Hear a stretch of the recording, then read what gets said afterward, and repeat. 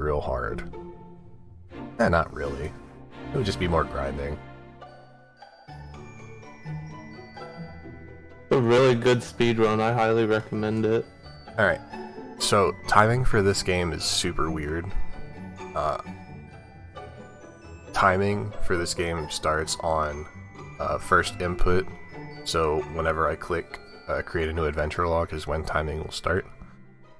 And yeah. It's been like that for years. I don't know why we do it that way, but it's just kind of how we do it. So, I'll go ahead and do a countdown, and we can get started. So, 5, 4, 3, 2, 1, and start. Good luck.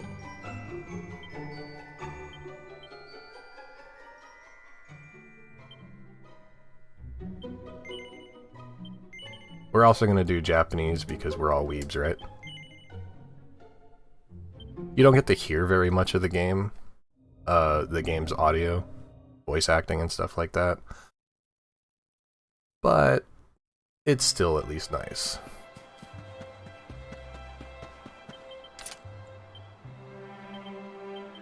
Yana is going to be doing some menuing here. He's going to offensively equip Hero, make his camera faster, and put battle mode on super fast. Just to help speed up the game.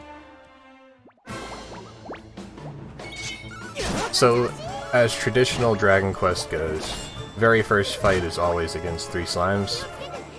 Seems to be a tutorial for the late Western DQ games.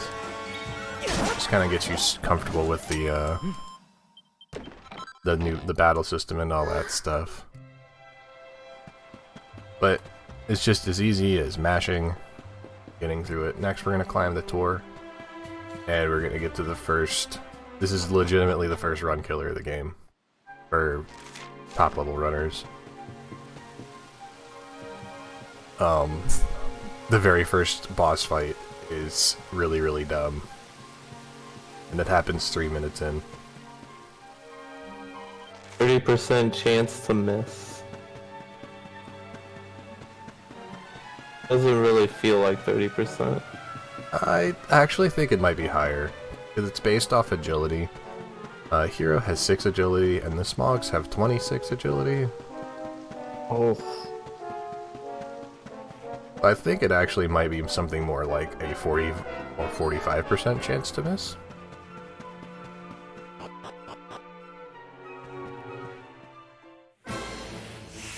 But yeah, these are Smogs. They suck. They have 19 hit points, and Hero really likes missing them. But so far, we're actually off to a decent start.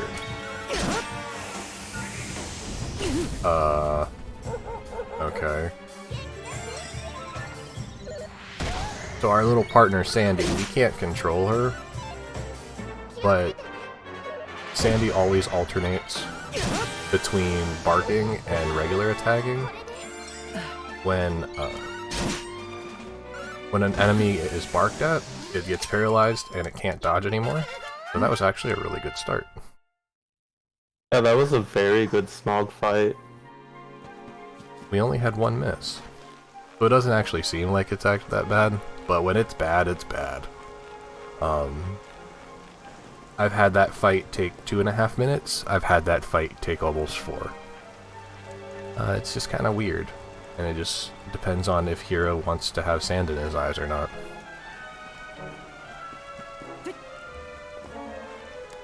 Jump is so much harder than it looks. Missing it only loses like 2 seconds, but still 2 seconds.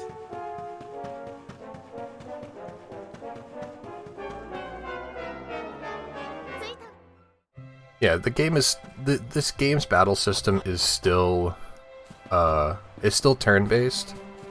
It still follows a lot of traditional Dragon Quest style in terms of how the battle system's laid out. So you have rounds of turns. So every enemy and every character has 1 turn that they can perform during a round. But the order at which all of the characters have their turns is based on agility rolls. The biggest difference between Dragon Quest XI and a lot of other traditional Dragon Quest games is that you can input each of your own characters' actions when it is their turn and they get performed instantly. Whereas in others that I've done before, like Dragon Quest VIII, for example, you input all of your turns at the beginning of a round, and then you wait for the turn order to play out.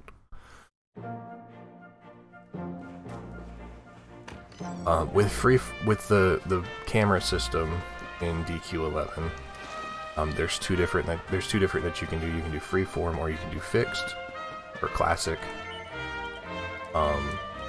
With freeformed, which is what I have it set to, whoever is your main party member, you can control and you can move them around. Like whoever's turn it is, you can control and move them around. And the reason why we do that is we move the characters closer to some of the enemies to cut down on some animation times. It's really the only reason. It doesn't save a huge amount of time, but it does save enough to be significant. You could run the game in classic, but like I said, you just have to wait for the animations of all your characters to reset back to neutral positions.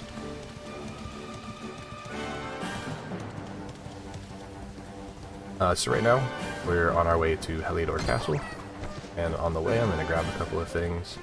This chest right here is a Seed of Life. Very important. Seed of Life increases one character's match HP by 5. Super, super good. We're also going to grab this chest right here, which has 80 gold in it. Also useful for later. Doesn't seem like much, but me hitting a few of those enemies on the way can be kind of necessary for what we're going to do next in terms of experience points. We're going to try and get Hero to level 8 for a specific boss. Every time I run over an enemy in that first area before the river, it gives Hero 1 experience point. It's quite useful. I believe you can die if you don't get the Seed of Life for Tricky Devil, right? Yes. Your run could just... yeah. Hero You can can't... skip the 80 gold, though. Hero can't tank very much because he is very squishy. Especially since we keep him at such a low level.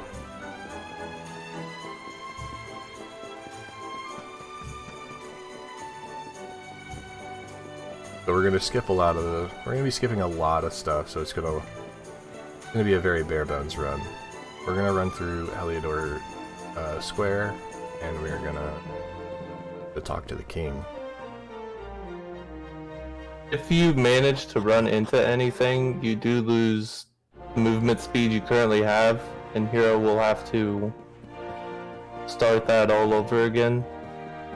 So small time loss, but still add up. You'll see it eventually. I'll eventually end up bonking something, and it's sad because you'll just see Hero come to an almost complete stop, and it's just like, he still has his sprint animation, but he's just going super slow.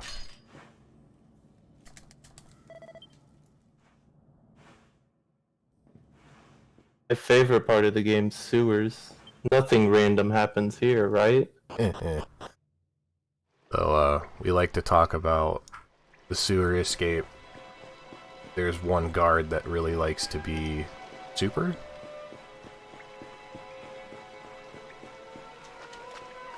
But, hopefully he's not too super today.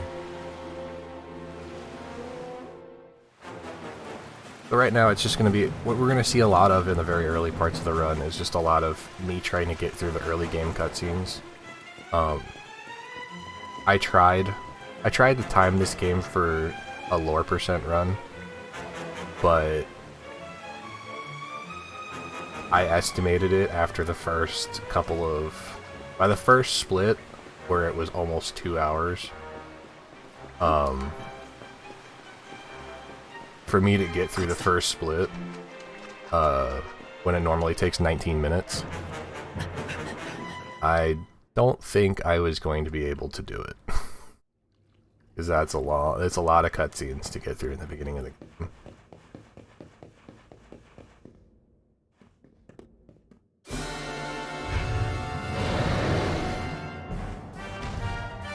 Did the definitive edition allow you to skip cutscenes or no? The original edition did not. So the definitive edition is the remake of the, well, it's the remake of the remake, I guess you could say. This game has a really long history.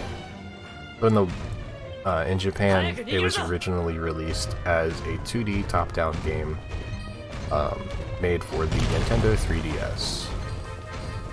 And then when they decided that they wanted to release it in the West, they were like, hey, let's make it, you know, a 3D version of the game on the bigger consoles. So that was where the original edition came. But the original edition was super slow, and it ran at 30 FPS. It looked great, but it ran at 30 FPS. It had a whole lot of things that just made the game super slow. You couldn't skip any cutscenes and anything like that. But then they remade the game again for the Switch with the definitive edition, the first go around of it. And it allowed you to skip cutscenes, and it sped a lot of things up. It gave you a lot of quality of life features. And then just this past December, they put the definitive edition out for PS4, PC, and Xbox One. Now it's available on every console and just about anywhere that you can play video games. And it's really nice. Game's got really low system requirements too. You can run this thing on almost anything.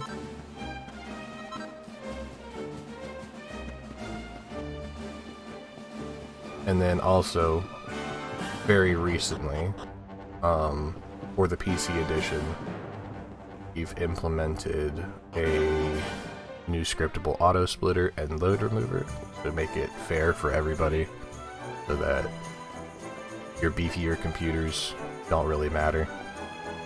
And yeah, the PC board's super convenient. All right, so we're gonna do some shopping. We're gonna do 6, 2, 7. So, following tradition in terms of Dragon Quest games, we buy a buttload of herbs for a party member to do healing, because we're going to take a lot of damage early.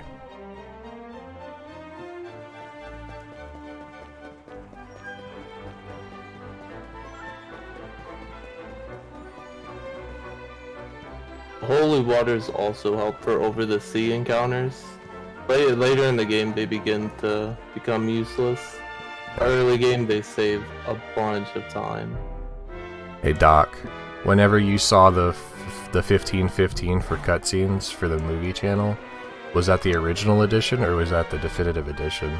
Because if it was the definitive edition, you have to add about another 2 hours of cutscenes to that because of the extra content. The 2D mode is on the PC version.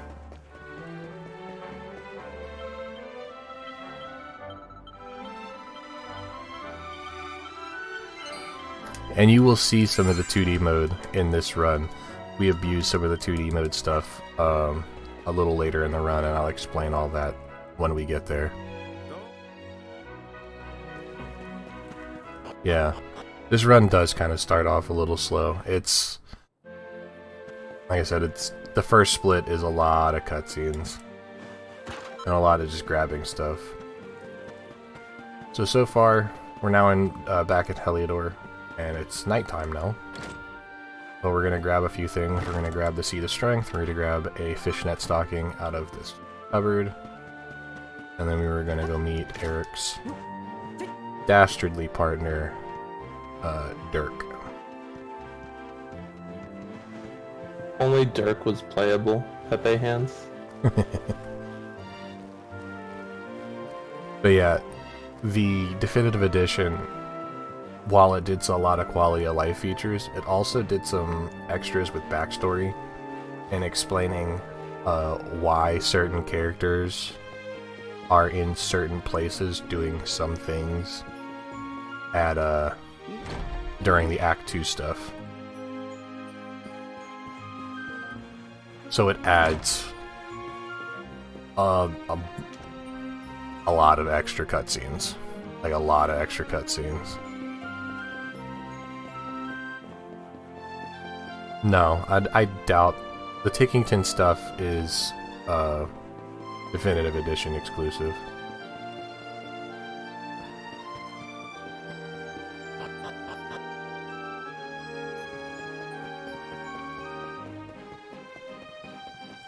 So, I kindly call this game Running Simulator at times, because you'll just be running through random places to try and get to where you're going next. Right now we don't have anything else to do in Heliodor, so we're just trying to leave. We gotta run through the entire downtown. And then after we do that, we have to run to the Mangle Grove.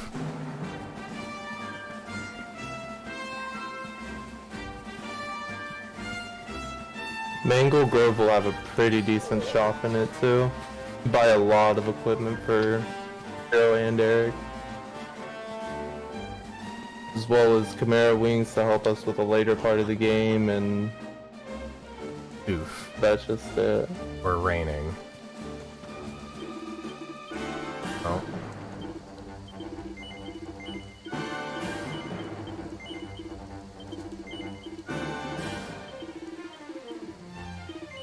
No. There we go.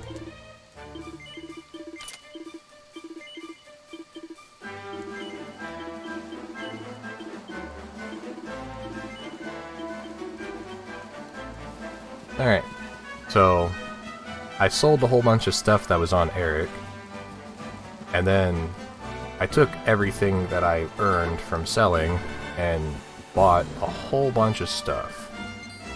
So I bought, oh god, hang on, I gotta focus, actually. Yeah, metal, if this part rains, it's just RNG if it does or not. Slimes can just fall from the sky. It sucks getting into an encounter there. But, I bought a leather armor, a leather shield, 2 pointy hats, a pair of boxer shorts, and 4 Chimera Wings.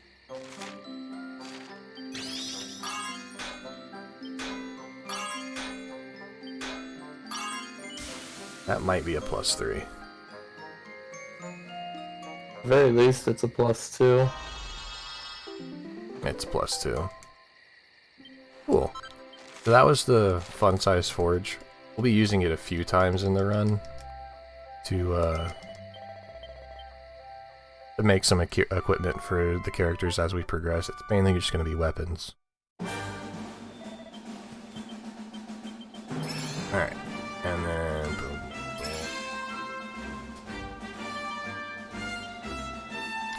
Speed of life on Hero here helps him not die to Tricky Devil, and giving Eric the speed of strength will just help him do more damage. We also get Flame Slash on Eric here. It's going to be the primary move used on Tricky Devil. Then after that it's just RNG. That menu is kind of sloppy.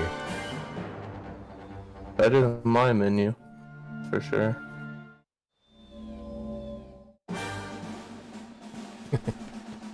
So coming up is the second boss of the game. We're going to be fighting Tricky Devil. Tricky Devil's turn order is pretty scripted.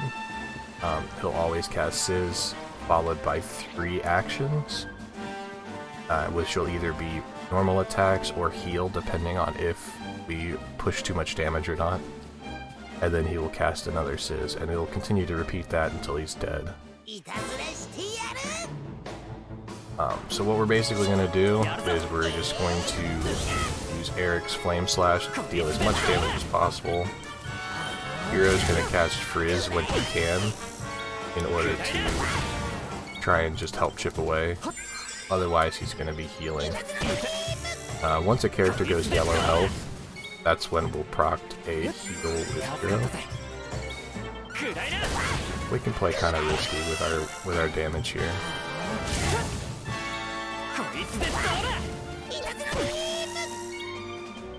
Oh, it's four. It's actually 4 actions before the next is. Excuse me. Nice crit. Kaishin. Kaishins are always nice.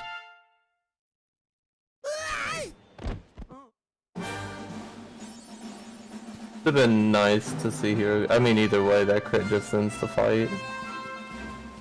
You didn't need to frizz there. A really, really good fight, though. That crit was actually super good. That skipped like 3 turns worth of actions.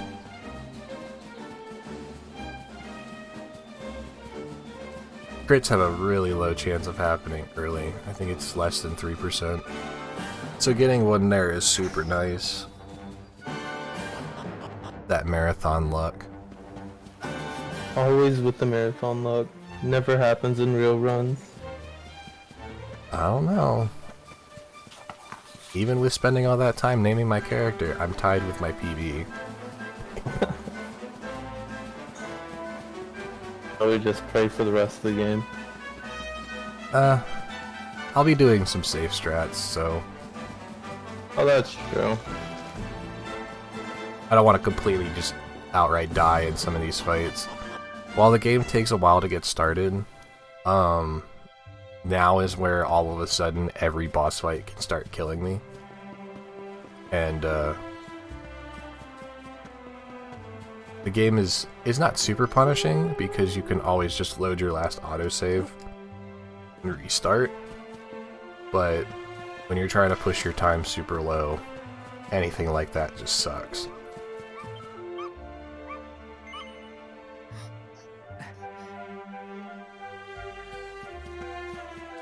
So more story. We're now back in our hometown of Cobblestone, but things are a little weird. It's like Inception right now. Because, hey look.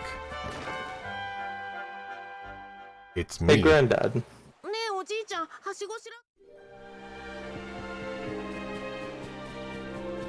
Never actually understood how Hero goes back in time. How does he do that? It's Luminary's gift? the luminary power. Let's see.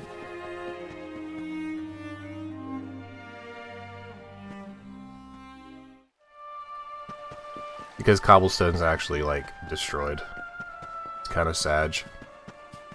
Really is. And we make our way to Emerald Coast. But we find out that Cobblestone's destroyed, and then we're like, alright, well, let's go. Now he legitimately does go back. Or at least part of him goes back, because he goes back in time to meet Chalky, his granddad. And Chalky sees him, and we have a conversation, and he, in the story, tells you to go to the waterfall outside of Cobblestone and dig up this treasure chest that he buries there for safekeeping later. And in the note that he leaves in it, he says that he spoke with me. So he legitimately did go back somehow.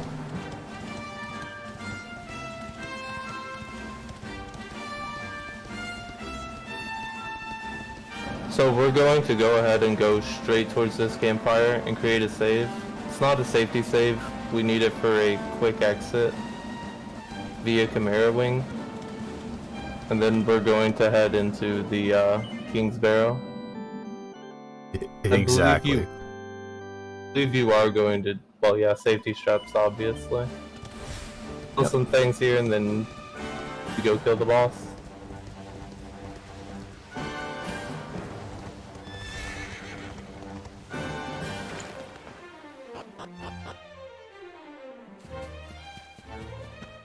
There's also an item we have to pick up here. It is going to go on Eric. Very important. Very useful.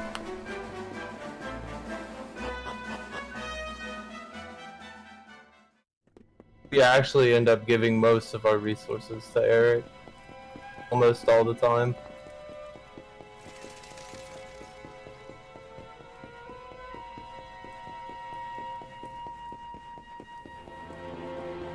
Alright, so we're gonna do a little bit of grinding. We're gonna kill, hopefully, no more than 4 encounters worth of stuff.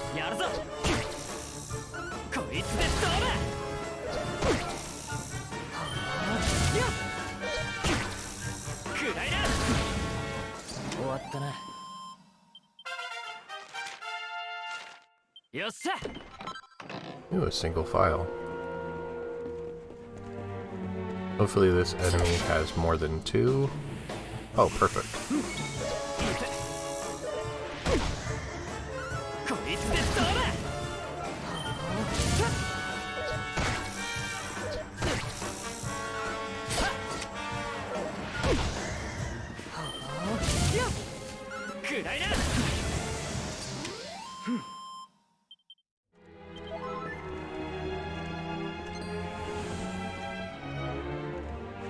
Alright, so that's 5. We need 5 more kills. We're going to take a quick detour though, and we're going to grab this chest that's hanging out over here. Got a strength ring in it. That gives 5 attack to any character that's equipped with it. Super good. Be using that quite a lot. I'll throw it on Eric to start with, just to give him a little bit of extra damage. He's going to be our main damage dealer for early parts of the run.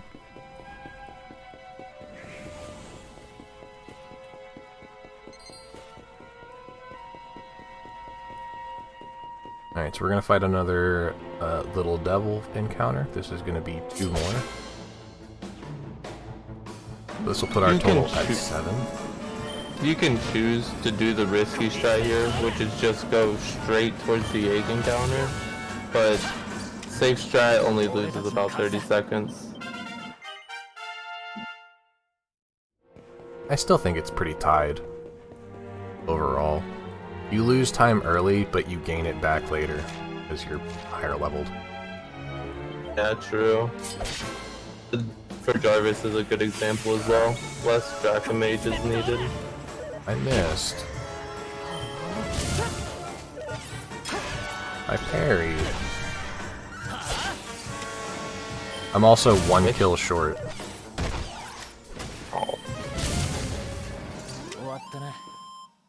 So we taking the other egg then, huh?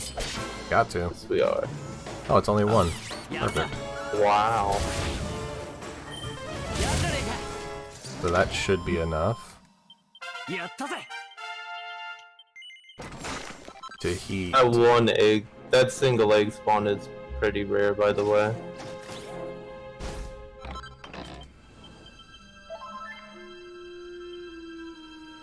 There it is. So we grab a couple of items and now we're fighting the Grim Griffins. I really hope that I get Pep turn 1. These guys suck. They really like to bully. Again, Hero's going to be our healer. If we can throw a Pep in, or if we can throw a Frizz in, we will. Like right now, we're kind of safe to throw a Frizz.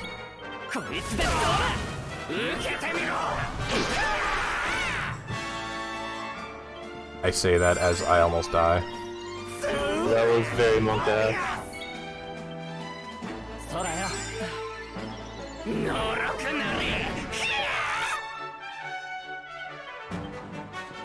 Alright, we're good. You always love to see decelerate used from him. Like they would spam it. Okay, we're good. So we do 1 Flame Slash, 1 Frizz, 1 Flame Slash, and then Pet Power. It was a pretty okay fight. Little scary, but we're okay. We did die. So hey, you remember that save point that we used earlier? You get the Chimera Wing and go straight there. That was the whole entire reason behind getting. It's just basically an escape route.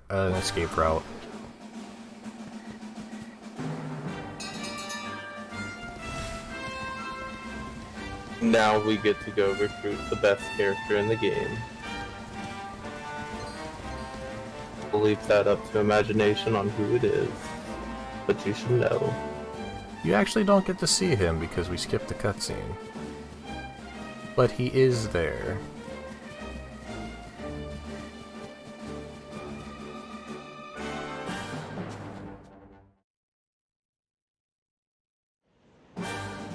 We are gonna kill metal slimes. We're gonna kill a bunch of them. Back on the console route, you don't actually have to do any metal slime grinding. But because we're gonna break the game on the PC version, we really need to grind levels on certain characters. We need to grind levels on all the characters for them to be able to survive their scenarios and to make up a lot of boss experience that we're going to be missing. So we'll be doing a small, I guess you could really say small. It's 2 separate metal slime grinds. We'll be doing one right before we start Act 2. And then we will be doing one in Act 3 for, right before we fight Calamos. It's the best way. Yes, there is a consistent way, and I will show you when we get there. It involves 2D mode, though.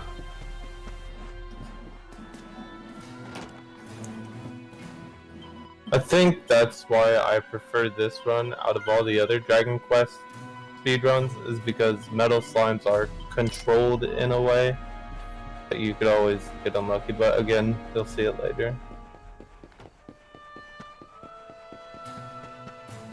This game just does so many things right that other DQs didn't do. Opinion. Alright. I guess we can talk a little bit about story. We're in Hoto, which is DQ11's version of, like, old Japan. And it's kind of weird because all the inhabitants of Hoto speak in haiku. Kind of weird. But we have to go take a bath, and after our bath, we gotta go meet my favorite character in the game.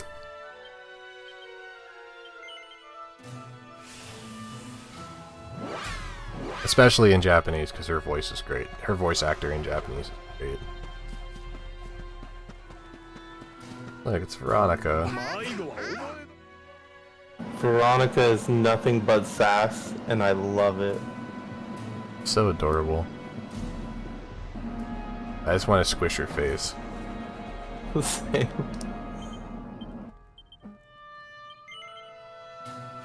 So all of those Chimera wings we use here in Hoto, we literally just keep using it to teleport back to the beginning of Hoto, so we can be faster, do things faster. But now we're gonna go to the Cryptic Crypt, and this is... Whew, this fight that's coming up really sucks. Jarvis is not fun when you're this low level. I'll explain it a little bit more when we get there, but if a character dies, it's pretty much... It's kind of almost expected, to a degree. So I will be grabbing a couple of safety items along the way. This is again another save to set up a warp point later.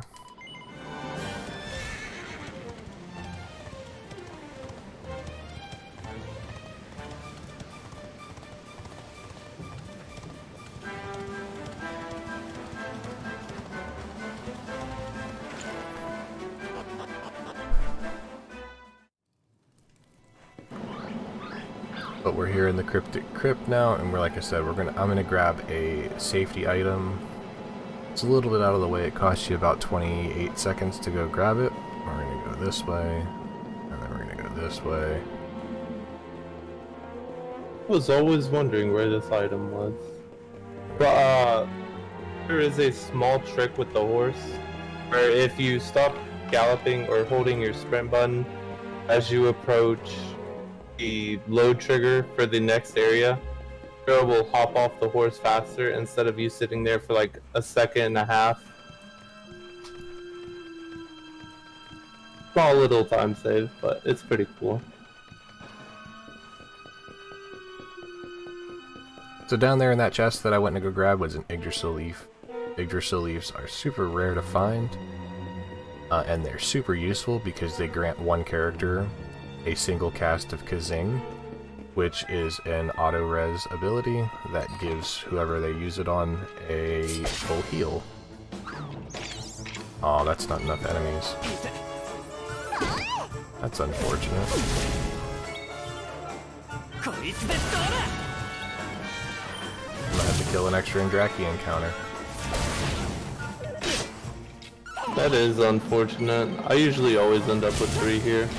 I've never seen 2 or less so far. It's unlucky How to come? How uncommon is it to end up with just 2 enemies there? It's about the same amount as getting just 2 encounters for the egg encounter. It's not super consistent.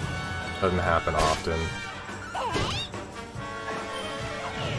But it's really convenient when it does happen. Oof.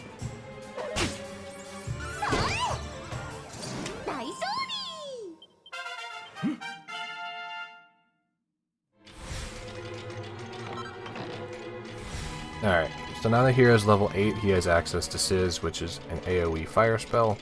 It's going to be really useful to use in the next boss.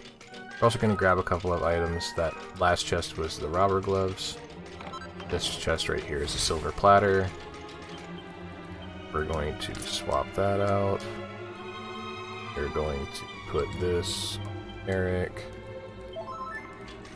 Heal. We want to put the leaf on Eric because Eric is the beefiest of the 2 right now. He has the most HP and the best armor. So he's the least likely to die, but that doesn't mean that he's not going to be the one to die. If these guys really want to just focus down one character, they will. Well, we're fighting Jarvis and 3 shadows, and this fight sucks. What we really want to see is, we want to see Jarvis not use his Ice Breath, and we want to see him just do basic attacks, but we want to see them hit Serena and Veronica. I also want to see Serena cast buff on all of my characters, and heal me all the time. So far, so good. But we got a deep breath, which sucks. Means I need to double defend with both my characters. Hopefully I don't get put to sleep. Alright, that's fine.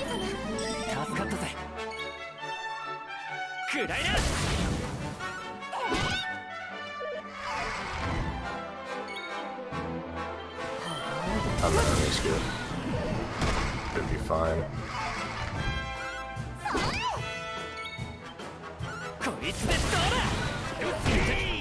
We're good. Serena, anytime. There we go. Serena can buff if you're at 20 HP, or she can heal when you've taken 8 damage. It's just, she can do whatever she pleases. That happened to me in my most recent run. At 20 HP and she decided to buff me.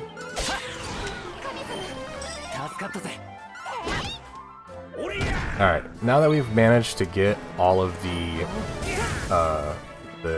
shadows out of the way, the fight actually becomes kind of easier. Now we only have to deal with Jarvis, so it's a little less likely that we get killed.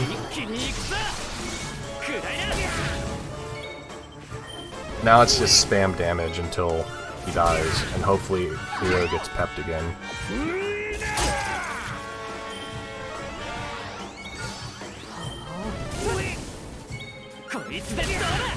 It doesn't look like it's gonna happen. Oh, how odd. Nice.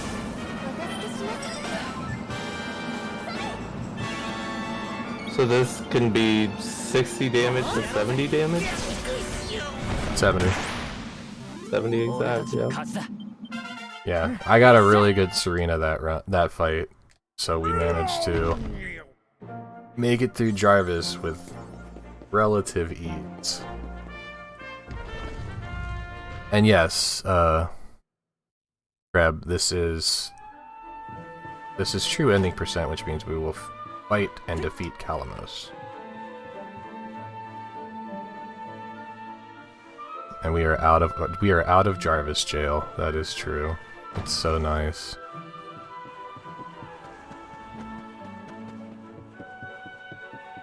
So we got a little bit of a break in terms of super run killers. For at least a few fights. Slayer of Sands is the next big boss fight that we're going to be fighting. That's going to be in Gallopolis. But it's not too likely that we can die there because we have so many characters.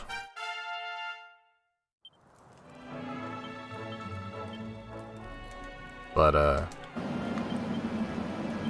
we also have access to Sarita's buff and her heal naturally. Veronica as a character. They're not just AI teammates now. super nice. We're gonna warp to this statue, and then we're also gonna do a rectification. Rectification allows us to reset our skill points, and we're going to be utilizing that a lot in the run. We're going to be deleting skill trees and reallocating skill points to give us access to certain skills on certain characters' boards that we wouldn't normally have access to at lower levels. And it makes a lot of stuff way more accessible. There's going to be a really big menu, probably in about 20 minutes, that I'll be doing that will make basically all of the fights possible at the early stages of the game.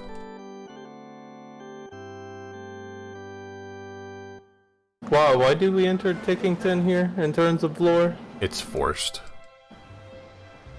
This is forced. You have to go to Tickington. So this is your first introduction into 2D mode. It's also a first introduction into some of the Definitive Edition's bonus stuff, which is Tickington. Which is basically just a lot of fan service for the people who really enjoy and played old Dragon Quest and Dragon Warrior games.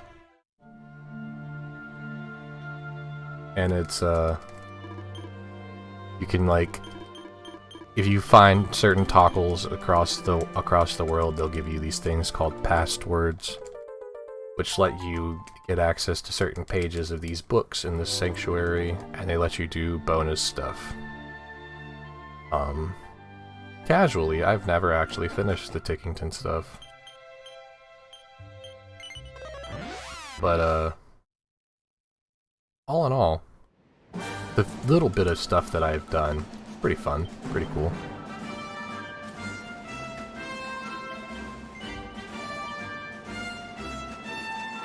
I don't know how to... A lot of older DQ puzzles in it as well. Yeah. How long would a 2D only run be? It's kind of hard to say, because one of the biggest differences between the 3D mode and the 2D mode is that in the 3D mode, you have all of the enemies and random encounters on the overworld. You can see them and you can avoid them and you can run past them if you want. Whereas in 2D mode, it's traditional where after a few number of steps, you get a random encounter and you either have to fight it or you try to run away from it. And trying to run away from stuff in this game sucks. Because unlike Dragon Quest VIII, for example, where it's a luck-based thing, where if you can escape or not, this one is based on a skill point. So depending on your character or your party's deafness count, if it's not high enough, you can't escape. But you can still escape after 4 tries. So I have no idea how long a 2D mode run would be, but it would probably be a lot longer. Keanu's also going to pick up a few more items here. He's going to pick up concrete earrings and fishnet stockings and 2 more items in the prince's room and 1,500 gold here. Most of it's sellable. I think we only keep 1 item of all that we pick up. Out of all the things that we pick up, we keep the feathered cap. Everything else we get rid of. Well, the feathered cap and the sleeping hibiscus.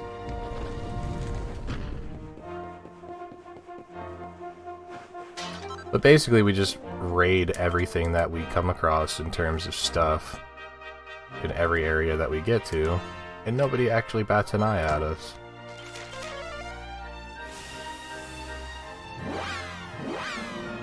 Prince met you for 2 seconds and he just trusts you to go through everything in his room. Pretty much. Alright, so we're gonna go to the weapons shop here, and like Anem said, we're gonna take a lot of the stuff that we just got and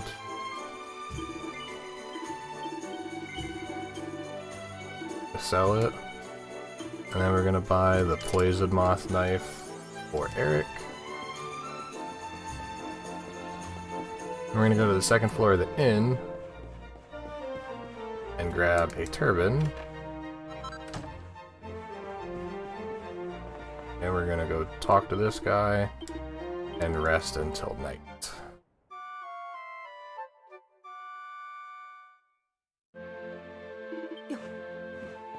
That lets us talk to the prince at the circus and progress the story a little bit more. And we get to meet another amazing character, my second favorite character of the game. One more shopping adventure that we're gonna do. We're gonna go here, buy a bunch of strong medicine. Oh, that's medicine herbs.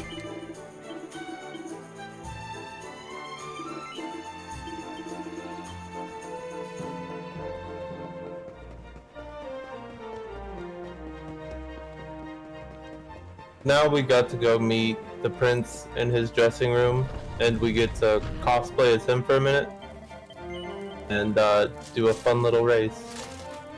105 or I reset.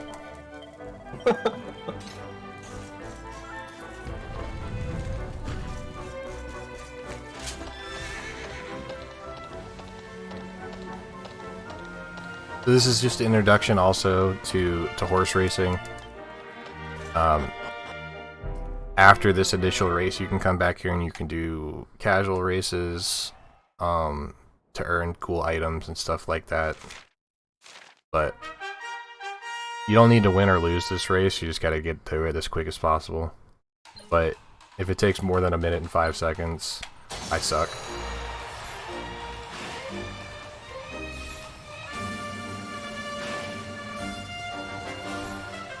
So here we're just going to go around the course, try to keep our stamina up by going over ramps, picking up these small green dots that you see on the map, dash around corners, try to stay as close to them as possible.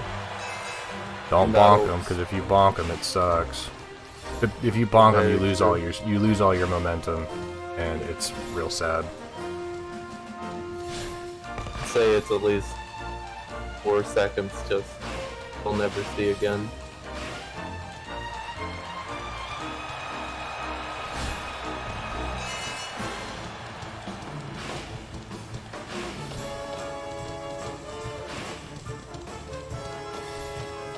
This poor fella, we just straight lap him.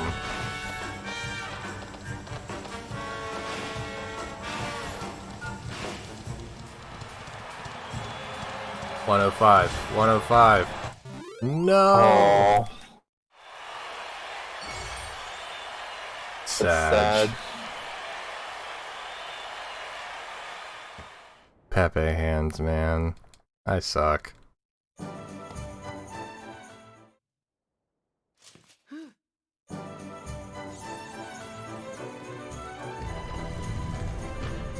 Now we get to make our way back to the palace. I think this palace is the most visited place in the run. that we go to multiple times. No, Hodo is. Is it really? Oh, it is Hodo. You're right. You're right. We got a Hodo a lot. That's sad. I'm an embarrassment. 0.4 seconds faster. I'm a disgrace.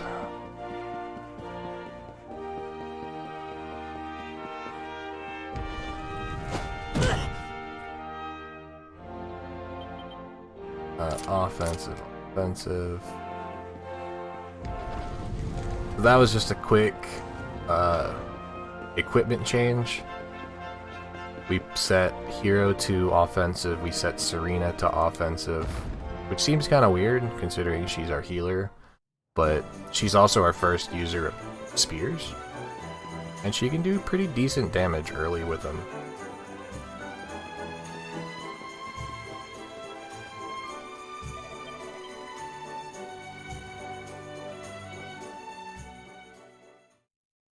Alright, so now we're off to do our another miniature grind. We're going to head to try and right now we're hunting the Slayer of Sands. Like I said, we're going to do a couple of things before we get there. We're going to stop at this campsite way over here, and this is just going to be a zoom point that we're going to use later. You don't actually have to rest it in, you just have to... Yeah, no more... select, I want to... or actually just touch the campsite and it gives you the zoom point. So we're using saves for warps now. Yep. We're gonna go here, we're gonna fight this very specific enemy called the Prestigitators. It's those mage-looking guys way up here. You need to kill 8 of them total in order to get Hero to level 10. So there's the first 5.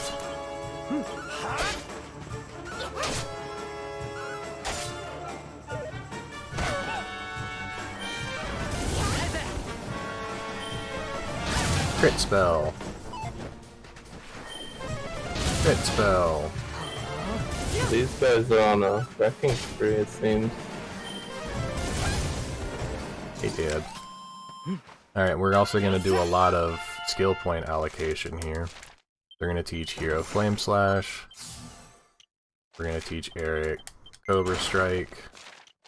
We're going to teach Veronica Magical Might plus 10. And Serena's going to learn Attack 10 as well. Perfect. That's 8 on the dot. You'll love to see it.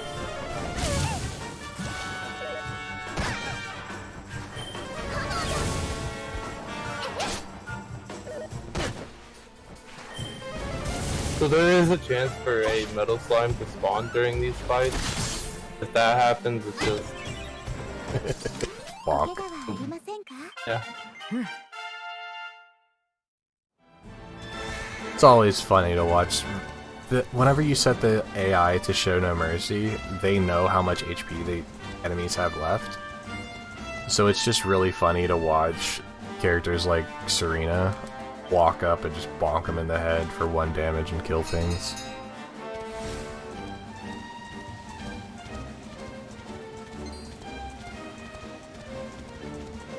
Now we're going to make our way to Slayer of the Sands. The speed at which we finish this fight is all dependent on 2 things. One, that's getting a poison procced with Cobra Strike with Eric. And 2 is getting a sap procced with Veronica. We're gonna do a little bit of party rearrangement as well. No procced. Reason we do the party rearrangement is so the person at the front of your party is more likely to get hit, whereas the person in the back is the least likely to get hit. So Eric being as tanky as he is the reason we put him up front. Veronica also being confused here kind of sucks. Oh, that's sad. Oh, that is sad.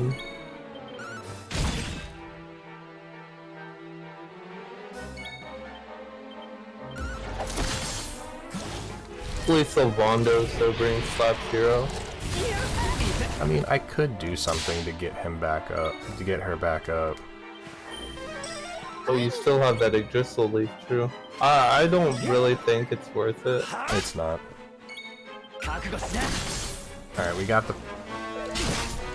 the procs, so we're good there. Now it's just a matter of keeping everybody nice and topped off and continuously doing damage. It's just kind of sad because Veronica's dead, I can't use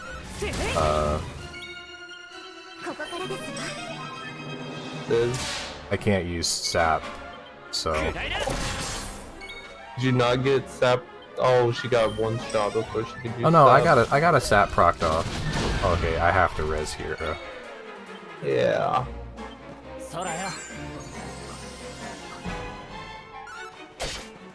Hero dies here, he doesn't learn a move for later.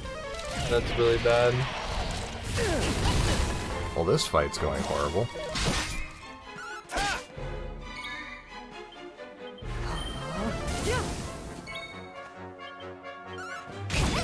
There we go. Could have been much worse, but thankfully it wasn't. Yeah, the only character that really needs... Like, Veronica dying sucks because you lose a bunch of time, because you don't get a second... You can't proc another sap, and it's 25 damage per turn that you waste. But Hero dying is really bad, because he needs all the experience from all the bosses early in order to be able to use a holy water when we get access to the boat. And it actually keep the enemies away. When you're on the boat and you're in the water, it follows traditional Dragon Quest where you can get random encounters. So trying to avoid those random encounters that you can get in the water is critical. But we get our 5th character now. We get Sylvando, who's glorious in every way.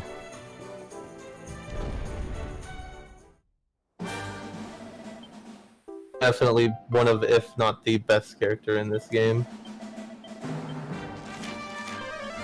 And so we're going to do that big menu that I was talking about. We're going to be doing a lot of skill point allocations, so...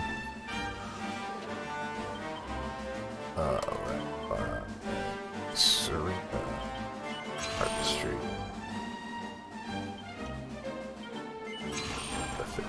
So Keanu's just going to learn Hustle Dance as quickly as possible. We open this menu 5 times. Sylvando to get Hustle Dance. Hustle Dance is a really good skill to have early. It makes next bosses coming up so much easier. And as you're going to see here, in Character Builder, when you unlock certain skills, you get a surprise 10p, which without the 10p here from Charm plus 40 in his showmanship, we wouldn't be able to learn Hustle Dance. Would we still be able to? But not 10 short. So it actually works out perfectly.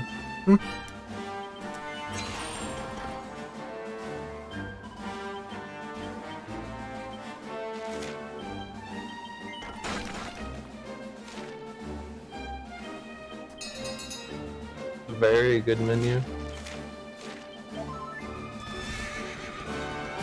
Ta-da! So it was a lot of teaching skills and then instantly rectifying them, and then teaching more skills and then instantly rectifying them.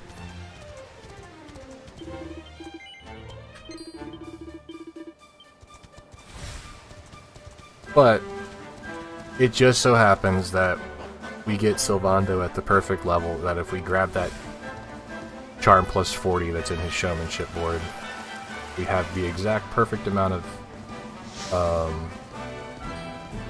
skill points to have Hot Lick, Sobering Slap, Fuddle Dance, and Hustle Dance, all on Sylvando. And Hustle Dance is super important because it's a basic, it's your ability multi-heal, so it grants minimum of 70 HP to all characters.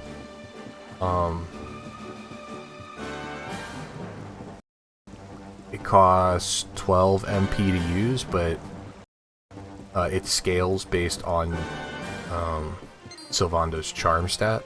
So the more charm that he has, the more HP that it heals. We'll be using Hustle Dance a lot. But being able to heal a minimum of 70 HP on all characters is huge at this point in the game because it's basically Omni Heal.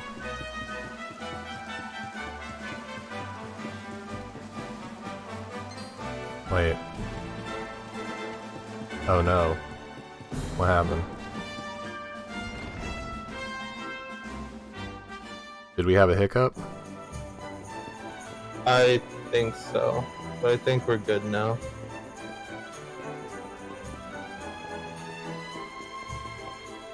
We're going to be entering Gondolia. There's another important shop. Super important, you can't miss it even for this one item. We're going to be picking up Broadsword. Broader Sword. It's any regular broadsword, it's broader. It's messing with my head whenever I go to like equip stuff to Hero because Hero's name is not just A. It's messing with my head a little bit. Alright, cool. Glad that the stream stabilized. This is probably one of my favorite scenes with Veronica coming up. That scene.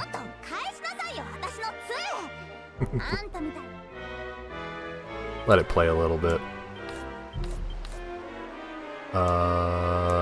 Offensive, magical. Hibiscus here. Magic water here.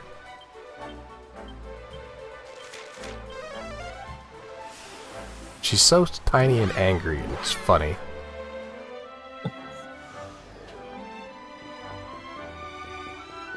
That's why she's my favorite character. So much sass.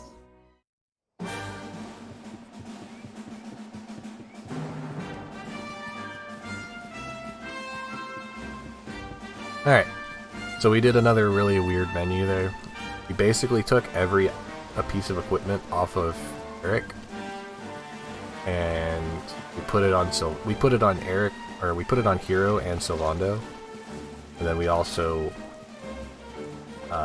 took the lance off of Serena because we need her to be defensive again, so she's able to one-hand her wand and have a shield as well. We're gonna go fight our next boss, which is the Coral Colossus. We fight two of these big rock-looking things, and we kind of cheese them. You can fight this two different ways.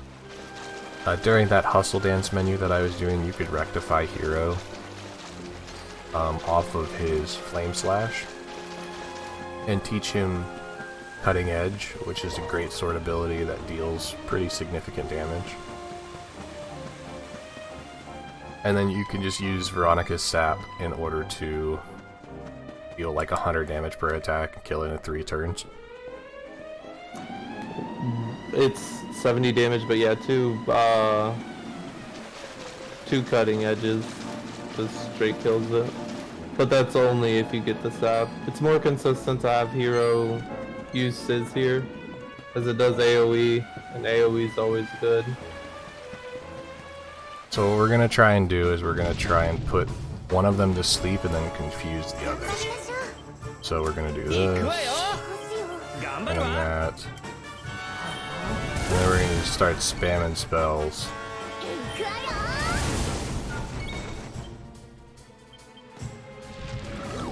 Hey, it worked. Nice. Hey, it worked. Ow. He hit through confused. Unlucky.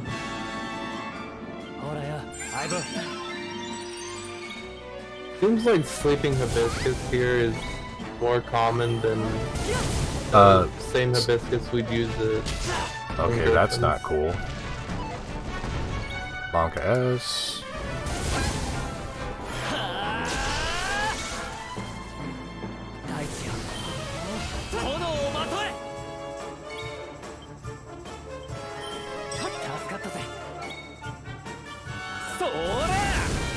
I'm kind of sad that he was only asleep for one turn.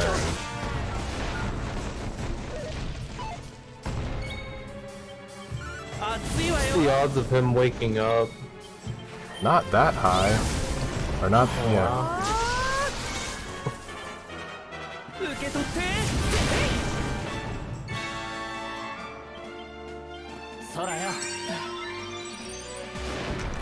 Alright, whatever. Still seemed like a pretty solid fight aside from him waking up turn 1. After turn 1. It seems kind of wasteful to just burn my pet powers that early. But the next fight that I take, I'm just gonna end up killing Hero and Eric in it. Because it's faster that way. But and if you die with pet power on, you just kind of waste it. So it's just better just to burn it. You also don't want to have the pet power on whenever you go to actually fight this next fight. Because whenever you're pepped up, you have increased resilience. So it takes longer to die. That's never fun. But yeah, here we're just gonna literally just die as quick as possible.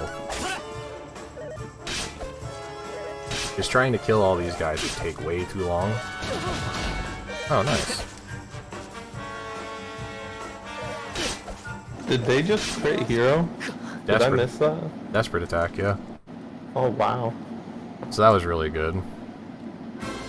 Now we're gonna do a little bit of dodge guard.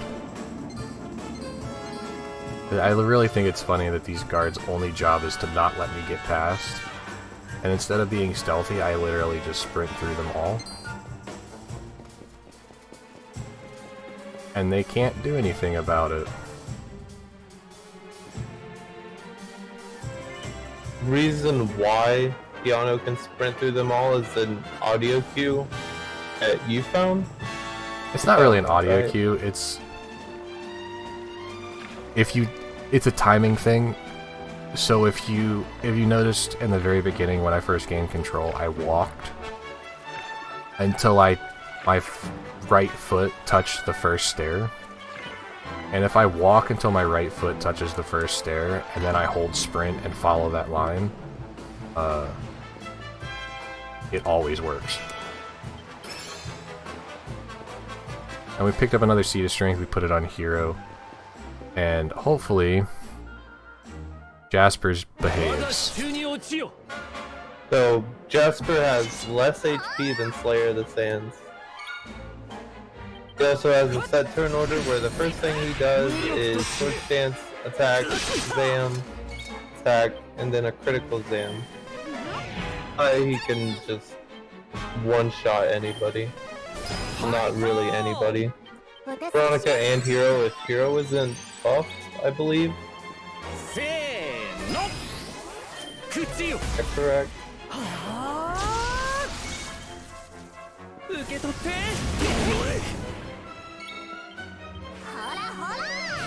There we go. Oh, you got the staff off too?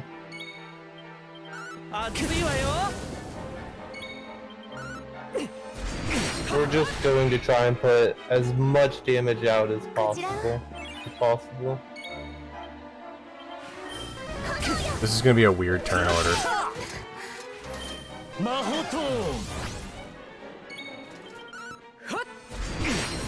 Rip Serena.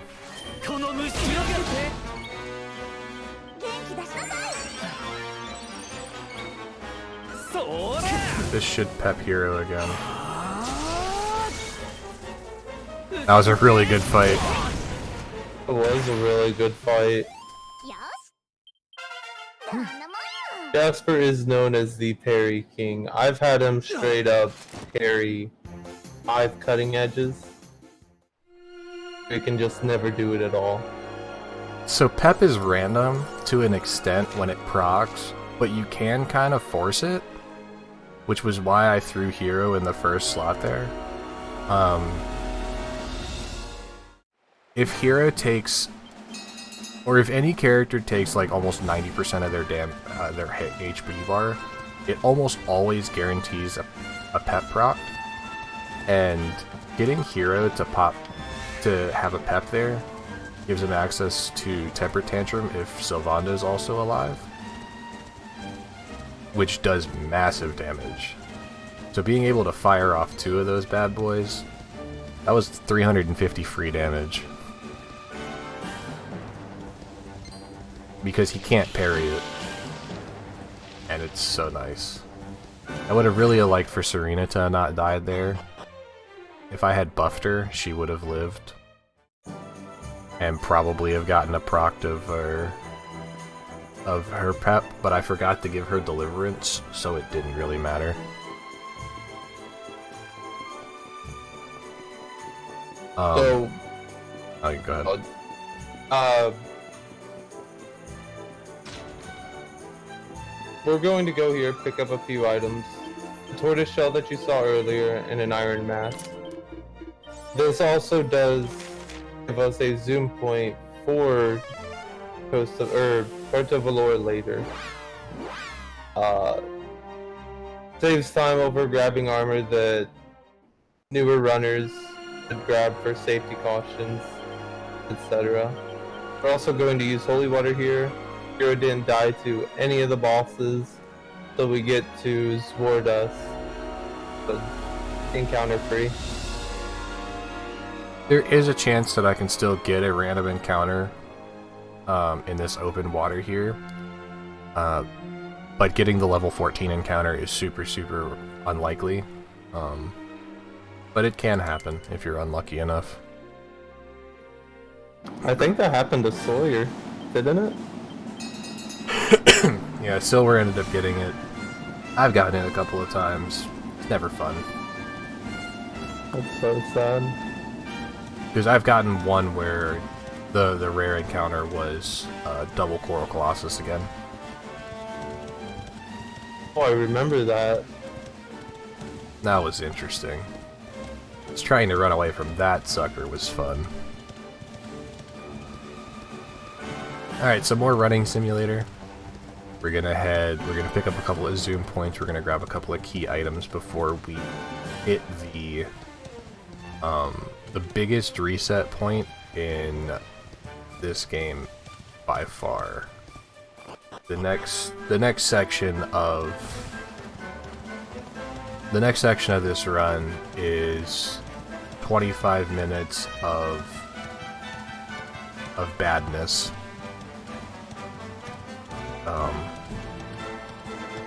All the fights that we're taking, we're super underleveled for. It's very easy for us to die. It's not fun. It's not fun when you're on a really good paced run at this point, and the game just says no.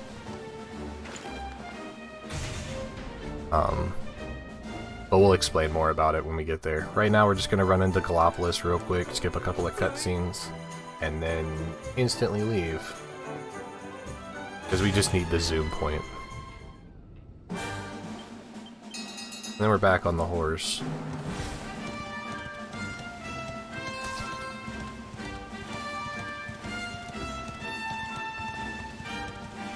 This fight, these fights coming up, as Keanu said, can just make a pace or just completely destroy it.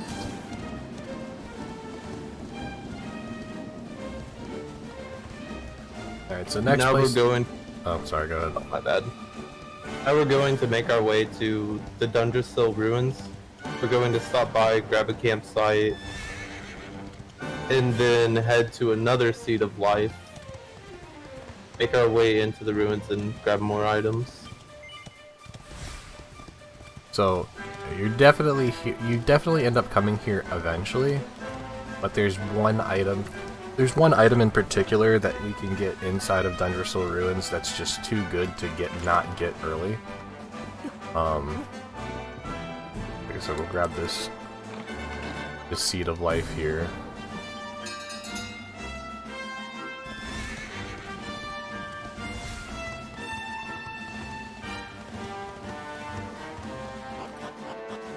And then we'll do a little bit of parkour simulation. I hate this parkour. Not so bad. It could be because I play on... I was getting ready to say. Probably wouldn't be bad if I played on controller, but I really like the keyboard and mouse support for this game. It's honestly really, really good. Yeah. That chest right there has a dragon scale. Dragon scale is super good. It grants 9 defense and 8 attack for any character that's equipped with it. So that the attack is nice, but that 9 extra defense points is so useful. Because we're trying to be as beefy as we possibly can. The other chest is a mimic. So it's probably not worth opening that. But we need that 9 defense in order to survive some of these attacks.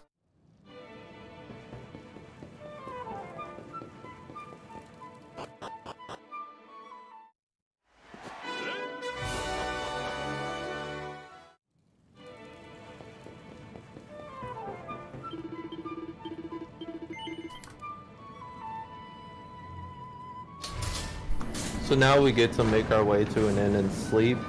That's going to have Vince come into our room and wake us up right before the fight. And this first fight Keanu is going to do, you can save a lot of time here or lose a lot of time. It just really depends on Vince.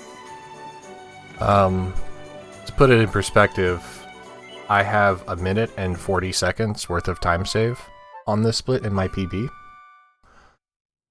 If Vince decides to cooperate. Oh. We grab a magic water out of this. We go... this... that... no... that... Sylvana goes offensive there, item goes here. Yeah, Veronica gets into a lot of arguments along the story. So, the Dungersol armor is like... isn't it 40 more armor that you It's get not for this 40, segment? it's like 14. Oh, it's 14, wow, I was way off. Makes this fight so much safer. Fire claws on Showman's a good start. Ow, please heal me. Okay, or don't. And that's what we mean by Vince just not cooperating.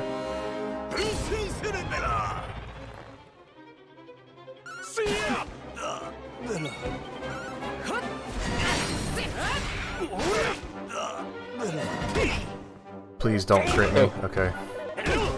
So Underdigger's rate is pretty I have high. to defend this. Please heal me, Vince. Or... outsped. Do I survive? I think I survive. Yeah. I think I'm fine. I really need him to... heal me here, though. There's no way he doesn't heal this. Okay, cool.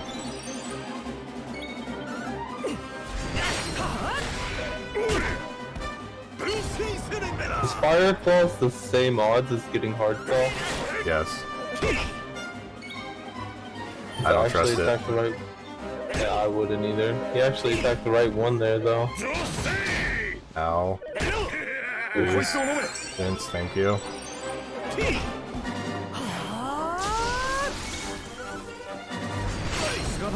Alright.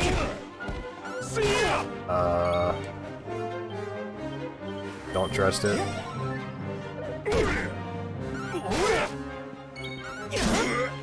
So, the Underdigger can do random crits. Oh, I gotta defend.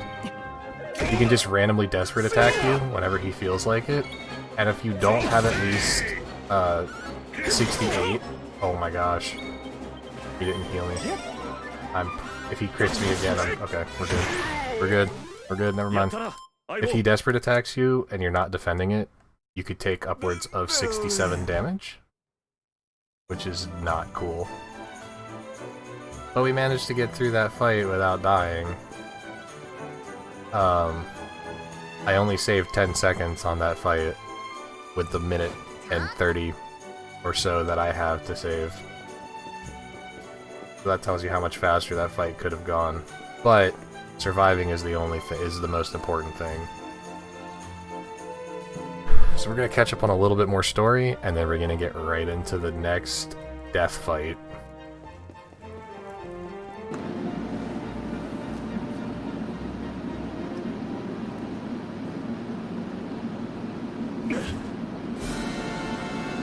Fan? Oh, my fan?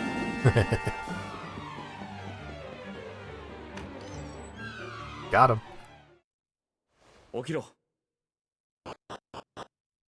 Couldn't even hear that it was on. Thank you, thank you. Mm-hmm. It's bad. It's very scary. So we're gonna fight the ladies. We're gonna fight Cinderella and Wambolina. Cinderella hurts. She can cast 4 different spells. We want to kill her as quickly as possible, and I have to defend again. Alright, we want to try to take Cinderella out because she can... okay. She can do Frizzle, and Frizzle's scary.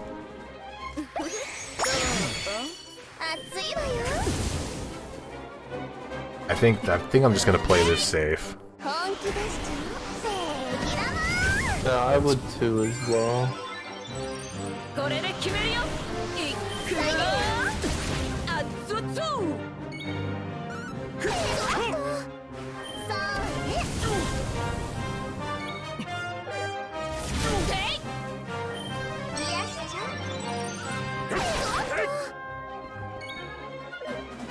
Vince is having some good targeting though.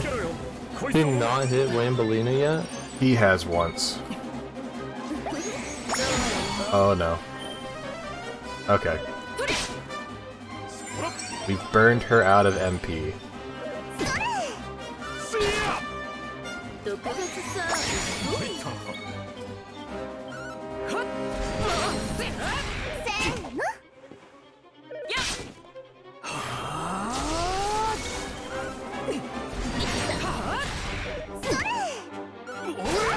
Bonk. This fight either is free or just becomes undoable. I've had Cinderella spam Frizzle and just targeted hero every time.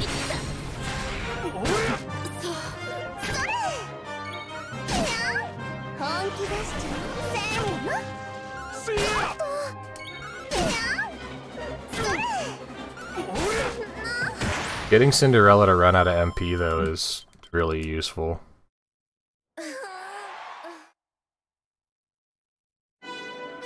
And then it goes straight into the next fight. Sylvando can be really scary if he decides to announce his presence twice, which he just did.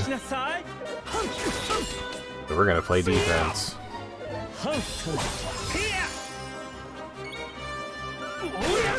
Especially since Vince won't leave him alone. Vince, please heal me. Vince, please heal me. Vince, please heal me. Thank you. Okay.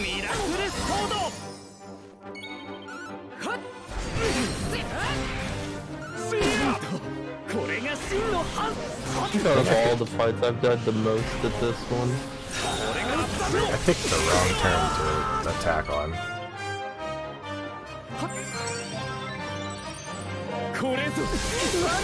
Stop it. Ow.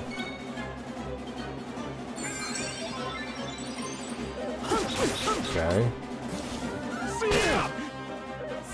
Stop it.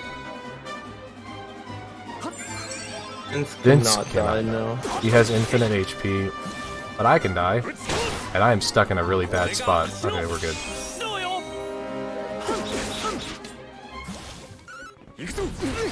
Nice hard claw.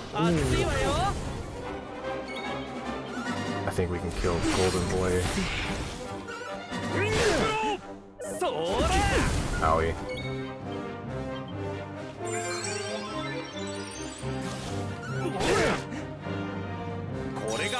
Stop doing that. So Vondo, he's always got to announce his presence. 2 hard claws is good.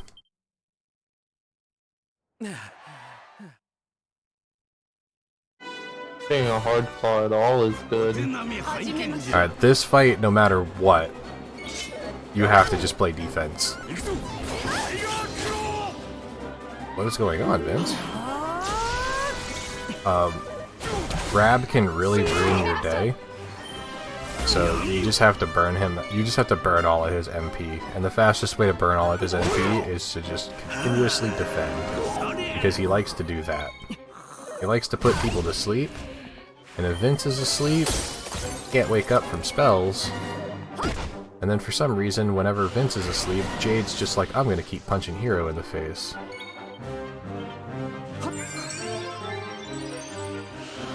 This is gonna hurt. Oh no. I died. Vince didn't wake up.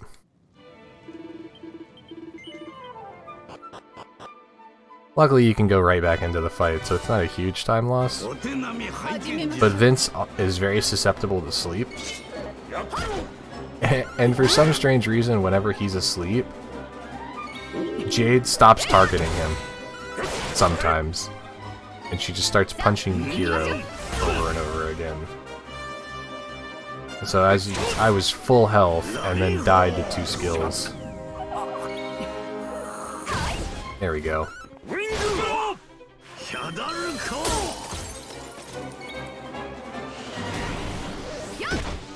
Vince, thank you.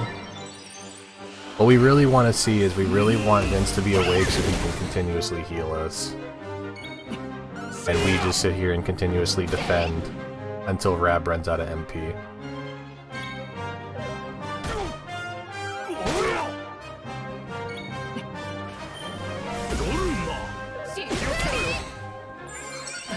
Once you see 2 mid heals, you know he's close to running out of MP as well. After the second mid heal, and I think it's Crackle and Zam or 2 Zams, he's out of MP.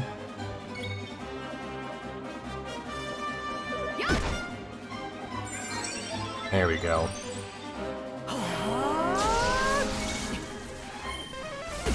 Alright. Almost out. Yeah.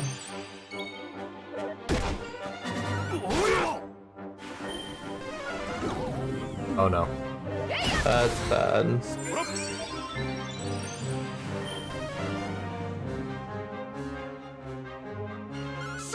Please wake up. Please wake up. This is gonna hurt. Please wake up. Okay.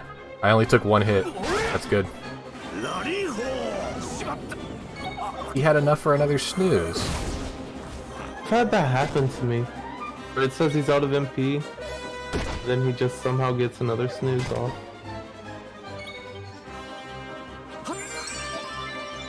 Alright, well. This is unfortunate. There we go. Now that Rab's out of MP, there's not really too much risk of dying. So now we just try to take out the damage dealer, which is Jade.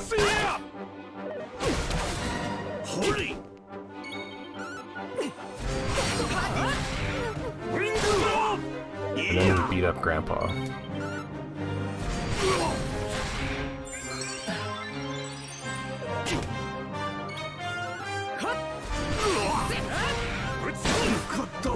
Wish I could say good fight, but The second fight was okay. Alright. Biggest run killer of the run is this next fight. Everybody's favorite fight. So now we're going to make our way into the bottom part of Octagonia. We're going to pick up an item for Sylvando. Star Circlet. Star Circlet gives 15% prevention to confuse. And having that 15% on Sylvando can just save you from dying there and losing time. His hustle dance is pretty important in this fight. It doesn't give a lot of resist to confuse, but it gives enough to make me feel better about it. It's also convenient to have that on Sylvando for his scenario later.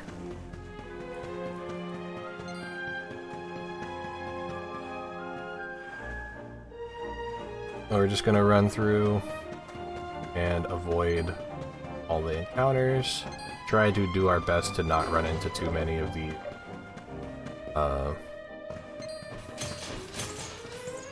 spider webs, because they just slow you down, and you gotta go through that dumb animation of him trying to climb through.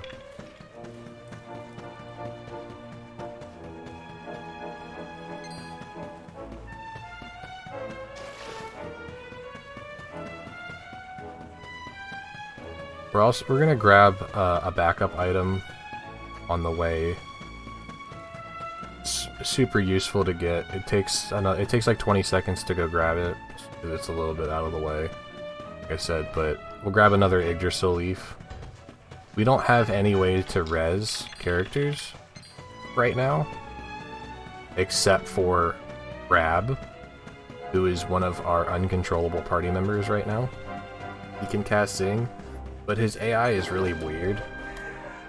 Wait, I missed it. I skipped it. Oh well, never mind. Not getting the Yggdrasil leaf because I didn't grab it. My brain said no. Wasn't paying attention. Did you grab Assassin's Dagger as well? No. No? Okay. We're gonna grab the butterfly knife later. There is an item here, the Assassin's Dagger. Its effect is that it can just one-shot an enemy, obviously not a boss.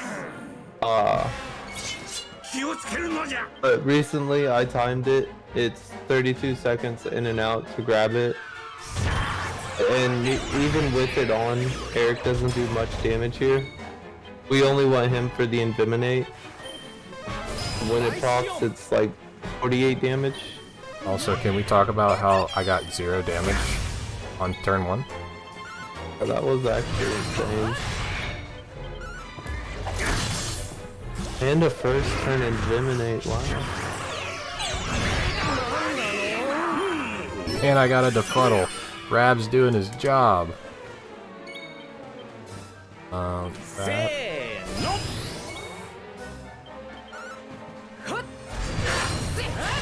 Oh, we about to pump. We about to do damage right now.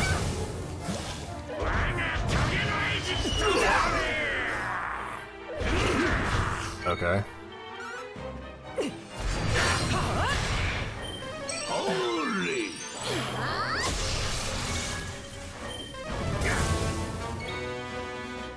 This is a really good spider, by the way. It's casted Kefuddle twice already, and it's only managed to hit Veronica, which after Veronica's sap doesn't really matter. But you do lose a lot of damage for as long as she's confused.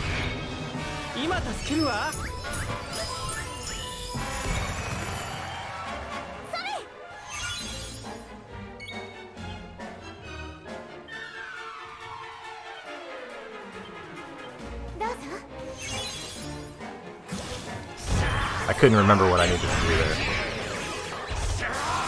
Oh, I did put the Star Circlet on Sylvando. I'm dumb. Oh well. He T-fuddled again. Bruh.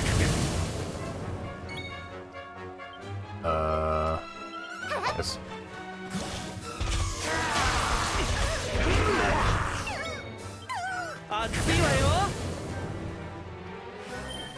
that kind of sucks. It does, but it's almost dead.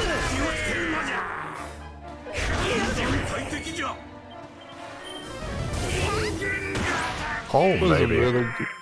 That was a really good spider fight. We want to talk about how good that was? That was a rainbow split for me. Wow. Yeah, the only thing that could have been better is you got Pep, but you don't have Deliverance on Serena, right? I don't have Deliverance on Serena, no. Ah, never mind then. That was as best as it could get. Well, nobody got Pep, so yeah. That was perfect. So, as Keanu said earlier, we want to be close to the enemy during these fights to save frames for animation time. This is one of the fights where it's obvious to see.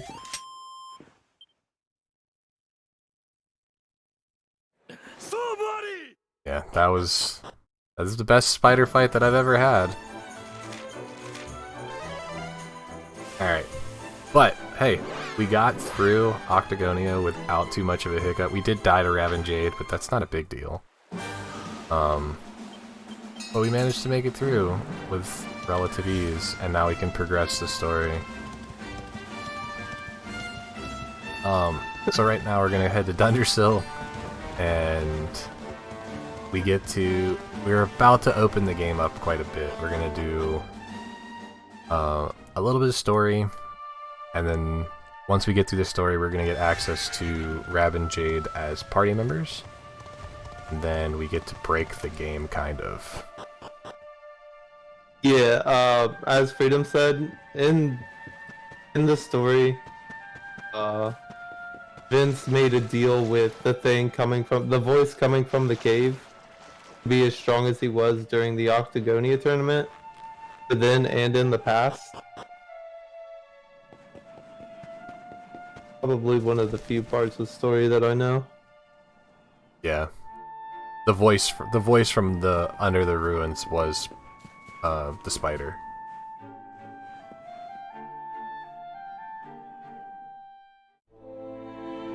So now we're going to grab 2 items here.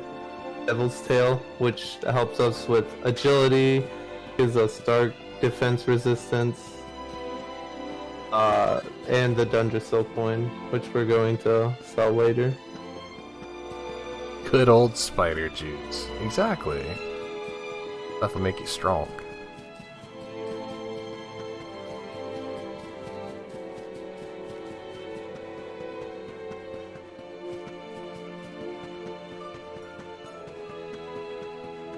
I'm going to pretend that I didn't read that in the Spider-Man theme.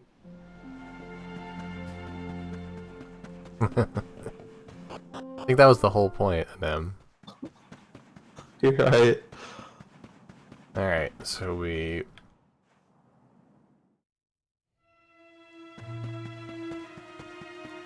This is a whole bunch of just running back and forth.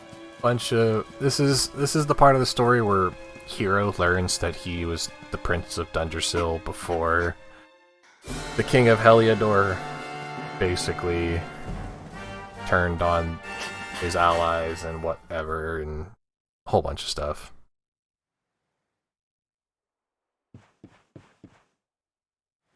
We also kind of learn that Jade's the princess of Heliodor, but she's been missing for a while.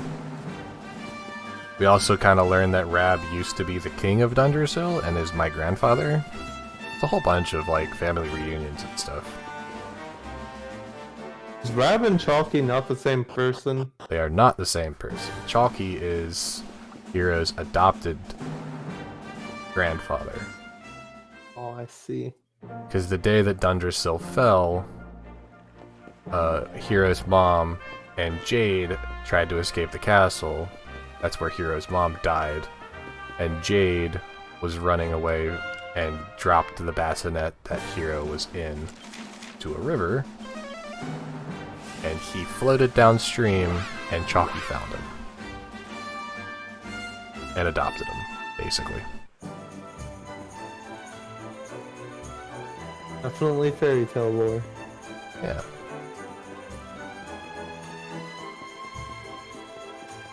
Put a bell on your relatives. Alright. So right here... didn't seem like a whole lot, but I hit a couple of story triggers. I went back to Port of Valor and got the gate to the world opened. So now that we can open the gate to the world, we're gonna go and do our metal slime grind.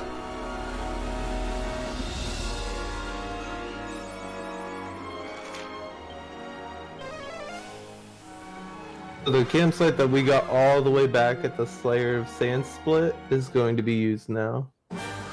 Literally the only fireplace that we actually rest at. A big shop coming up. Keanu's going to buy Cruiserang for Eric, which... That's the only thing we would buy. Yeah. What am I doing? This... that...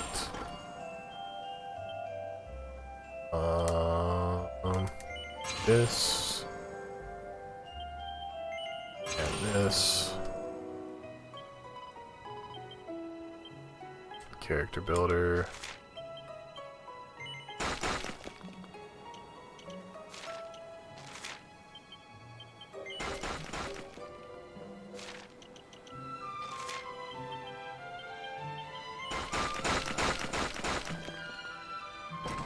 We're gonna basically just teach our characters a bunch of skills that allow us to try and get kills on metal slimes. Just sit here and awe at your menuing. It's insane.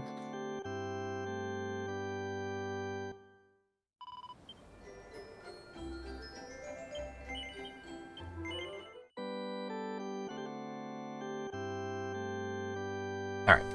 So we're gonna go back, we're gonna abuse 2D mode because we can do 2D mode grinding way faster than we can grind in 3D.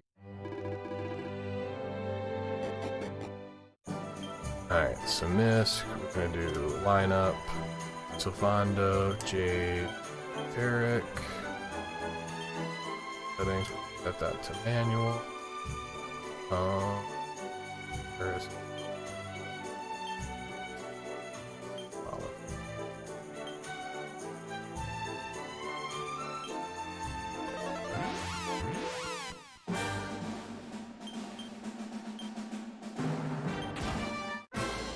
And now we're gonna force encounters.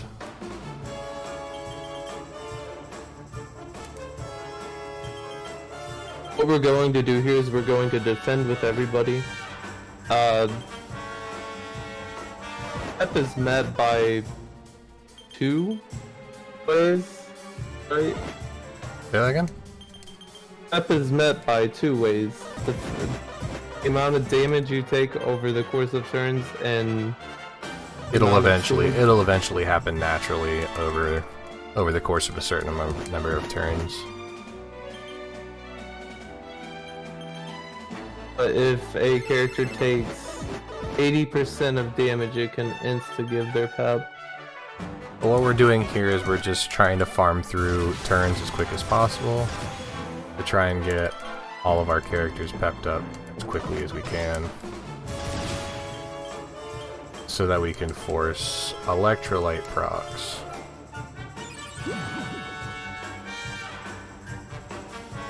Electrolytes force metal slimes to spawn, and then with the way that Pep works, oh,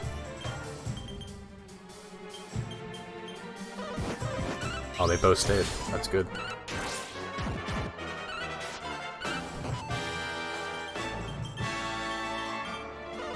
Oh, it stayed again. Oh, we got all 3. That's good. With the way that Pep works, Pep always has priority in 2D mode. Because Pep always has priority in 2D mode, it'll always go first. And because of that, we can abuse it to an extent. And we can basically always guarantee kills on metal slimes in this mode, which is why we do our grinding in 2D mode. That and the fact that the animations are way shorter, and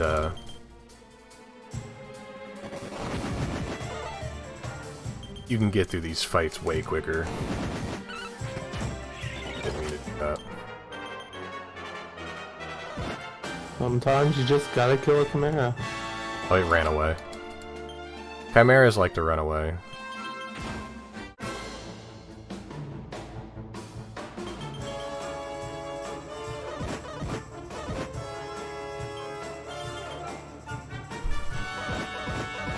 I'm gonna go for a risky strat here.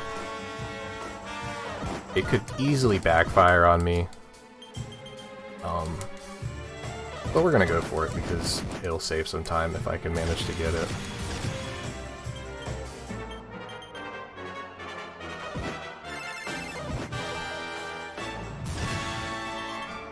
I'm curious now, what is this risky strat? Oh, hallelujah. Yep.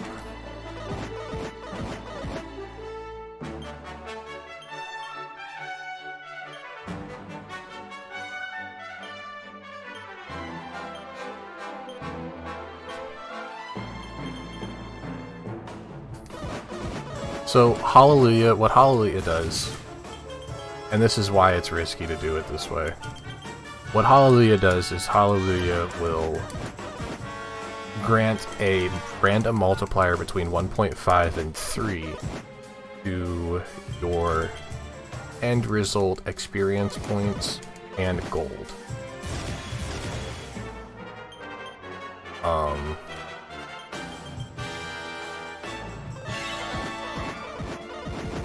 And then you couple that with using Electrolyte to force spawn metal slimes, and you can gain quite a bit of experience. The only problem is Electrolyte has a chance to fail, and you end up with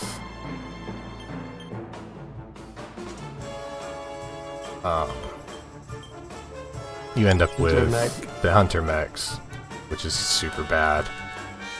But we got metal slimes.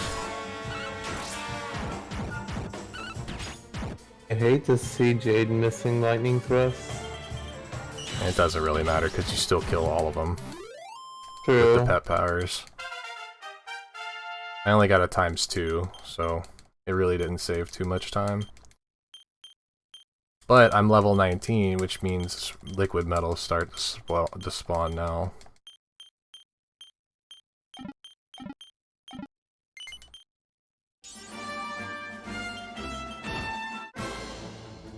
So now that we're level 19 on Hero, the enemies that you can get to force spawn with the Electrolyte skill change. So before level 19, you can get three regular metal slimes to appear. Now that Hero's level 19, you can get 1 liquid metal slime and 2 regular metal slimes to appear. So we'll go for another Electrolyte strat, and if I get lucky and I get a ×3, that'll be the last encounter that I need.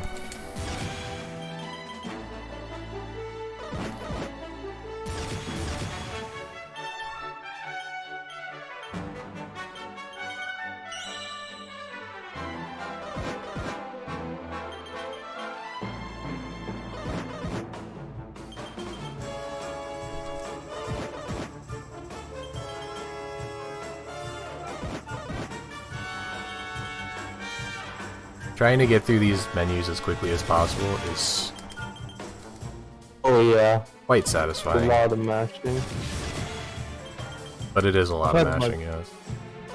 I've had my forearm just go to sleep during this part.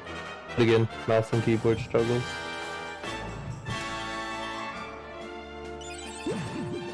And not punished. Cool. So now we're done. If I honestly didn't know. If I get the ×3, there's a chance that I might need one more encounter. I got the times. Well, I got like 2.6. That's so sad.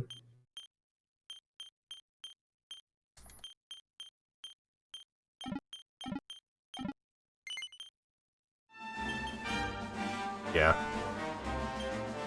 I got like 2.6, so I need one more encounter. So I don't need to go for Hallelujah on this one, I just need to get regular.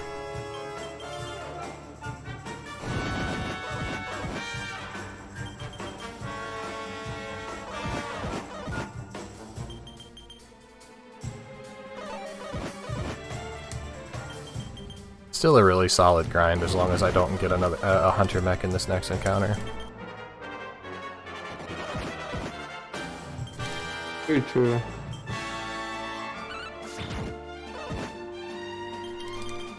I didn't mean to attack with Jade there.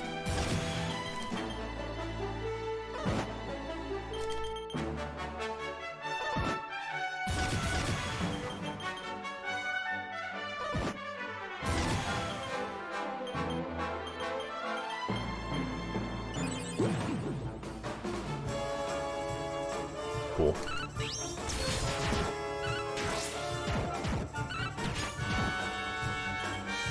Now we're done. Definitely done now. This is the only sort of downtime you get in the run as well. All you're doing is defending and electrolyte. We're actually a level over than what we needed. Alright.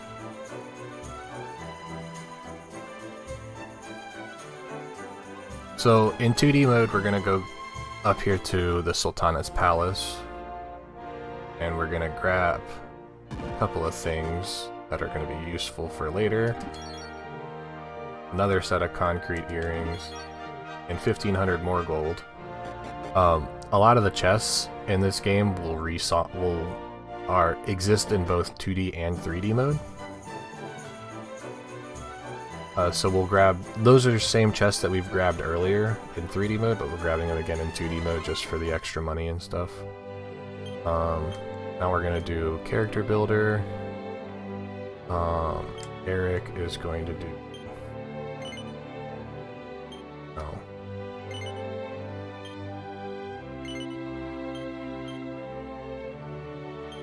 That, sleeper hit persecutor.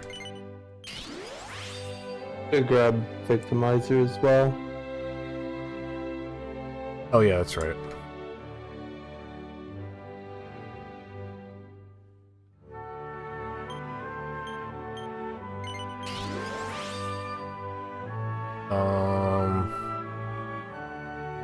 Hero. Oh, I gotta rectify. Yeah, we rectified Hero and rectify Hero Jade, and we teach Hero Giga Slash almost the same way we did Sylvando, learning up to a certain skill, rectifying, and then all he'll know is just that skill. But it's a skill that we use literally for next 4 fights, more than that. Skill's used a lot. We're also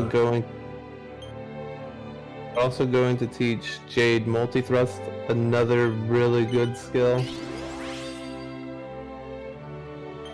But I think that's it. Maybe I'm missing something though.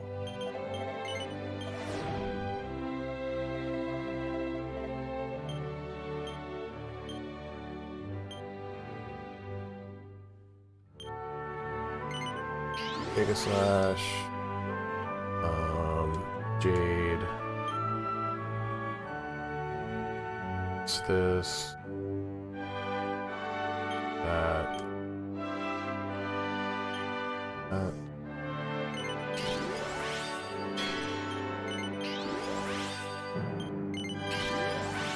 That. And then Sylvando.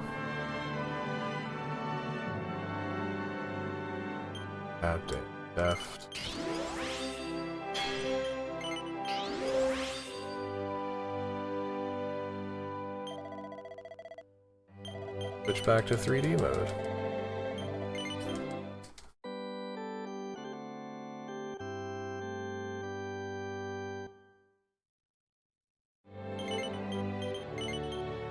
So now we're kind of OP, because everybody's level 26-ish. So it's going to make for the rest of this pretty trivial.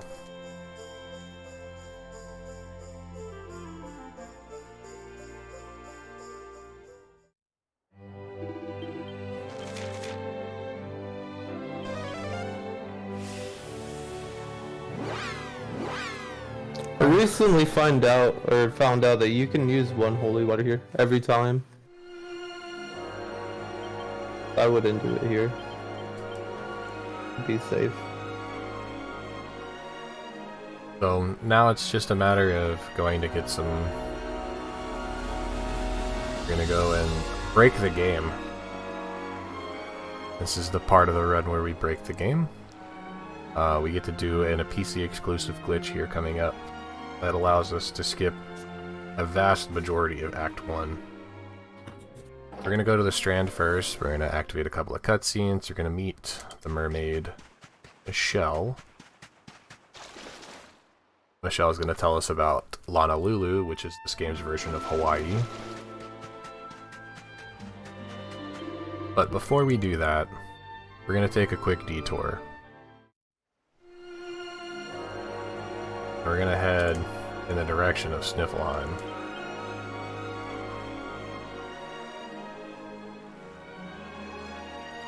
At this point in the game expects you to do roaming and to look around and explore.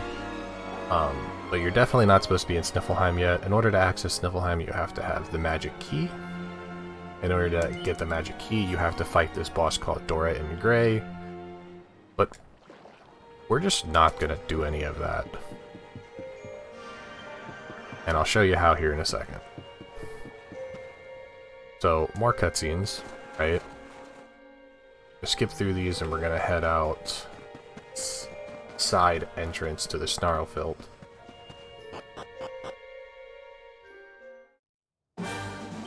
Again, in normal casual play, there's not really much you can do around here. The enemies are in this area are super strong in comparison to what level you should be around this time. There's items that you could grab, yes, but there's not too much in terms of story or plot you can do around here. Because the game wants you to go to Honolulu first. But if we follow this path up here, we can gain access to the Arborean Highlands. And from here, we can do some fun stuff.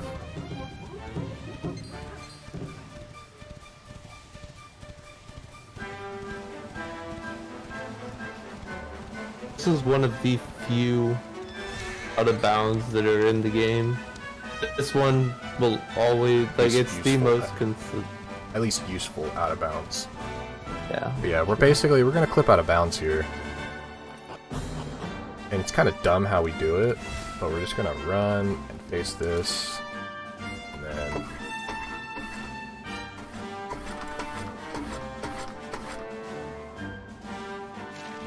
it was too far to the left. If you can see, my character model is kind of moving on the map. Well, now I'm on the other side of the load trigger. And now that I'm on the other side of the load trigger, I'm out of bounds.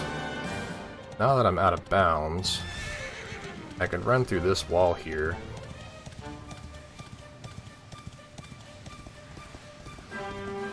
And after I run through this wall, I can run up this hill. And we can go in this general direction.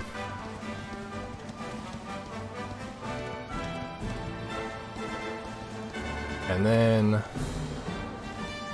we can run the horse up this wall and clip back inbounds. And now we're on the path to the first forest.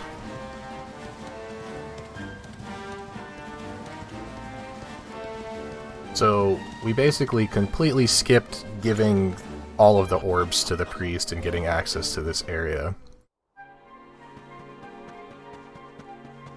And this is really useful because we're gonna break the game a little bit harder a little later. So we come to the first forest and we're gonna just run through the first forest. By the way, if we get in an encounter here, it's very dangerous because these enemies here are super strong. And they will very easily kill you. It's about half of Act 1 skipped. You skip all of Sniffleheim stuff, you skip all of the Asylum Bird stuff, you skip all of the Phenomenoa stuff. We still have to do Tentacular. We still have to do the Lonalulu stuff. But what we're doing right now is we're just getting a couple of zoom points for later. We're also manipulating how we do things via time of day. At nighttime, enemies are stronger, so coming to the first forest during the daytime, you're less likely to get an encounter in the water on your way to Sniffleheim. The only reason we do it this way.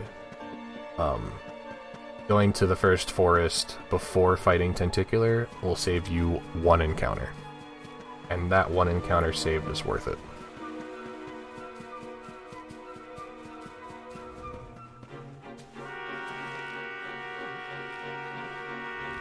There's only one downside to this game, and a lot of people are going to get really upset when I say this, but doing this skip will force us to lose a character later. Sag. Because we skip getting the character entirely in Act 2. But this is in the name of speed, so it's worth it.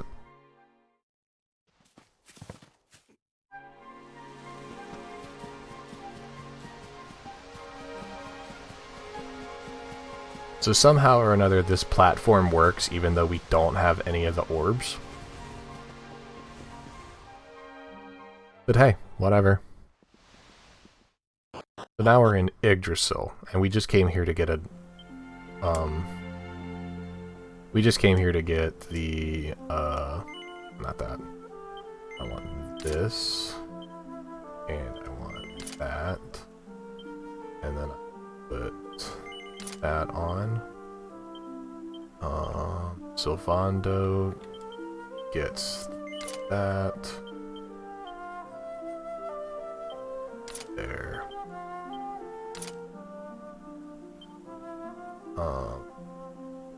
Is that right? Oh no, there it is. Easy to forget Rabscane, and it's kind of important later. Not really, but it helps. So yeah, we go to the first forest, we do a little bit of item rearranging, and then we go back to the strand. We now have that zoom point for later. But to complete the glitch, we have to do one more thing. This is the definitive edition.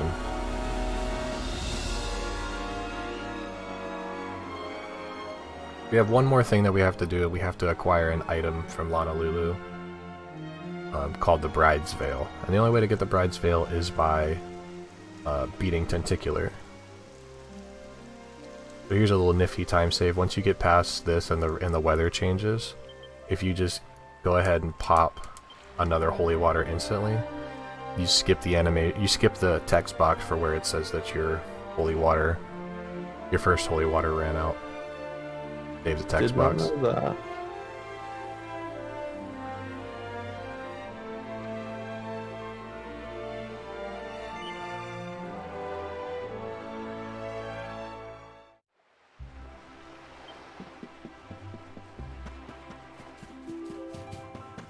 Now we're in Honolulu. This, like I said, this is the game's version of Hawaii. And we're gonna activate a story trigger, and then go fight a boss, and then head to Act 2. But first, we're gonna grab this chest down here. It has 3,000 gold in it. Super nice.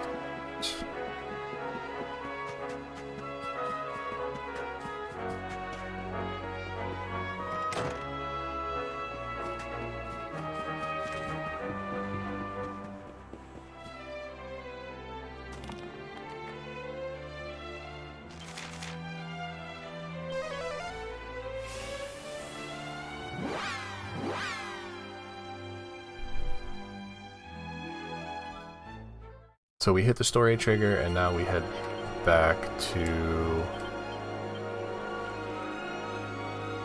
the sea, pop our last holy water, which was one of the 7 that I bought in the very beginning of the game.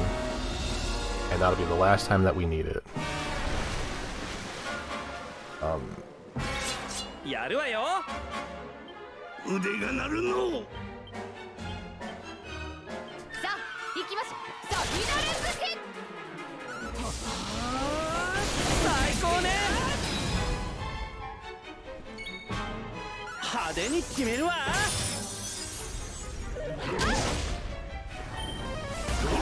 So now we just completely destroy Tentacular.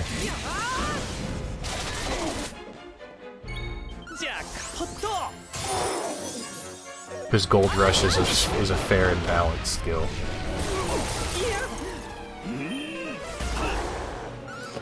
It's a super early skill you can get too, even casually.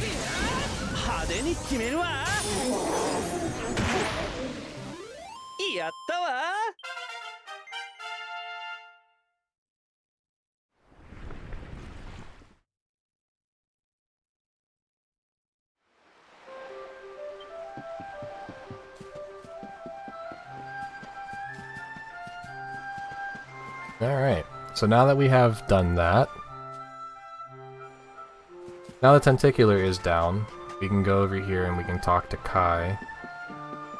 And we find out that in story, that the Kai that we're looking for has been dead for a long time, and this Kai is the grandson of the Kai that we were actually looking for. So he wants to show us something. So we're gonna head to the other side of the beach, and he's gonna give us a very important item. He's gonna give us the Bride's Veil, and that's what's gonna let us break the game further than we already have.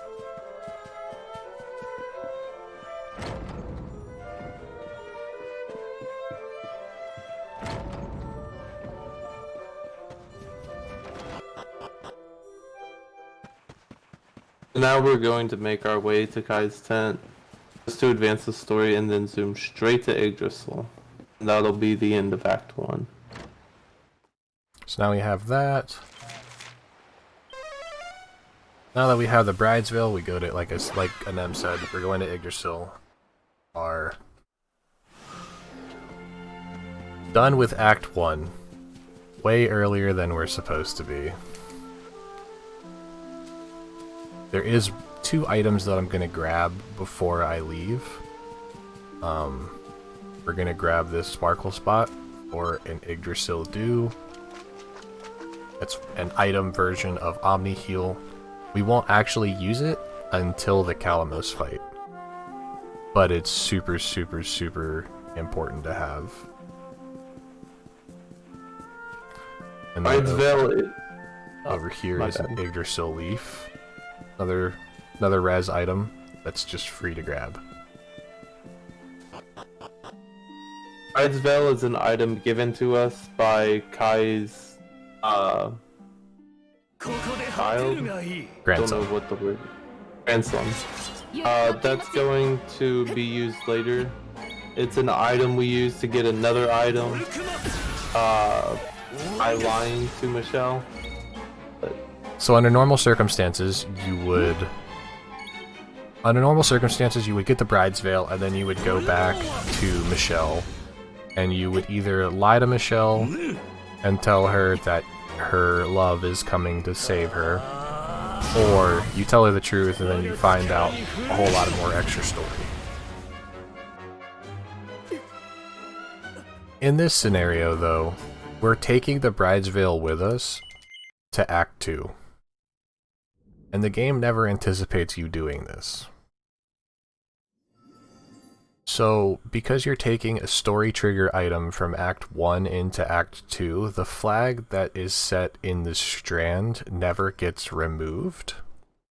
So during Act 2, you can go to the strand, and the Act 1 cutscene plays, where you can lie to Michelle or tell her the truth. And if you lie to her, she gives you Lorelai's harp.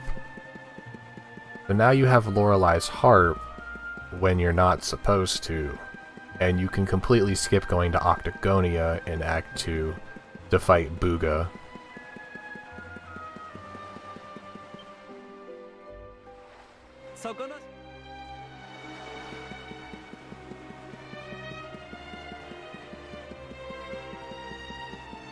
I agree with that as well. It does make them look less dynamic, but in terms of speed, during most, if not all fights, the closer we get to an enemy, the more animation time we save.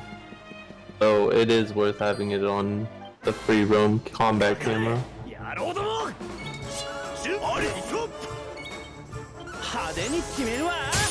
Good fight, guys. Scary.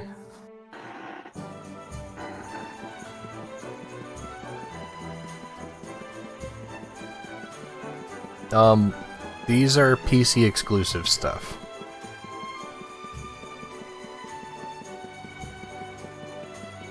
The original version of the Steam version could do this out of bounds, but because... And it cut down the run by like 2.5, 3 hours. But in this version, it's just so fast with the out of bounds skip and with the ability to skip cutscenes and all that stuff. It's a lot. It's a lot of time save. That's the reason why we're able to do the true ending in 5.5, 5:45-ish. And yeah, right now, the gold that every character has in the scenarios is set. Oh, that's bad. I got pinched. That's unfortunate.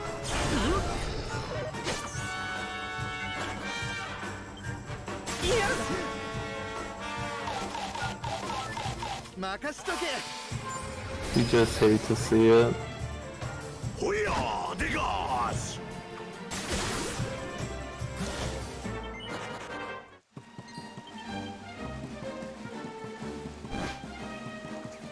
Oh, I'm gonna be poisoned for a while. That sucks.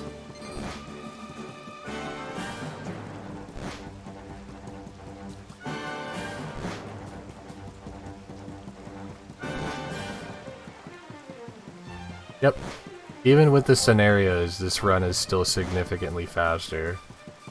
Let's put it in perspective. The original version of this game on the PS4, the speed run on the leaderboard, the fastest speed run is about 12 hours total. And that's just for any percent, so that's to defeat Mortigan and end Act 2. The PC version of any percent is about 9.5 hours-ish. For just the any percent portion. For the Switch version, any percent is like 5:45. But for the PC version of any percent, if you use the load remover, it's sub 4. But if you use RTA time, it's still like 4 hours and 10 minutes.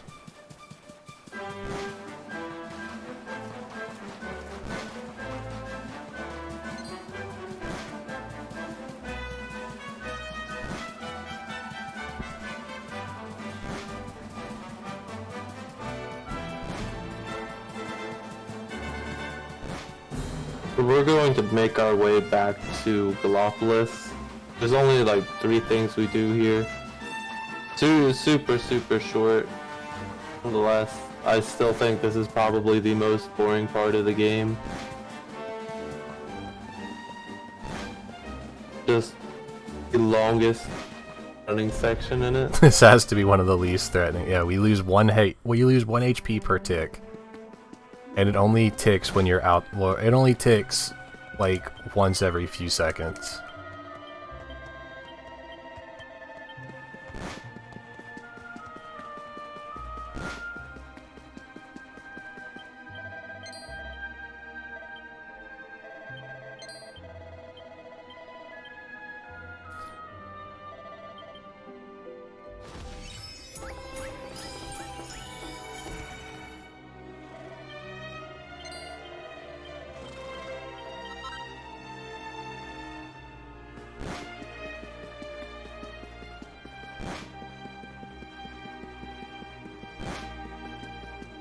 So Sylvando's scenario, unfortunately, is super dry in terms of things to do.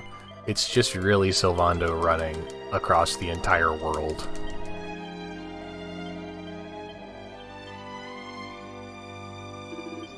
So we started in Gallopolis. Now we're in...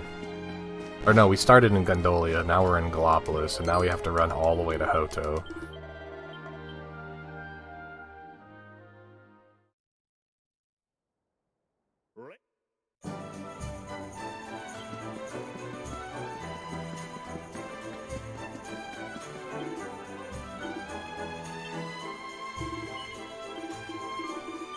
Also, you get a free heal after the circus, so now I'm not poisoned anymore.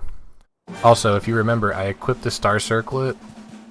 I was supposed to equip that to Sylvando before the spider fight, but I forgot to. But I still managed to put it on. I only equip it to Sylvando for the ability to sell it at that shop there. That gives Sylvando 1,000 extra gold. And because he gets that 1,000 extra gold, he's able to fire off one more gold rush. It takes 1,000 gold coins in order to use gold rush. And the next boss needs 3 gold rushes to kill. If you use 2, then you have to just sit there and defend and then wait for your party members that you can't control to do 300 damage. So... And since the scenario character's gold disappears at the end of their scenario anyway, you may as well just burn it if you can. If it doesn't waste any time.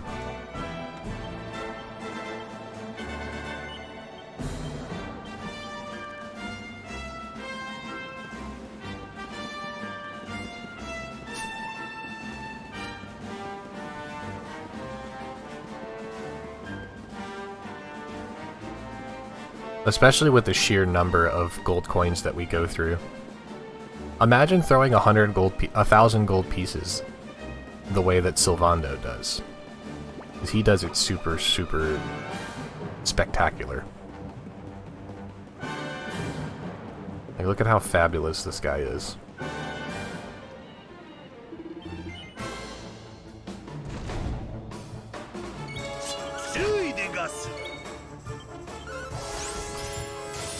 Look at how fabulous he is.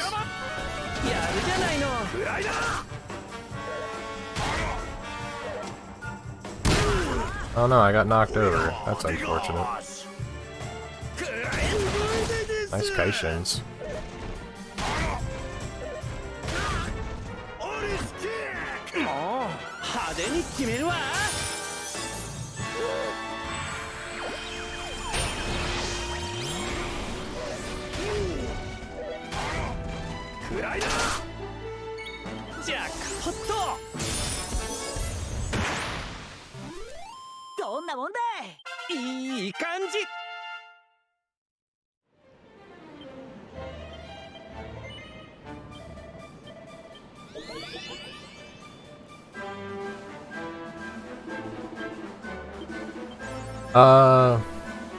Like I said, the gold that you have for each character in their scenarios disappears anyway, so you may as well use it.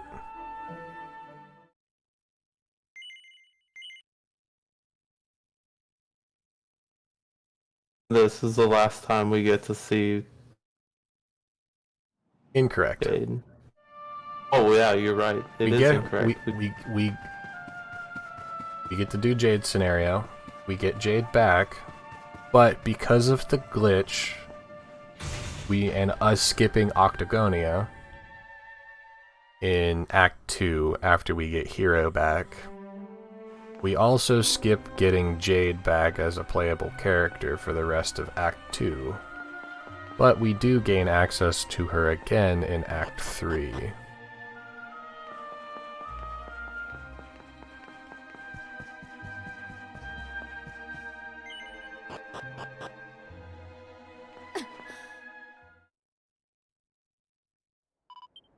But we get to see Bunny Girl Jade before we leave. That's always a plus.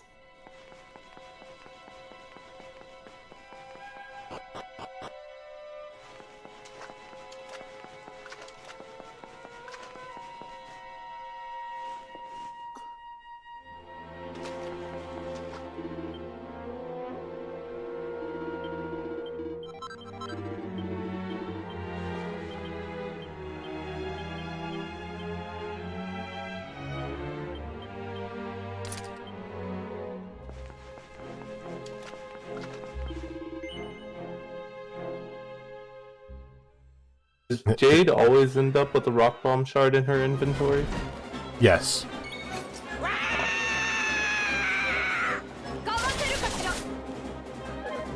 So here we just set Jade on Show No Mercy and she'll multi-thrust until out of MP these entire fights. Okay, game.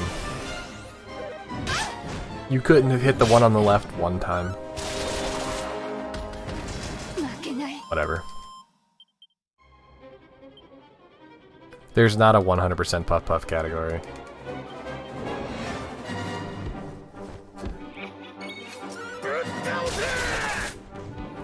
Alright, so I really hope that Jade dies here. I need Jade to die here.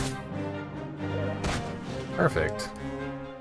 Nice. When Jade dies here, she gets full res with full HP and MP. So her dying there is perfect because she couldn't use multi-thrust anymore.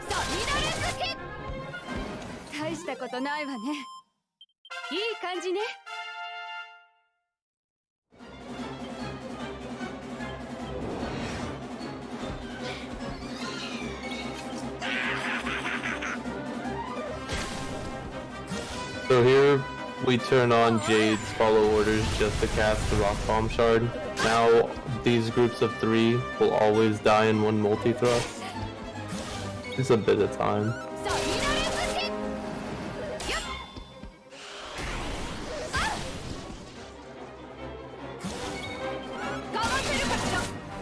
Ta-da! And now I get my one restroom brick of the run. Because you set this to Show No Mercy, and you let it do its thing.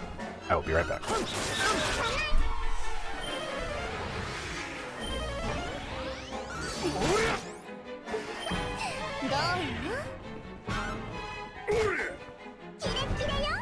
Jade doesn't die earlier.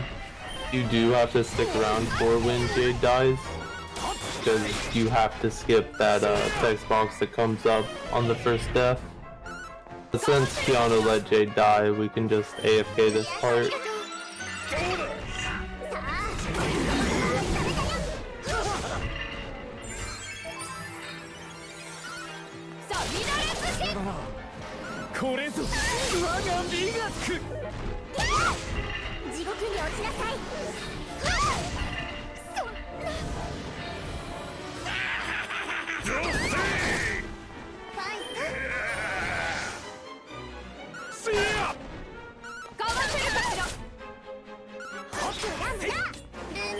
It's very convenient. It's a very convenient bathroom break.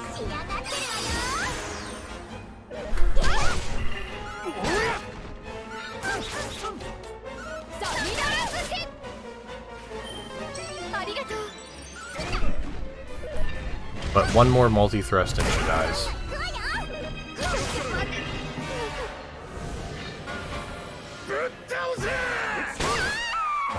Hang up.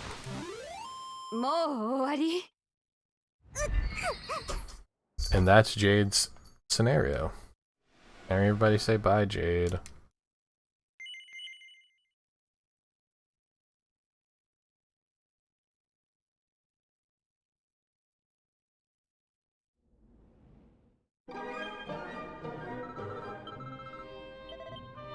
Bye, Jade.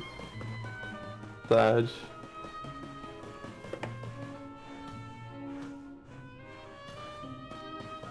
So during Eric's scenario, we actually pick up one item here, and it's going to be the butterfly knife. Oh yeah, 2. One of them's the key to this dungeon place underground. Or in that case, 3. Because we grab the hideout key, we grab the butterfly knife, and then we grab the agility ring here. Oh, true. I forgot about the agility ring. Butterfly knife has a really high chance of paralyzing Babongo. He's the Jarvis-looking fight that we take later. Only 10 damage off of Eagle Dagger. So with Strength Ring and Dragon Scale equips, I don't put the Strength Ring on him. Oh. I leave the Strength Ring on Hero. I only have the Dragon Scale on. Wait, strength ring's only 5. 5?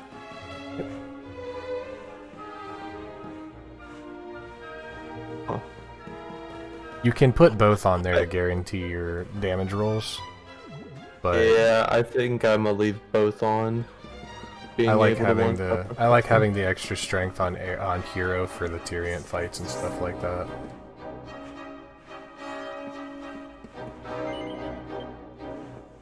That's also one of the biggest reasons I love this run, is everybody does stuff differently. Like, for example, before the paralysis fight, Keanu skipped a chest containing a wand for Senna. Really worth it. I just get it for that slight magic mending it gives in the MP per turn. It is convenient to have. Yeah. Doesn't take long to get, etc. So on. The run allows you to do things kind of how you want to do it and what you feel most comfortable with. Because the amount of luck that is involved in this game and the amount of different things that you can do to get through fights in this game vary so much that there's no way to tell what's faster or what's not. It just all comes down to what's preferred.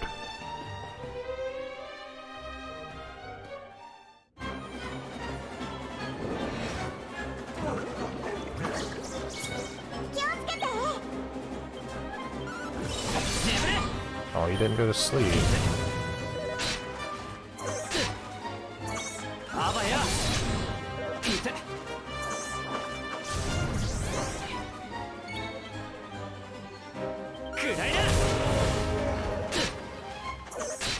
Huh.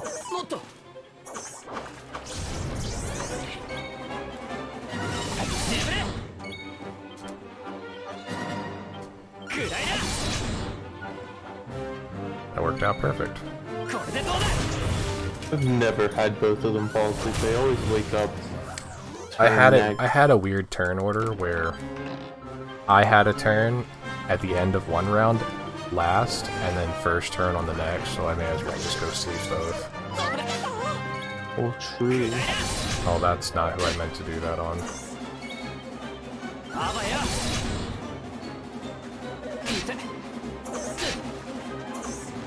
Oh, that's unfortunate.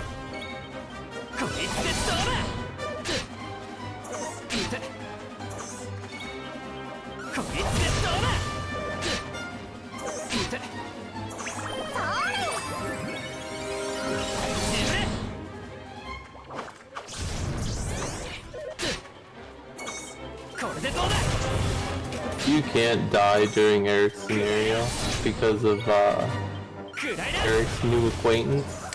Can, kind of. You can? It's Really? very unlikely, but it's possible. Whoa. Okay. Like, if you just miss a bunch of sleeps. If I ever die here, I'm buying a lottery ticket.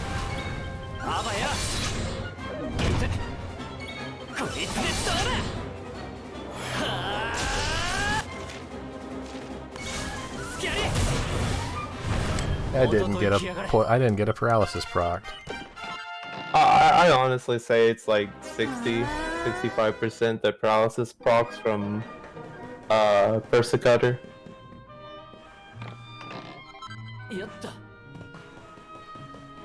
It is super common. I am just not. I didn't get lucky, that's all.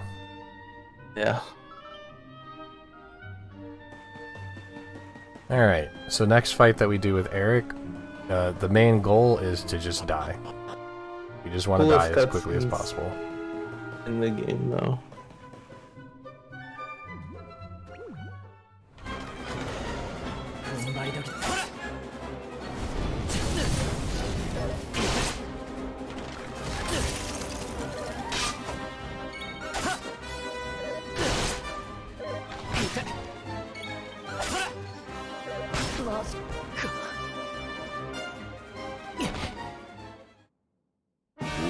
Because now we get access to the Kaioken.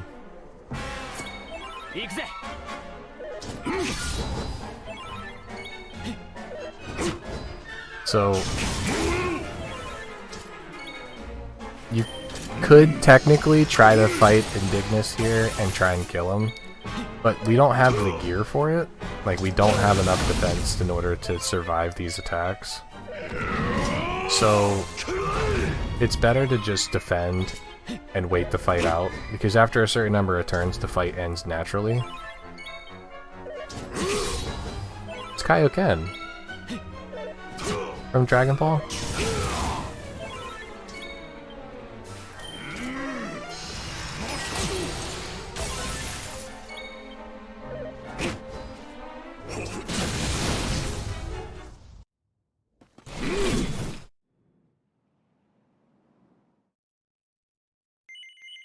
Alright, but that's Eric's scenario. And now we have the chillest of all the scenarios.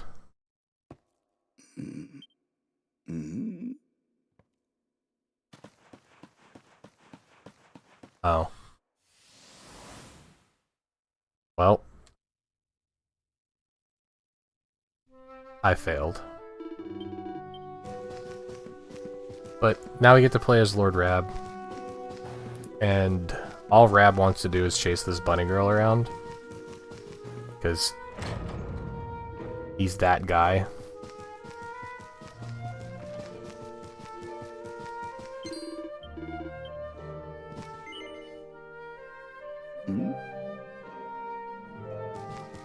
Please send the bear to Octagonia. We don't actually do any of the kingly duties. Because this is one of the fun things about this.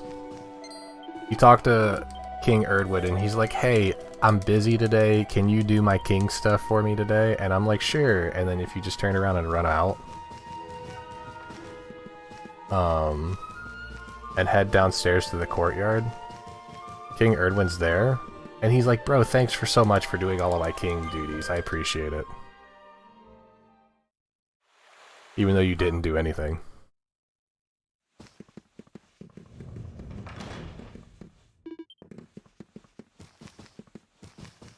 So now we're gonna chase this bunny around.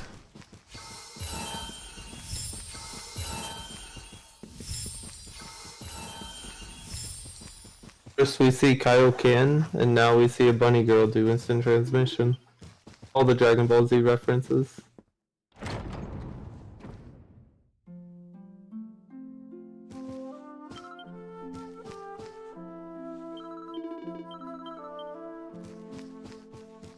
It's a little version of Hero. With the exact same haircut. Like his hair never grows.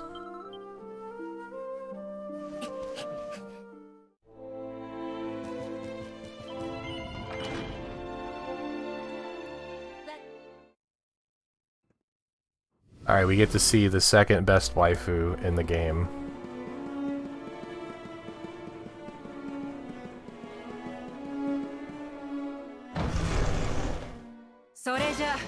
Grandmaster Pang. She's gonna beat us with her naughty sticks. I have no complaint.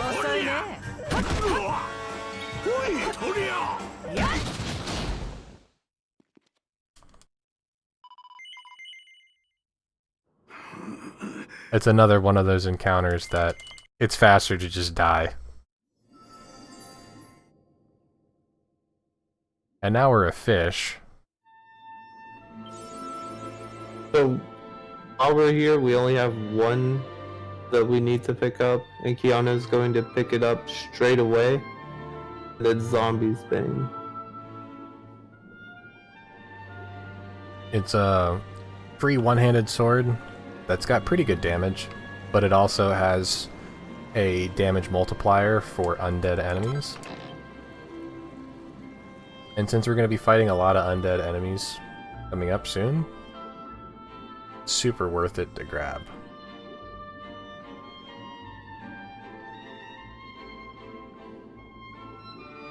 Do you win any fights in this game? Yeah, a lot of them. But I only need to win the fights that I'm required to win. If I'm not required to win it, I don't So we head into the palace, we speak to this first mermaid to get access to the queen's chambers.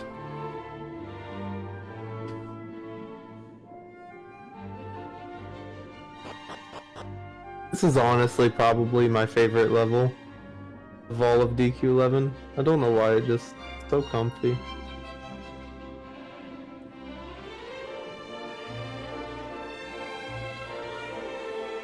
Going to swim forward a scene. It's back-to-back scene watching.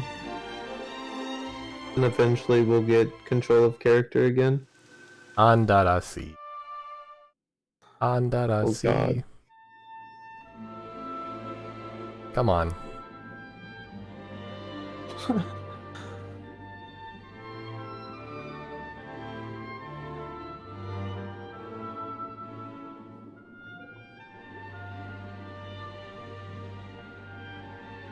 Little Mermaid, Dragon Ball Z.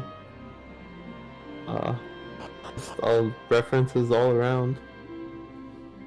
This game is just one big reference. It takes a lot of inspiration from... Oh, nope. I forgot to hit R1 once. R2 once. It takes a lot of references from a lot of different games. Also, apparently my Jade fight was really bad, because I'm losing mad time here. From what I saw, I think Whoa, you didn't get any... I've never had it spawn. That's the best possible RNG. Never actually had it spawn directly on top of me. That's really cool. Oh. Where the fish hook spawns is completely RNG, and that is the first time I've ever seen it spawn directly on top of Vera's head. So, cool beans, I guess. Saved a few seconds. So we're going to make our way back to Cobblestone, and it is kind of important the path you take. You want to take the south exit because it'll put you the closest to Cobblestone. If you manage to exit to the north, you lose more than a minute.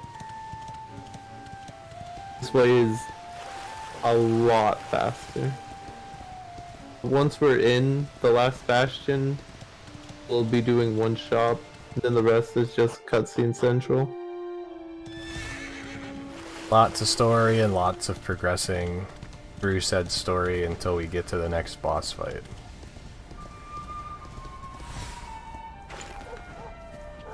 Woof woof. Hello, dog. Wowie.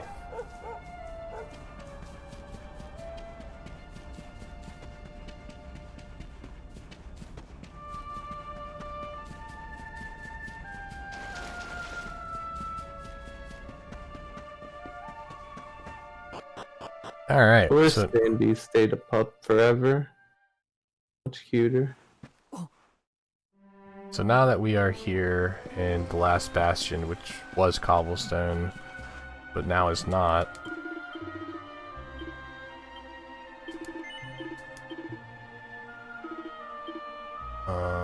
Buy a magic shield and equip. So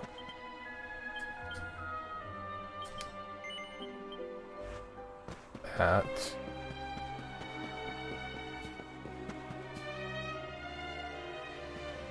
It does.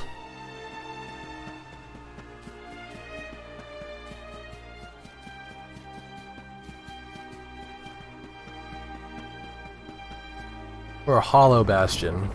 That's what it is.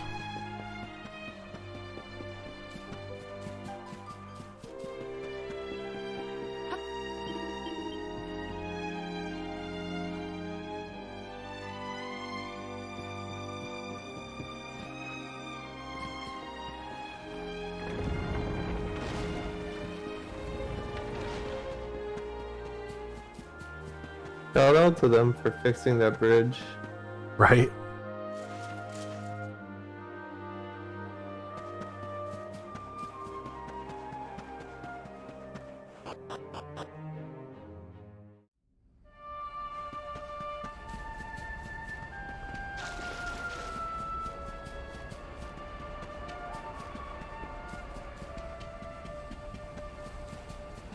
We're gonna grab these 2 barrels right here.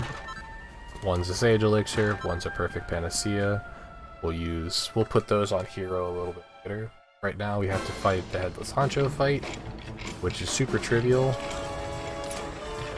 because we have the Zombie's Bane and we also have one of Hero's most OP weapons, or OP skills. So we're just going to be spamming Giga Slash.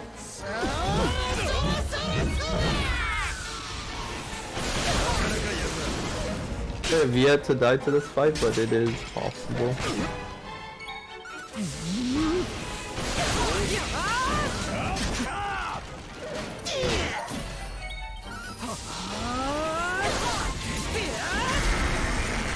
We skipped a lot of stuff. Forbearance.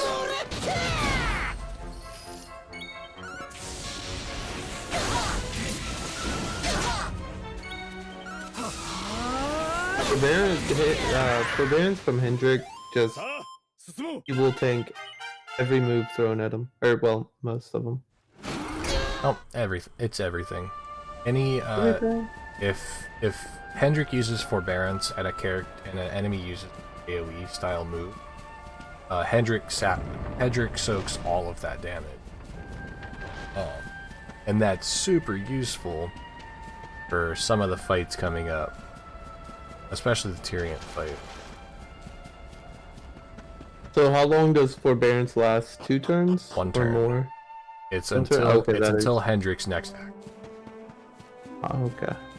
So normally get to skip 1 round of turns. Sometimes you get lucky and you catch a Forbearance where like Hendrik outspeeds the whole party and then goes last the next round. So you can get 2 in turns worth of action soaked. But for the most part, you can always expect if you use Forbearance, you get one round of action soaked.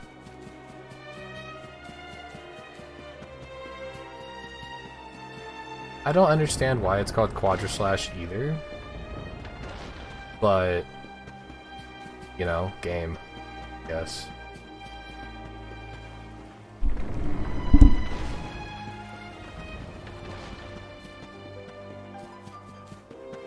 I'm also confused. Well, Hendrik's real name isn't actually Hendrik. Hendrik's real name is Greg.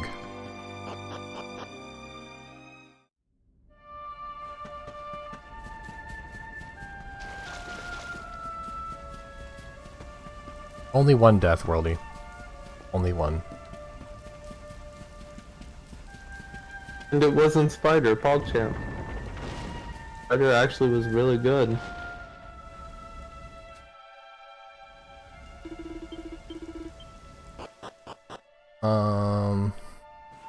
We're gonna buy the heavy armor.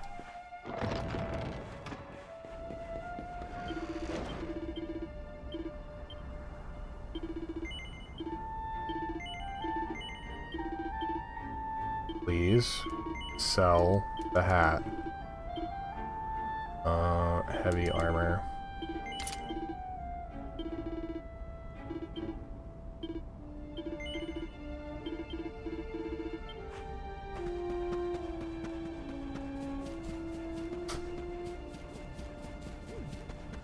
The reason we buy heavy armor is it's not only a huge upgrade in defense, it also comes with 25% fire and ice resistance, so it'll help later.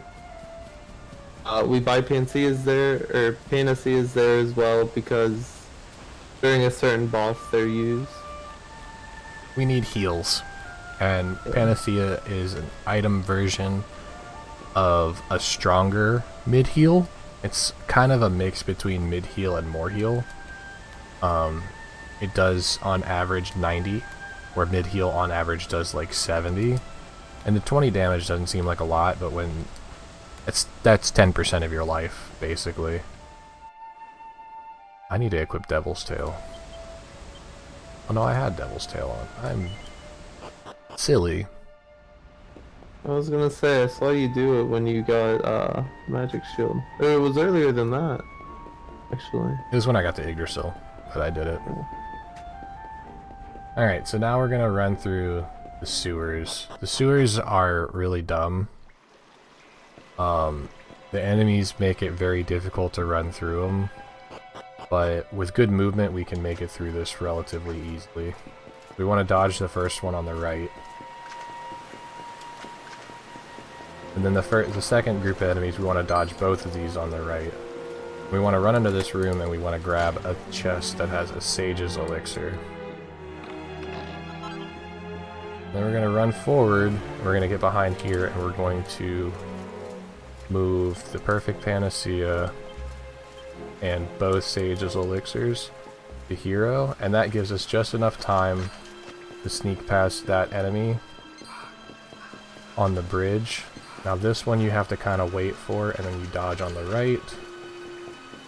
And then if you hurry, you can dodge the last armor on the left. That movement is super tight because all of the enemies are on a scripted path. So if you're just even the slightest little bit late and you try to do one of those dodges, it won't work.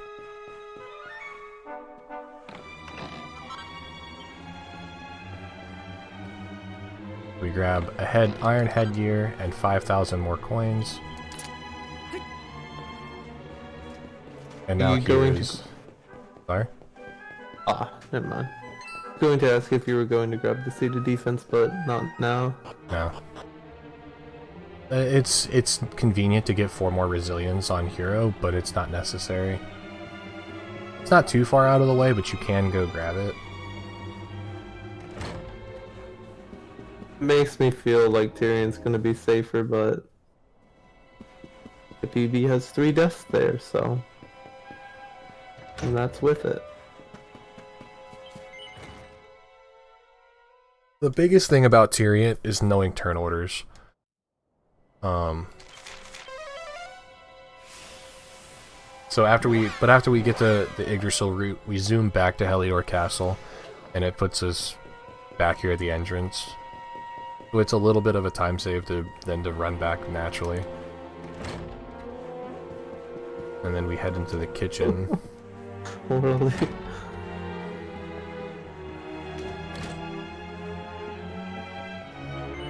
Good egg.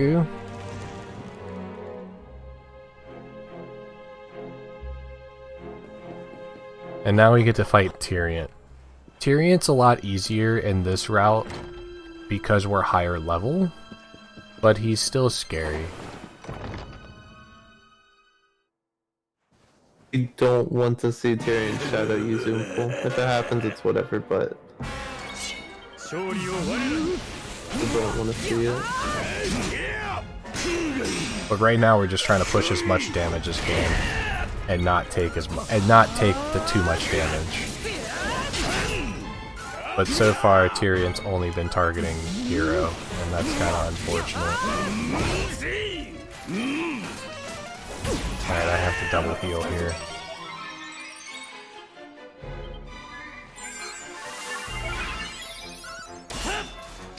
Unfortunate. I really want Hendrik to attack the shadow. That's not the shadow. Okay, we got a block. And we got Homestead. Can I get a magic water? Thank you.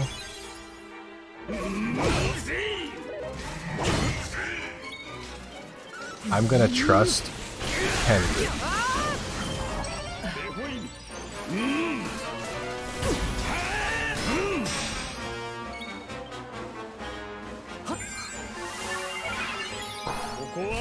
Okay, that's really good forbearance.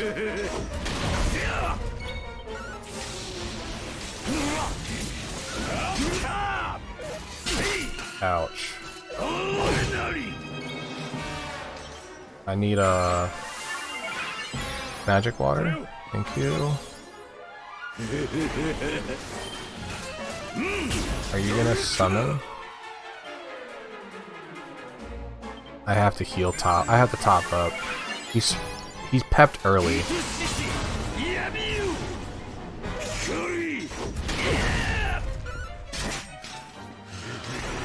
This is gonna really hurt. Okay, it landed on Hendrik. We're good. Never mind. So he has two different pep skills that he can do there. One of them's called Hell Shock, and the other one's called Kozamel.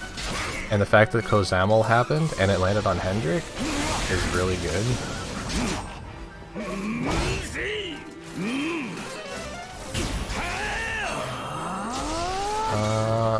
I don't want to trust Hendrik there. Good thing I didn't. I got a Kabuff, which is good.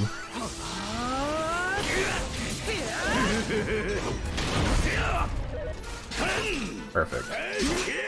Should be dead here. Oh, I need one more. There it is. Good fights.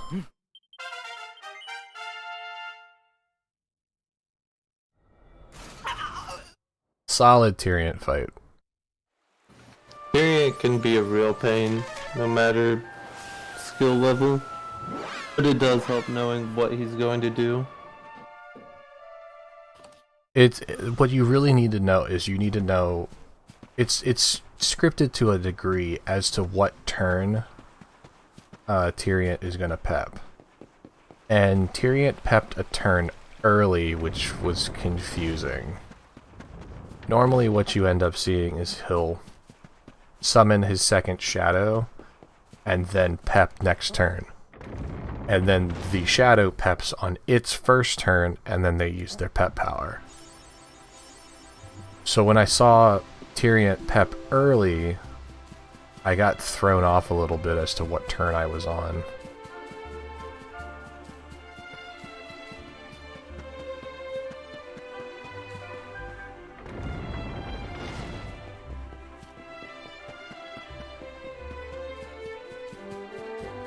But we're now through Tyrion. We talked to the king and he allows us to go and travel. So we're going to zoom to the Heliodor Foothill Church. And we're going to head to our next location, which is RRLAT.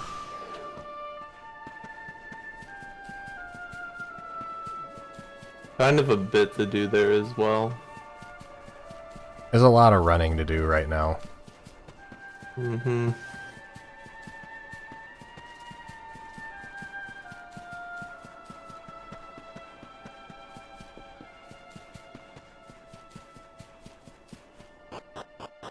Do... Hmm?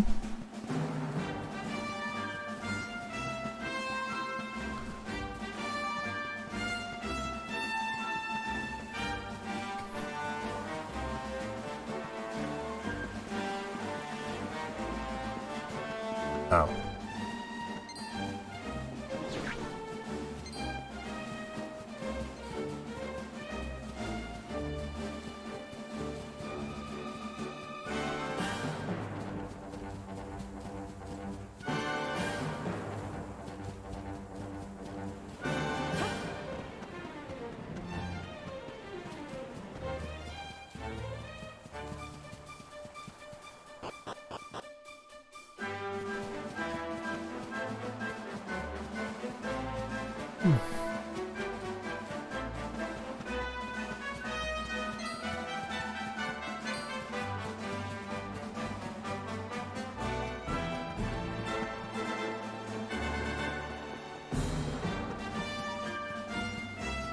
Alright.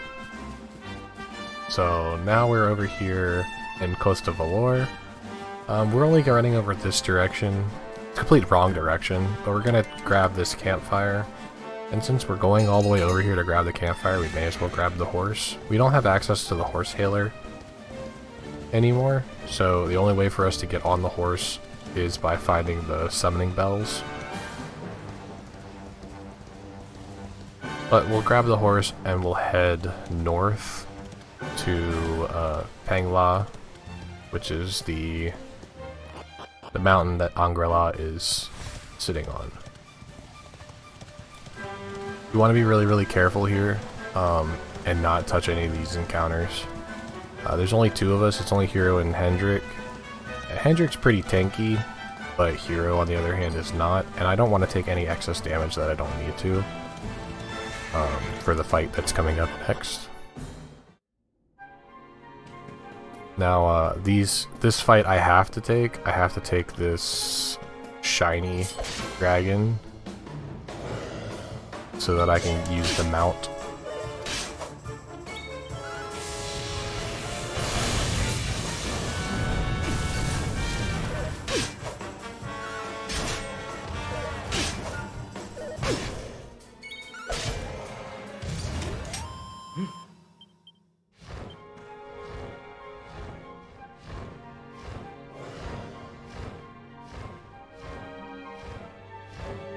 Yeah, there's a small chance that we get items that we can use later that'll save us a little bit of money. There's also a 1 in 256 chance of getting a weapon from these enemies called the Dragon's Bane, which is one of the items that we're going to be crafting later anyway. It's a one-handed sword that does extra damage to dragon-type enemies. Getting that 1 in 256, unfortunately, doesn't save that much time. It only saves like 20 seconds. But I did have it in PB, and it was really cool.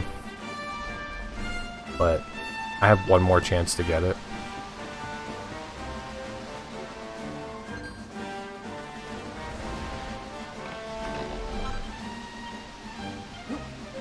We grab this recipe book that gives us access to make all those dragon weapons.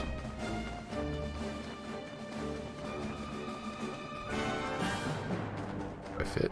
Big fit.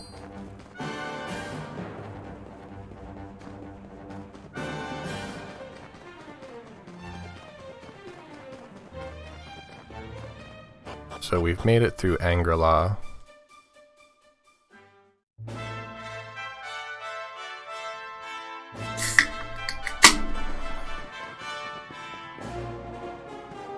Crack open a beverage.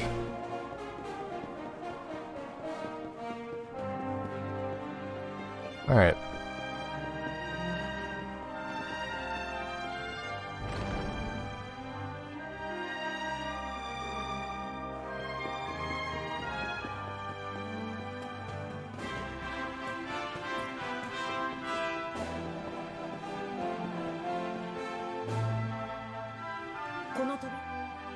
It's not a Snapple, it's just a can of Coke.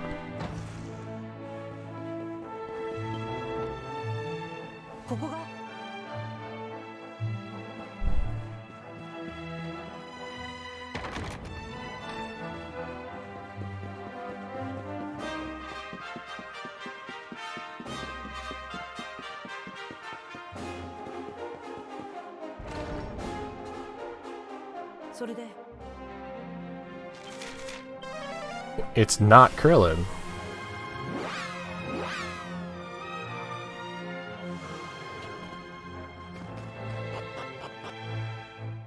But it is Krillin. There is a lot of influence from DBZ in this. Again, Akira Toriyama designing the characters. The tortoise shell by the beach that we picked up too is another small little hint towards Dragon Ball fans. Big dragon. Gotta avoid him. Oh, single dragon rider. Cool. Here comes the dragon thing. Oh, Edge. Even though it was only 30 hit points, Hero really needs to be at full health for the next fight. The fight's scripted, and you can't tell that I'm doing it, but I'm doing air quotes right now. It's sort of scripted.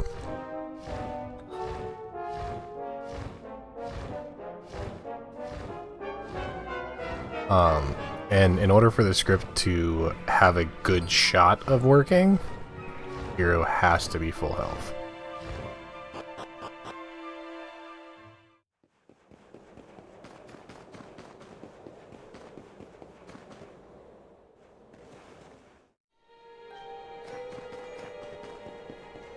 Grab the Master's Garb right here.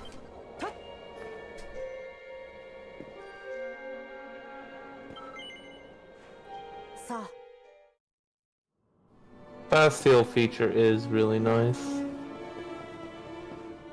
We get to see Grandmaster Pang again, the realest waifu of them all.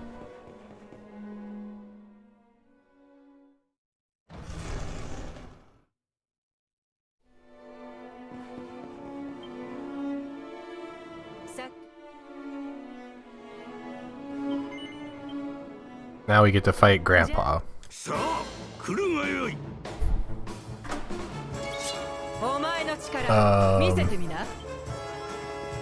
So we eat a Pearly Gates turn 1. And we heal with a Panacea. And then we use Rab's Cane. And then we use Quadra Slash.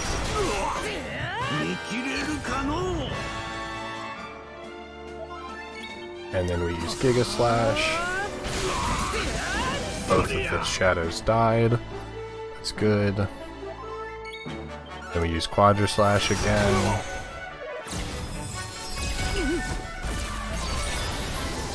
And then we Panacea that. Good, I got good heals rules. It's really good. Now I can just spam Quadra Slash and then you're dead. Those both 110 plus heals? Yep. That's actually insane.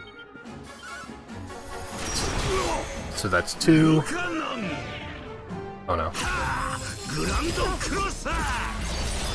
Okay, we're good. And dead.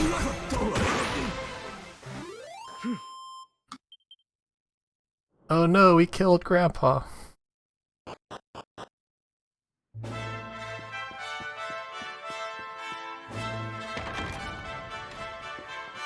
Yep. In the Japanese version, that move isn't called Pearly Gates, it's called Grand Cross.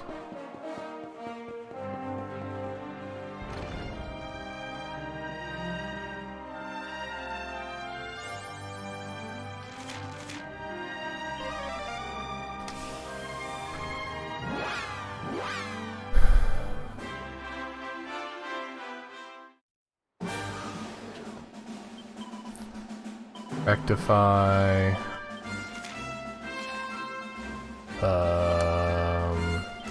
Swords. And axes.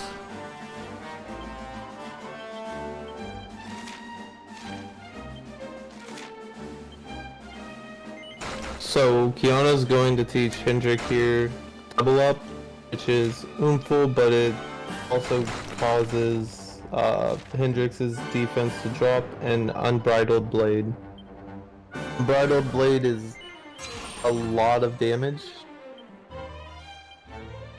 I don't think he grabs it for hero, but I could be wrong. I can't grab it for hero just yet.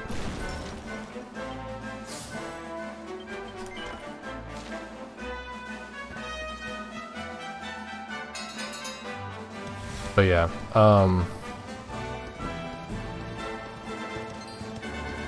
double up for Hendrik is a move that increases Hendrik's strength by ×2. So he gets the effect of oomph twice, but it costs him 1.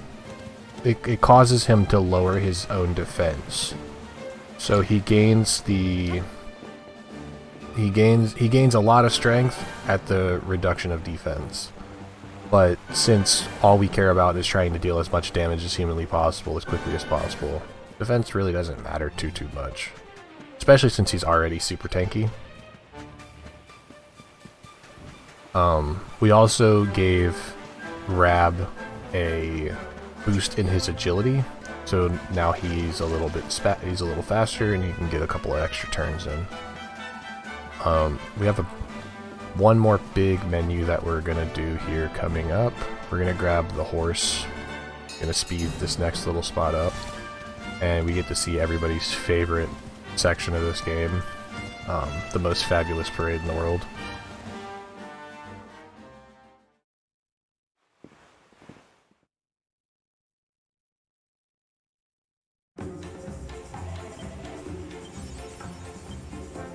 But first, we're going to open the fun size forage.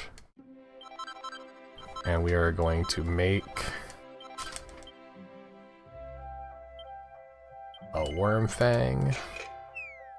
And the cool thing about making worm fangs, or making equipment with this game, is if you use gold to buy items, and then you just instantly finish the item, you get the base version of the item.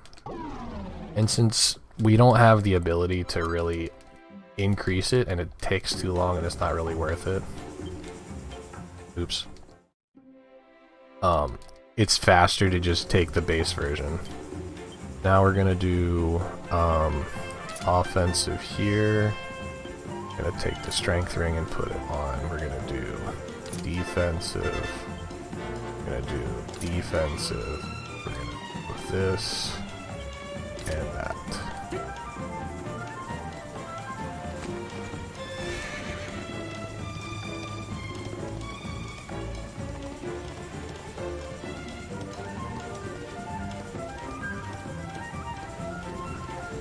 The fabulous costumes. It is a shame that you only get to have it for this short amount of time. Yeah.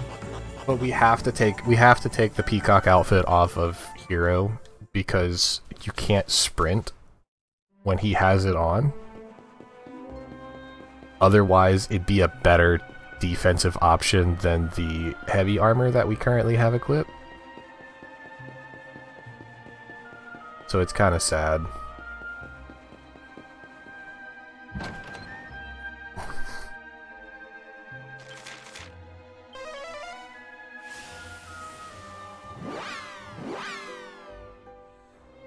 I think this is one of the shortest parts in the game, isn't it? One of, yes. We're gonna go fight Avaranth next. And if anybody, I'm sure a multitude of people here are familiar with Dragon Ball Super. And if you watched the subbed version of Dragon Ball Super, Avaranth is gonna sound awfully familiar.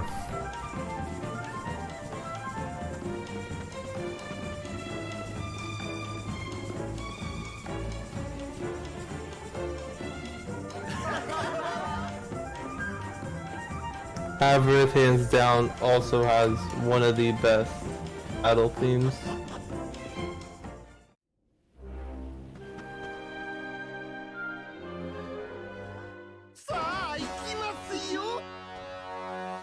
Wish it was in the game more.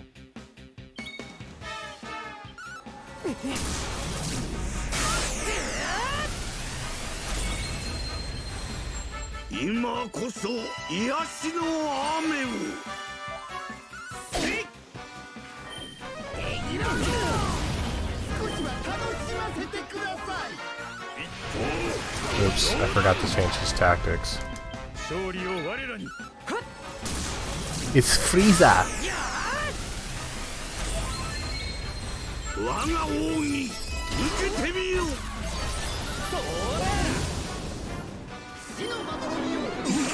No! Everybody's asleep!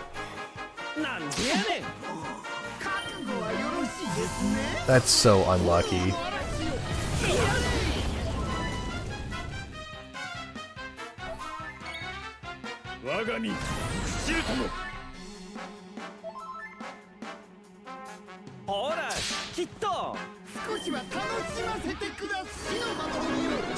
Stop it! Wow.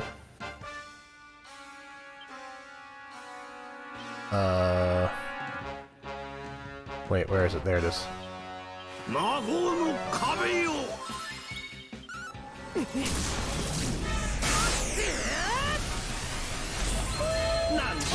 Everybody's napping.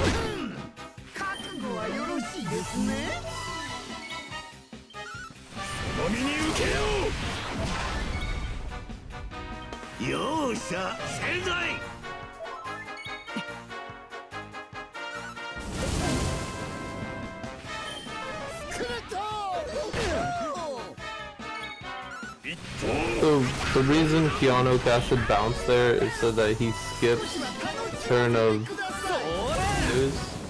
Even putting bounce on one character, the AI is just like, nope, I can never cast this ability again. Yeah.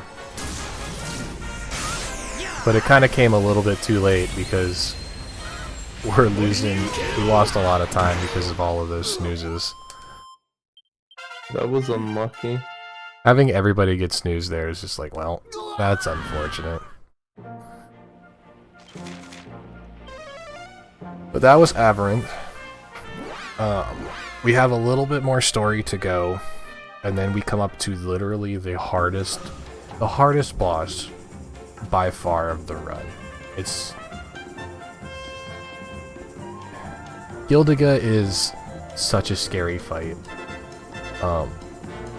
You only have access to 4 characters that could even do anything. Technically you have 5, but Eric is worthless, unfortunately. And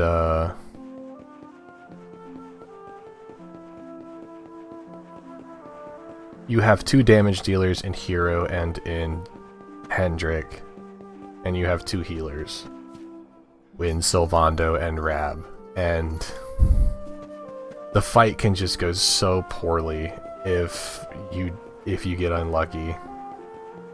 So I'm going to be trying to do as many safe things for that fight as I can in order to get through it without hopefully sacrificing too much in terms of speed.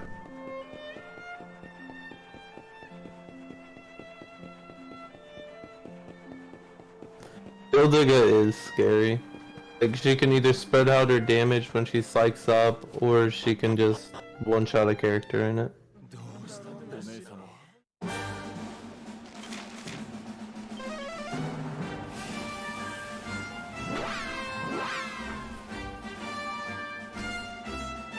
Alright. So we're back to Coast of Valor. Now we're going to learn about Sylvando and who Sylvando actually is. And in terms of story, he's the father of he's the son of Don Rodrigo, and Don Rodrigo is an ally of Heliodor. And what Don Rodrigo's job is he is the one who trains all of the Heliodorian knights. So he is a world-renowned sword fighter, which is the reason why Sylvando himself is so good with a sword. But he didn't want to follow in his dad's footsteps, which is why he ended up running away and joining the circus. It's also, Sylvando is a little embarrassed by the fact that he's a little flamboyant, and he was worried that Don Rodrigo wouldn't accept him for what he is. It's a really cute cutscene though, because at the end of this whole scenario, his father tells him that he needs to be the soldier of Smile, and he can't come back until he's shown to his father that he has made as many people smile as possible. It is really well done. It is really, really well done cutscenes.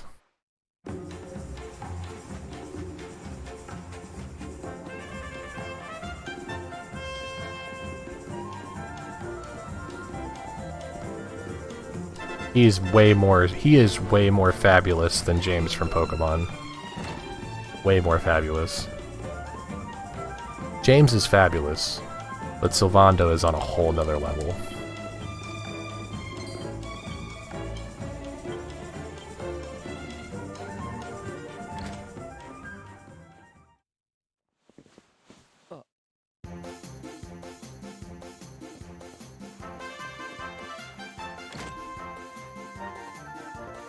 Alright. So now that we've done all that, Don Rodrigo has agreed to take care of Sylvando's merry band of boys. And now we have Sylvando back as a character. And because we have Sylvando back as a character... Oh, I forgot one.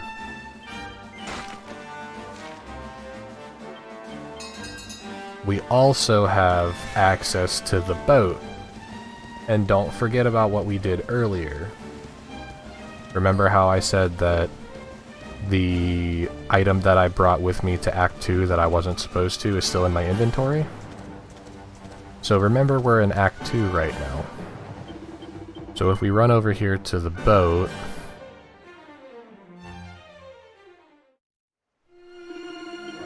the game's like, hey, you should go to Zordust. And I'm like, nah, I think I'm just gonna go to the Strand.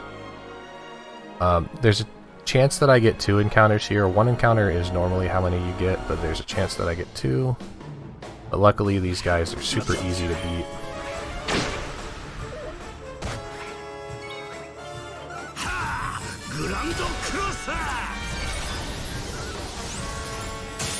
Because we just throw money at them.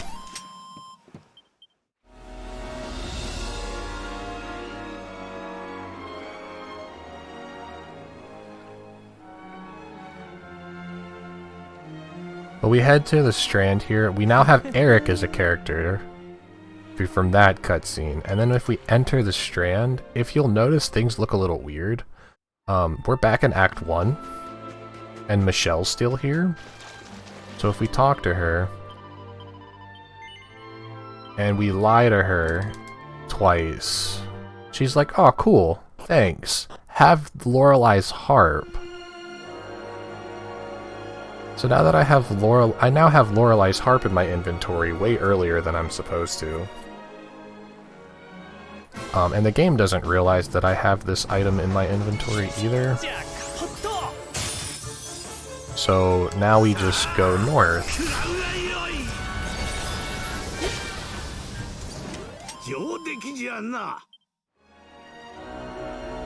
And there's a...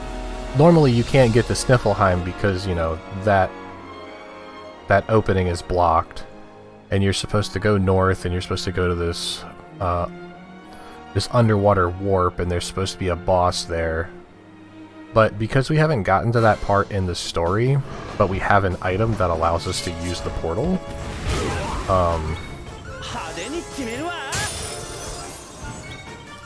we just go use the portal.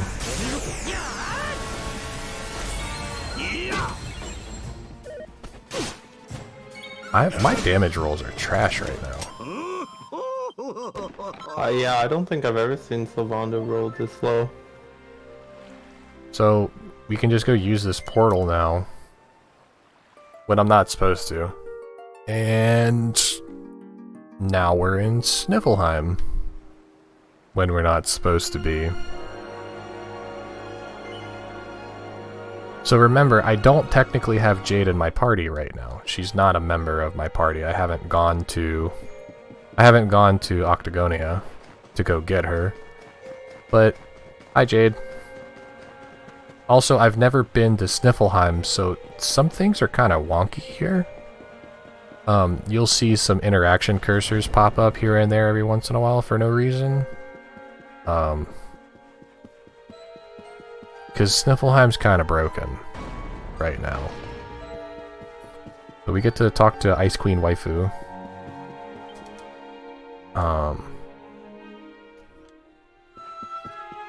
Unfortunately, we don't get to see Crystalina. I could go down to the basement to go, you know, check on her and talk to her, but that's super out of the way. And doesn't really give me anything. But we leave Sniffelheim Castle, and we're supposed to go talk to a priest at a church. But I'm going to show you guys a magic trick. Watch this, ready? 3, 2, 1, and poof. That door doesn't exist, even though it's there. The doors inside work, but the doors outside don't.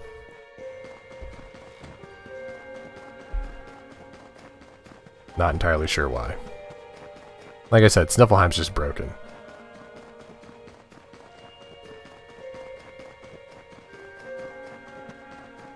Or maybe their doors have been fake all along.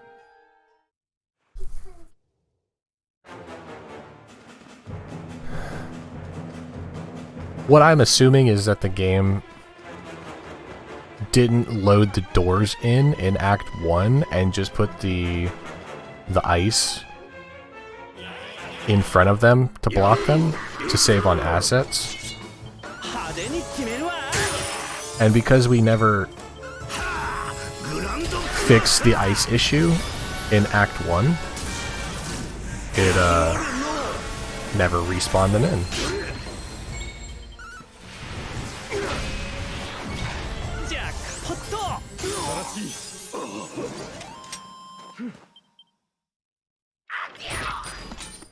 Alright.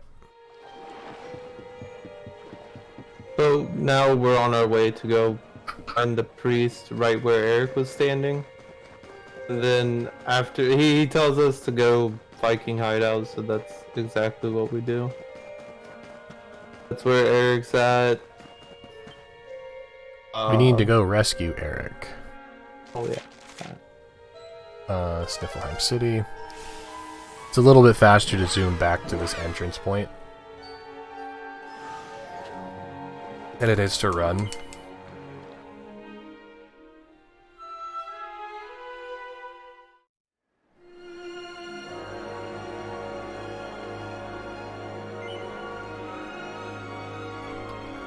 Alright, so we're gonna do another. We're gonna forge another Worm Fang, another great sword.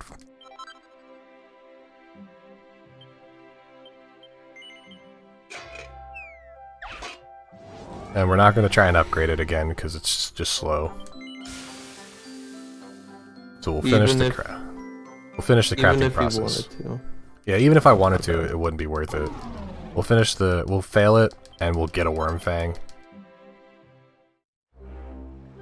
And then this is a free heal, but we're also going to do some rectification on Hero. And we're gonna drop the Giga Slash. And we're gonna get these skills and this one so that Hero learns Unbridled Blade. So now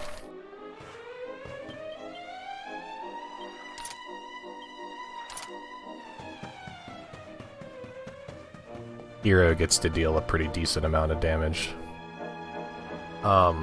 We have to make sure that we put the heavy armor back on after every time we do our optimize. Otherwise we get Marty Garb. And like I said, we can't sprint whenever Hero has that costume on. So it just kind of sucks that we can't utilize the better armor.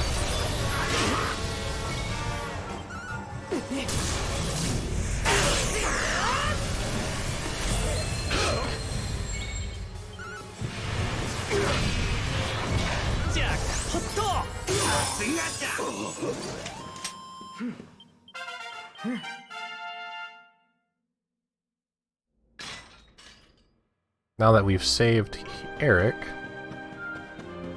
let's go bring up a whole lot of really bad past memories.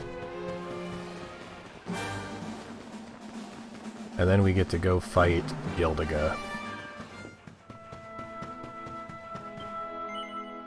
Gildiga, Gold Digga. Punny.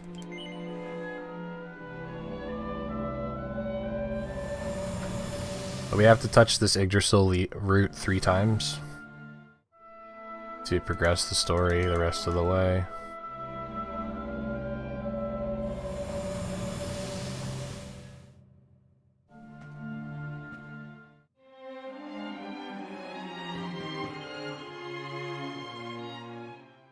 And now we're allowed to go to Gildiga's castle. There is an out of bounds that we could try to do. Instead of running into Sniffelheim and doing all the Sniffelheim stuff, you could do an out of bounds again from the Snarl Field to gain access to this area early. But it's very difficult to pull off.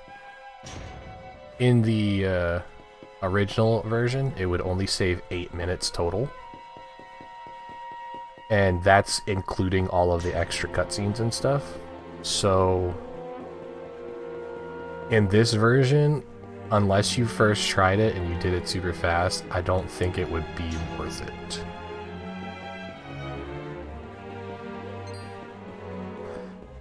You could get the Traveler's Hood to change the cosmetic Cobalt, but the amount of time that you would have to go out of the way to get it versus the amount of time that it would save having it, it's not like the Marty Garb is that much better than the heavy armor. The amount of damage reduction that you would get from either of those things is insignificant.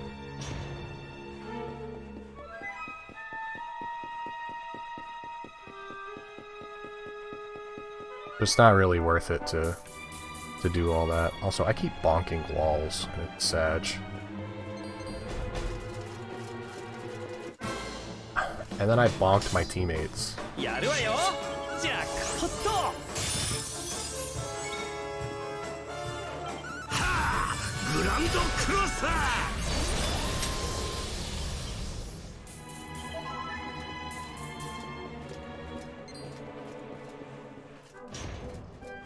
Because it was only one enemy, it was just faster to try and kill it than it would be to try and run away from it.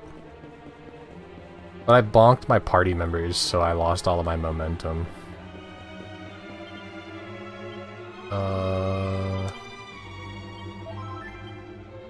Should be fine. And now we fight Gildiga. Like I said, Gildiga is super scary. What?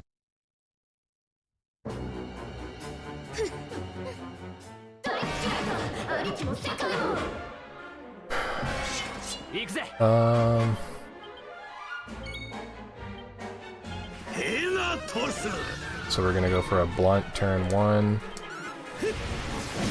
Damage with hero. Alright.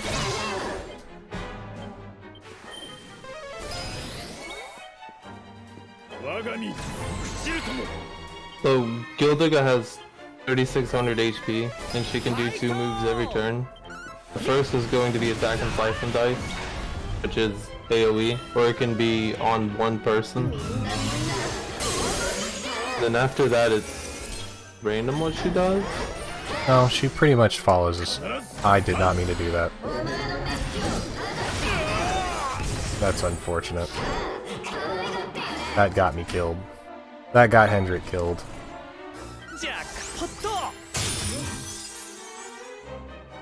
I misinputted.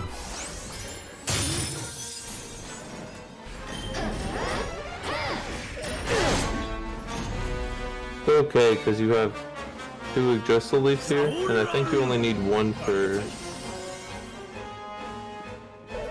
true ending, right? I don't need any leaves. They're just useful to have. Alright, I'm thinking of the do.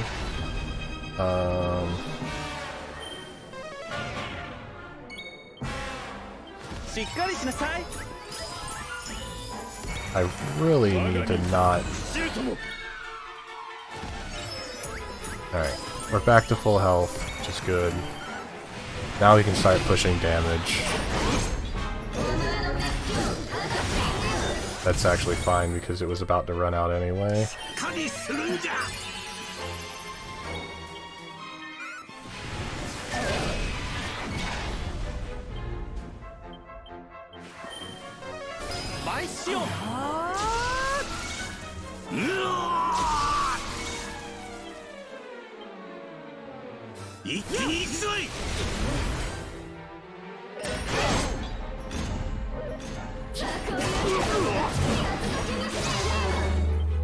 Gildiga being very generous with the slides and dices.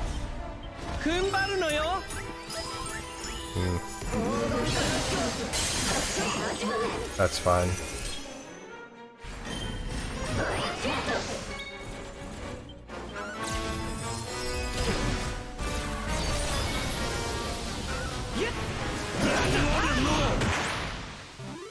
Alright, we made it.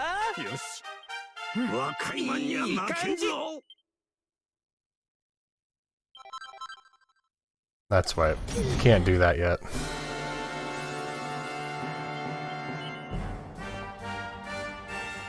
I made a mistake with my inputs, and it cost me a little bit of time there, but for the most part, it was still an okay fight. Alright, so now we're going to do Fun Size Forge for the last time. We're going to make one more weapon, because now we have the money to do so. And we're gonna make a Dragon's Bane. This is a one-handed sword that has dragon multiplier damage. And we're gonna beef up our strongest character.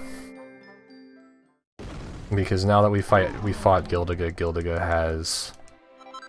Eric has unlocked all of his skill tree. And Eric is kinda busted. Very busted.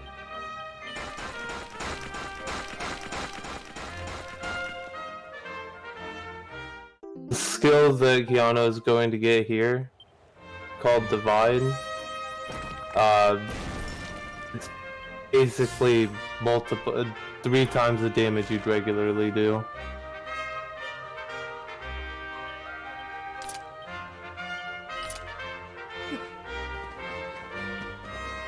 And then we're going to make our way to RRL Serpent. Boss isn't too bad, or it can be really bad. In my PP, I think I possibly had the worst RRL Serpent that you could ever have, and I lost 2 minutes to that fight. Because Eric got paralyzed or got knocked down by his shout every turn.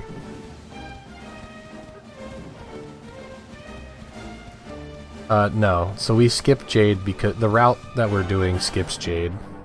But we do get access to Jade again in Act 3. So whenever we do the true ending stuff.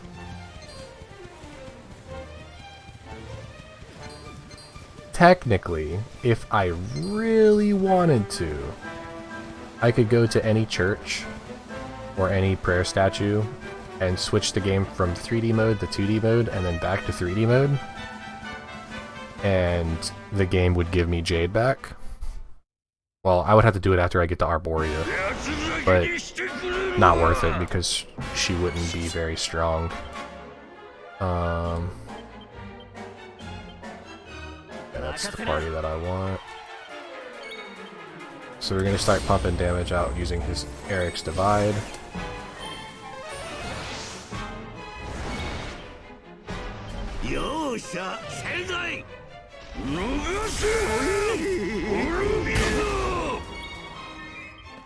Honestly, a really good start. Getting sub turn 1 is always good.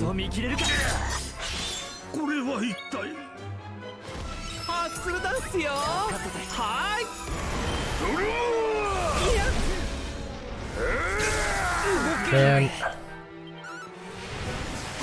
getting hit with another Burning Breath. Alt F. And I don't have any access to it. It'd be okay if it was just Eric, but the only person who can get him out of it is also paralyzed.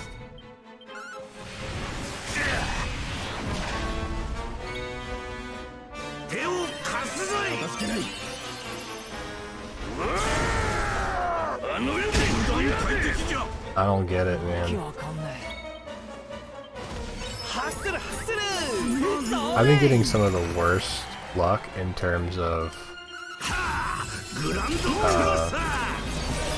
Arboreal Serpents lately. Another paralyzing breath. This is really, really bad.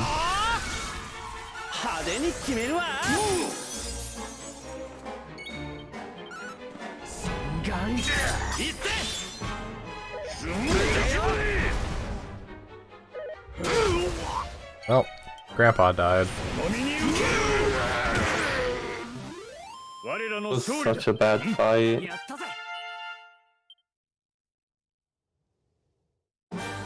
But we managed to make it through. It's true. It was still better than my PB fight. Like, you can end that fight in 3 turns. Like, honestly, you can end it in 3 turns. If he doesn't use Burning Breath. But he used Burning Breath 3 times. And it's super unfortunate.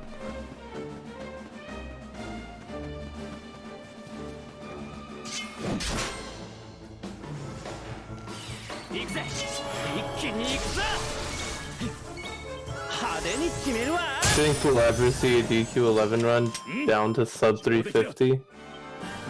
It seems possible. For LRT. for any percent? Yeah, any percent. I mean, 356 is current world record right now. For the late remove time. I think I can save another 5 minutes on that. But it would need insane luck. That's very true. Insane luck, 0 deaths. It would need a lot of stuff, but I think 450, like 451, 452 is pretty much the bottom of it right now. Unless you implemented other skips, like the Sniffelheim skip, that could save a minute. Yeah, but that's also like one of the most precise skips. I was watching that yesterday and just the way it's done is so weird. Jumping on top of a mountain and then just seems very, very finicky. I don't have enough gold.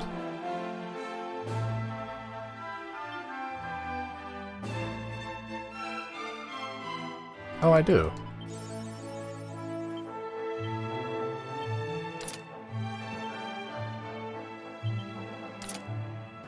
Somehow or another... What am I... Somehow or another, I tried to buy 2 flowing dresses. Wasn't paying attention. Yeah, my bad. 350. 350 is probably the lowest that it'll go. Sorry, I'm a little tired right now. As am I.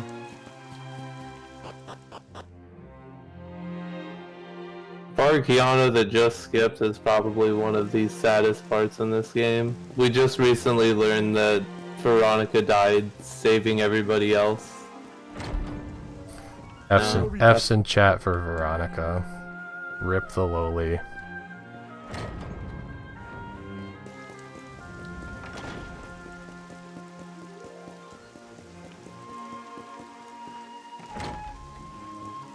But at Yggdrasil's fall,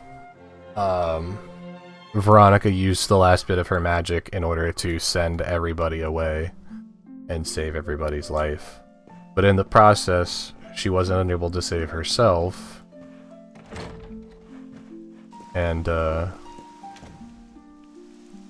now Serena, with her newfound resolve and short hair, now inherits all of Veronica's skills. So now she's a white and black mage.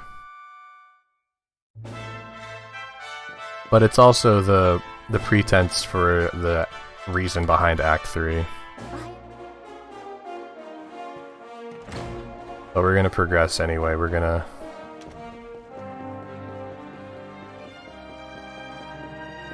Yeah, I guess Grey Mage would be good. Or a Sage. She should be a Red Mage?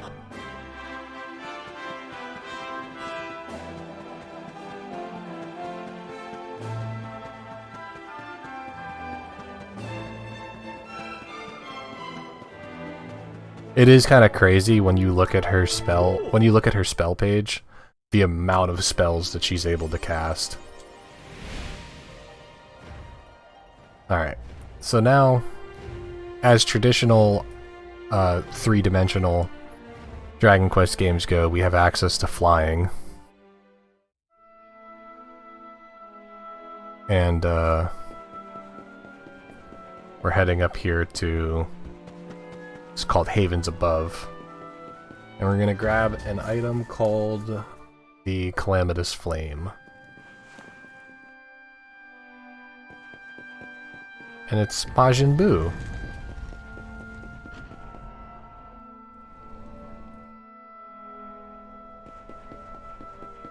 When do the references stop?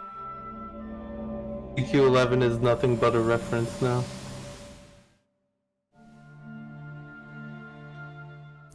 Serena can do good damage if you build her skill tree for spears.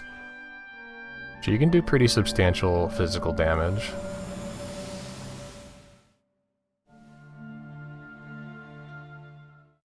Alright, but in order to progress the story, we have to touch all 3 of these Yggdrasil seedlings and get flashbacks of the past and what we have to do next. It's basically telling us what we have to do in order to make another Sword of Light so that we can gain access to the evil guy's secret lair. So, first place that we're going is we're going to Gallopolis City.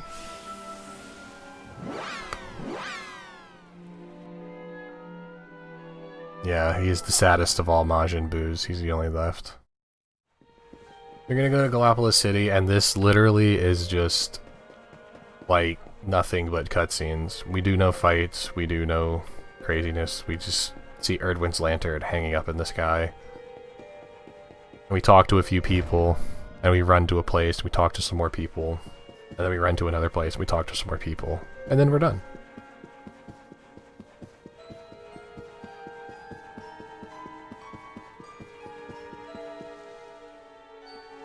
There's not really much anything to say about this segment. It's lots of running.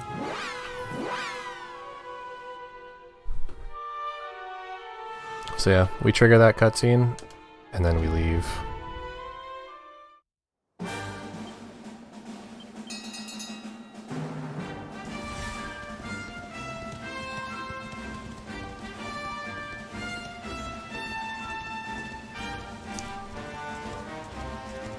And then we run to the next cutscene.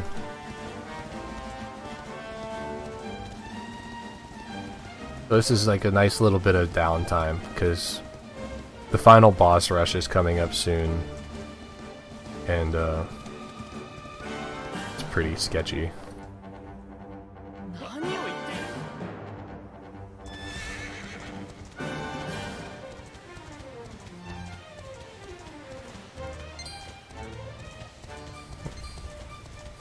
Trying to see Erdwin's lantern, but all I end up seeing is horse butt.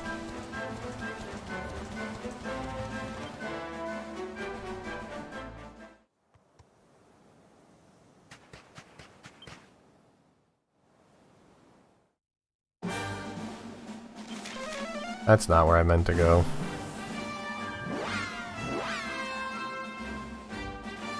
I hit X one too many times. I ended up in the last bastion.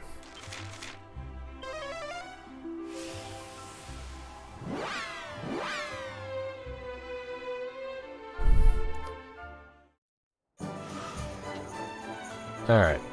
Now that Erdwin's lantern's gone,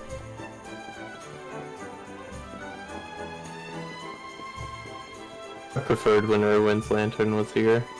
it did look pretty cool around here. Now it just looks even more dry and boring. We head back into the Sultan's palace, we speak to the Sultan. You have to make sure you talk to the Sultan twice, because if you only talk to him once, you don't get the hammer. Talk to him once, and then you talk to him again.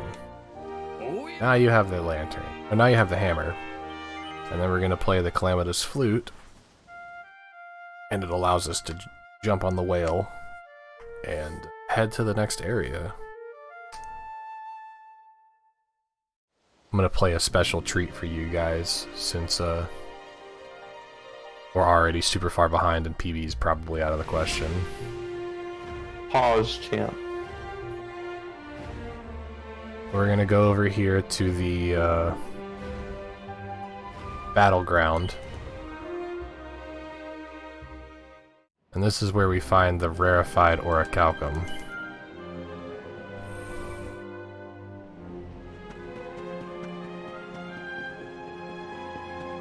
But we're gonna do the boom drop, which is just like a giant jump to nothing.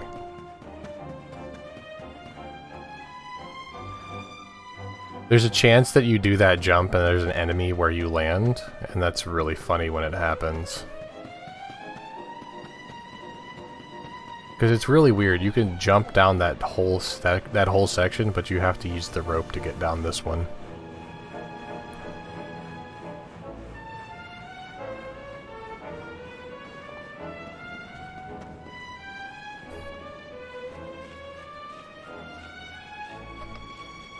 Zero fall damage, by the way.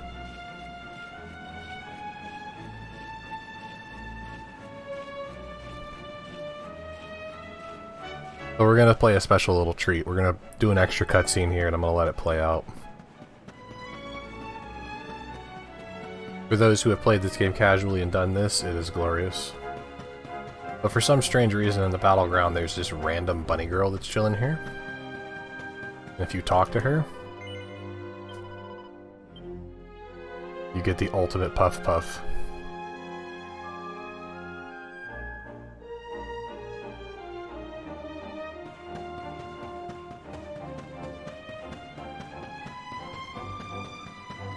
If you go chase her.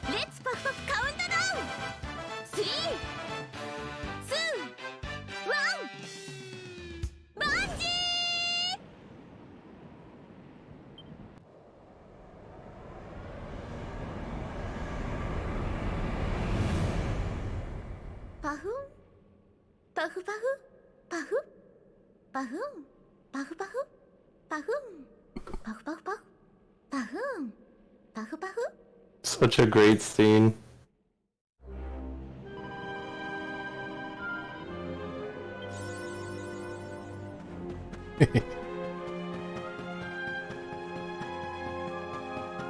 The puff puff of paradise.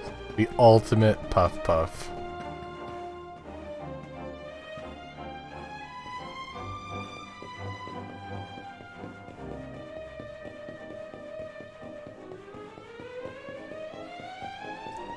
That was an accolade called Puff Puff Pioneer, yes. You get an accolade for witnessing the ultimate puff puff.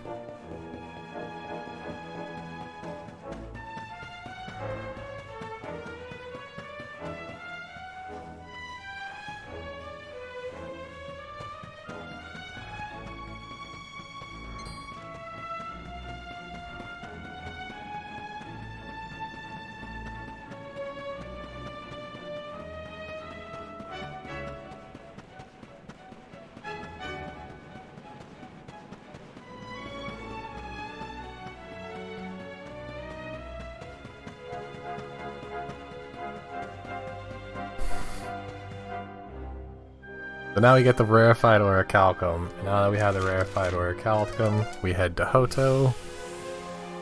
And we do a buttload of stuff in Hoto.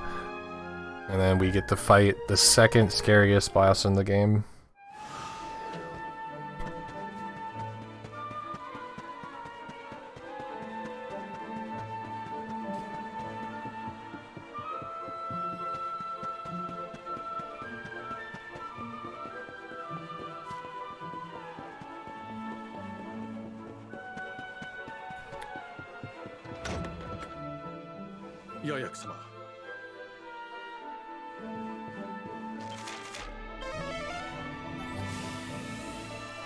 So, We're going to be running back and forth between Hoto, Miko's Shrine, and Mount Fuji. Or is it Fuji? It's Fuji. Yeah, it's Mount Fuji. I'm back and forth between there. We witnessed baby Tatsunaga. We informed the citizens of Hoto about it, and then all of a sudden it's now a full-grown dragon.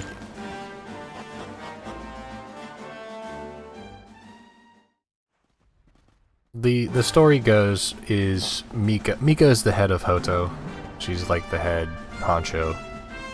And her son was cursed and was transformed into Tatsunaga. And she was trying super hard to get him to revert back and was trying to use the magic mirror. But the magic mirror wasn't strong enough to revert her. So she was trying really hard to not kill him because it was his son, or it's her son. So she was forcing different members of the village to sacrifice themselves to Tatsunaga every once in a while to feed his hunger so that he wouldn't attack the village. But this group of kids, their mother was selected to be the next sacrifice, and they rebelled. And what ends up happening is Tatsunaga gets really hungry and mad and attacks the village and ends up eating his mom. So he doesn't know any better. And, yeah. Then we end up having to kill Tatsunaga.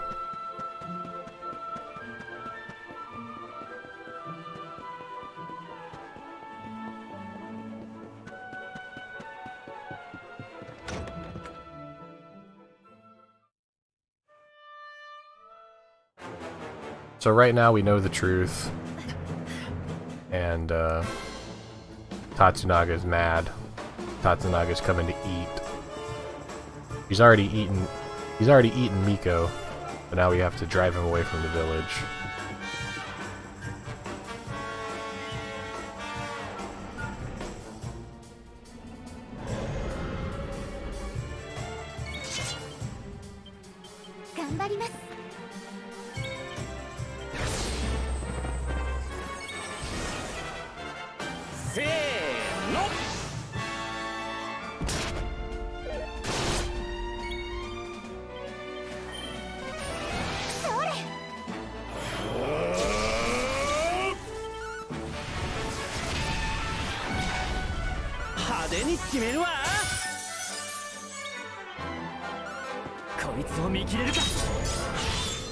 The first fight with him is super easy. It's the second fight that's really sketchy.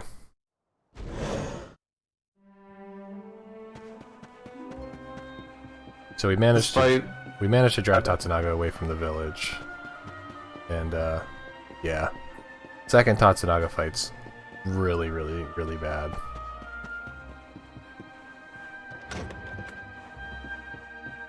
The second fight almost feels like it's free, or it's just not. Honestly, I don't like, even if there is an in between, it Never slower feels than like dying. it. Yeah, this feels super slow.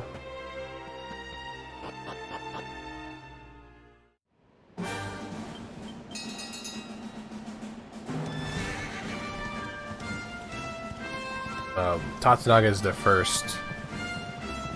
Well, I don't know if it's the first. Yeah, it's the first. It's the first boss that has the ability to use 3 actions per turn. So if Tatsunaga really wants to, Tatsunaga will just kill somebody. And there's nothing you could really do about it. Because not only will Tatsunaga just murder somebody,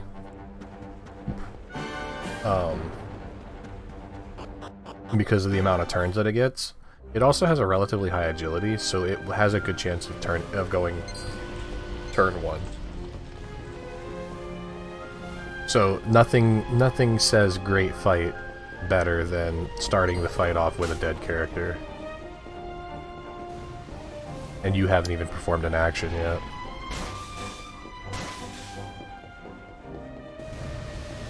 So we're purposely taking damage here.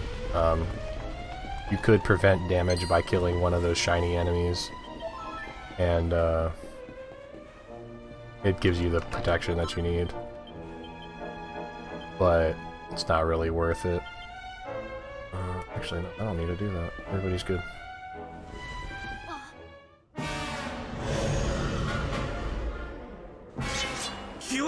So this last lineup, or the last lineup of the game, is basically the one you want to keep for the rest of it, which will be Sylvando, Serena, Rab, Eric. Nice.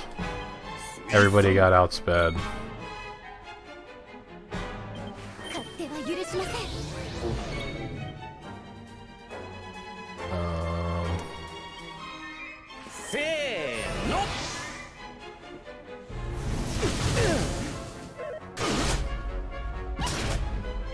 Okay. So Keanu's going to cast Doomful on Eric, try to double up with Hendrik. Those two will be the main damage dealers of the game. We got Sap off turn 1, right? And then Blunt the next. Yeah, and then Blunt will reduce the damage from Tatsunaga. Eric's just going to use Divide and Fatal Slash, Hendrik Unbridled. Nice crit. Just all that. Eric has to stay alive during this fight. Anyone else can die. Prefer Serena. Rab not to. I really need him to stop using desperate attacks.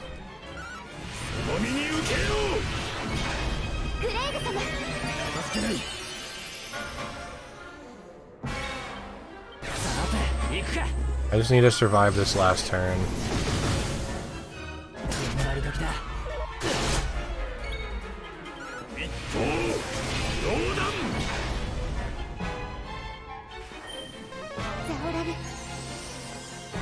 I want Hero to have as much experience as possible. Hendrik dying is fine. Okay.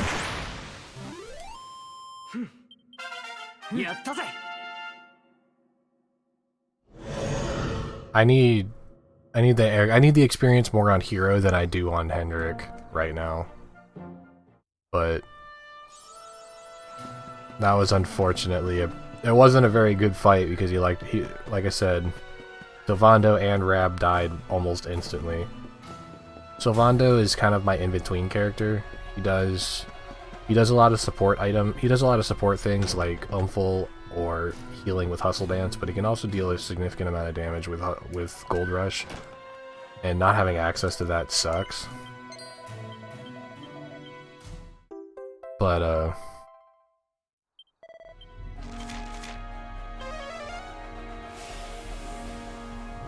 I need more experience on Hero for Act 3 than I do on any other character. So he's by far the most important right now.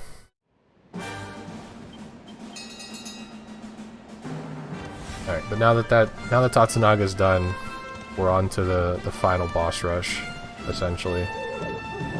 Of any percent at least. So we'll head back up to Mount Fuji, and this time instead of going to the instead of heading to the hidden path, we'll head to the Crucible.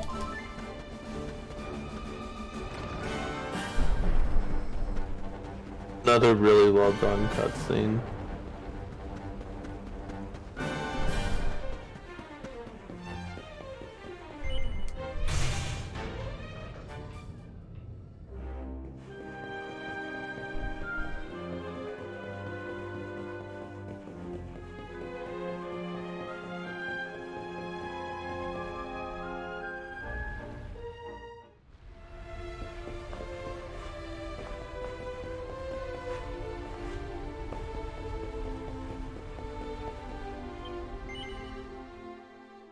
Alright. So now we've made another Sword of Light.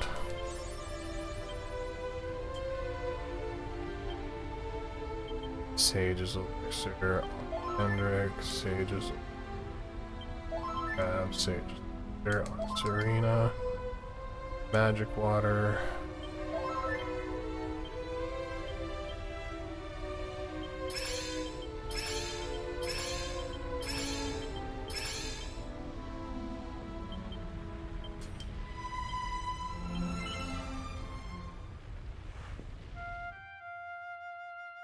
I'll explain all that here in a second, Codes. Really cool. It's kind of funny. This game has been broken a lot. So now we can head to the Fortress of Fear.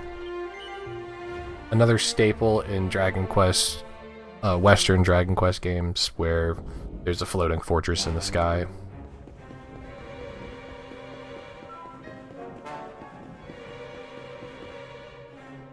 But we're gonna get another fight at Igdignus, and he is another boss that can just really own you if you let him.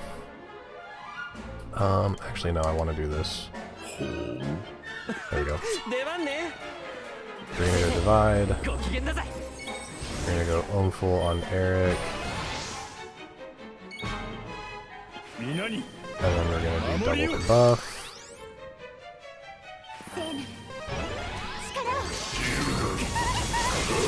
Okay. Or Serena can just take every hit. That's cool too.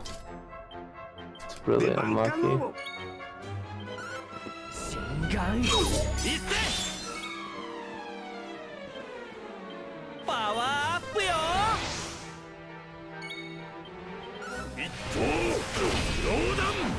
So Indigenous has 3600 HP and he always does 2 active turns. He has this thing called Giga Throw, which can paralyze your entire party. You can also Disruptive Wave, that removes all the buffs applied to your party. We do not want to see those.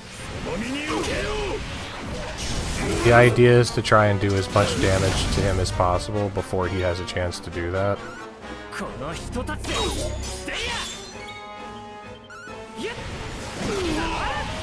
Like that. That was a good fight-ish. A couple of people died. A couple of people died, but it could have been worse.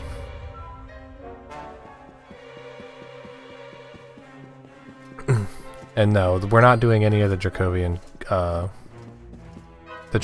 quests.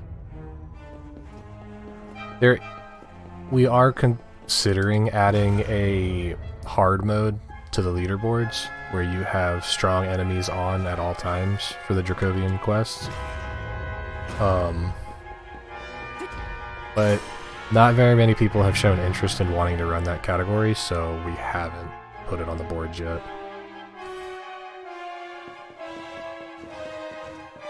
Definitely be cool to see runs of that game, or category.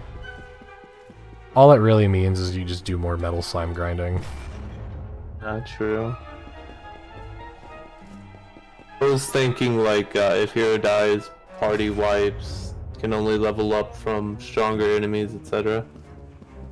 Make it as similar as SMT as possible. Yeah. So underneath the stairs over here is a chest that has a liquid metal jacket. It's a really good defensive item that we're going to use for Eric. Since Eric's our most important party member right now in terms of keeping alive, we'll put it on him. It's the other reason why he's always on the back line. He's the last character in the formation, so that he has the least likely chance of being targeted by a random attack. Like I said, we just want to keep as much damage off of him as possible. Did you put Dragon Scale back on Eric? I didn't see if you did or not. Yeah. Dragon Scale and Strength Ring are both on him. I did that during the encounter, or during the menu where I taught him Fatal Slash. And I made the Dragon's Bane. So right here, it's just a slow process of trying to climb the Fortress of Fear. It's not so bad if you know exactly where you're going, but we just want to run and try and avoid as many encounters as possible. Only take the 2 encounters that we're supposed to take to progress. But it's just, like I said, it's real slow trying to get through everything.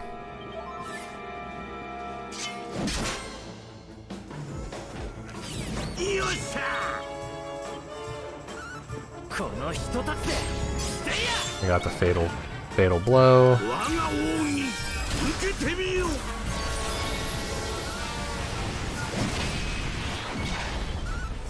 Hero Slash's fatal blow is pretty cool to see when it does happen.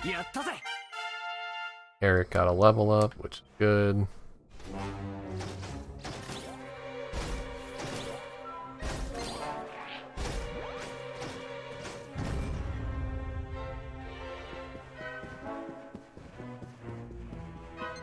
It is.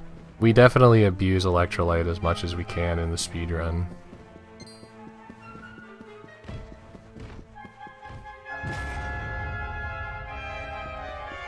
But we're gonna just continue to climb the fortress. There's a couple of these enemy dodges that are kind of interesting, but also kind of dumb at the same time.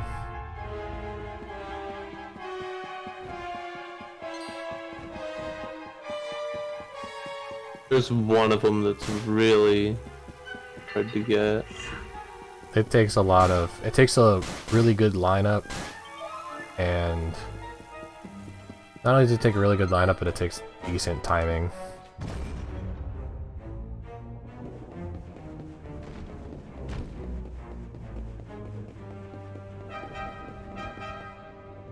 I wouldn't say the game's too easy casually.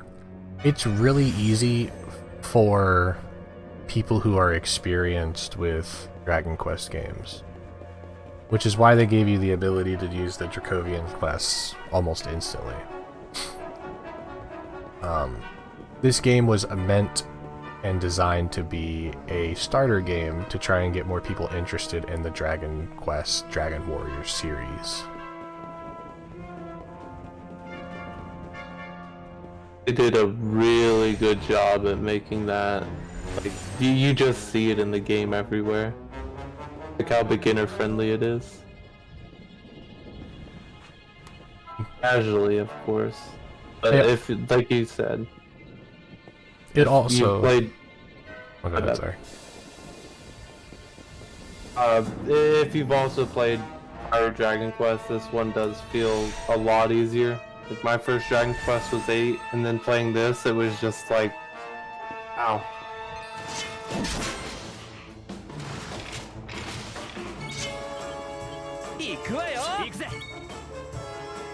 Here we're going to take a skull encounter because skull rider encounter because we need it to advance, climb up the walls, and get to the other 3 buttons that are waiting for us to advance to Jasper 3.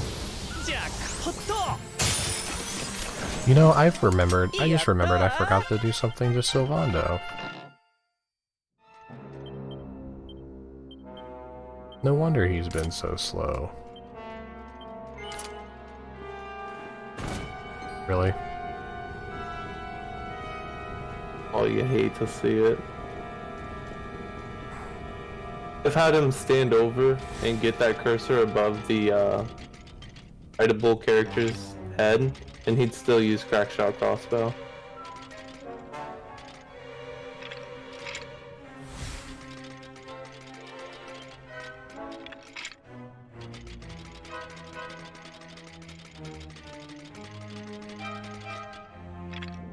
I don't know. I felt the opposite of that, Axis. I found this game to be very Dragon Quest-esque. But it was just an easy version of Dragon Quest.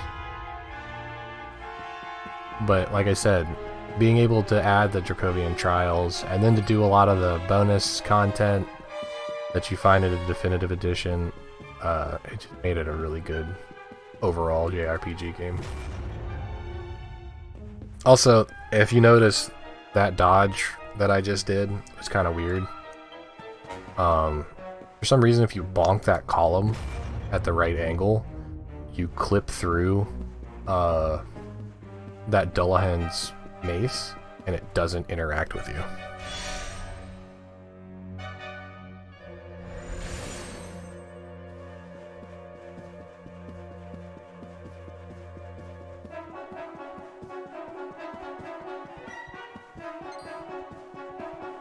Oh, I read your message wrong then. I read that as was. My bad.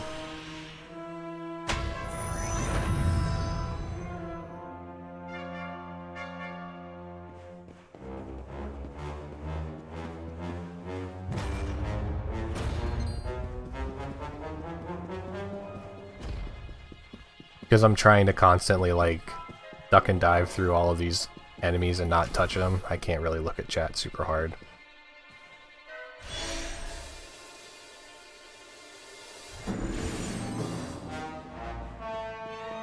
Alright, so we gotta hit these last few buttons.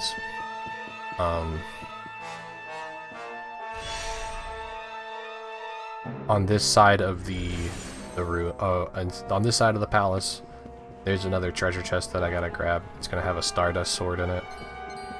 It's the best one-handed sword that I can get at this point in the game, and it is substantially stronger than the Dragon's Bane that Eric is currently equipped with.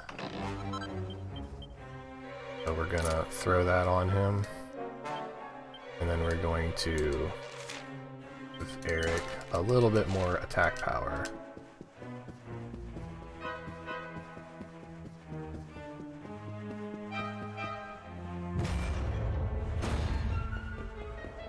Mobile port for DQA was pretty cool. I did get to play that. I have it downloaded on my phone. It wasn't the best, but it wasn't bad either. I was getting ready to say it's but for a mobile port that was really cool. Crashes here and there, but still, wow.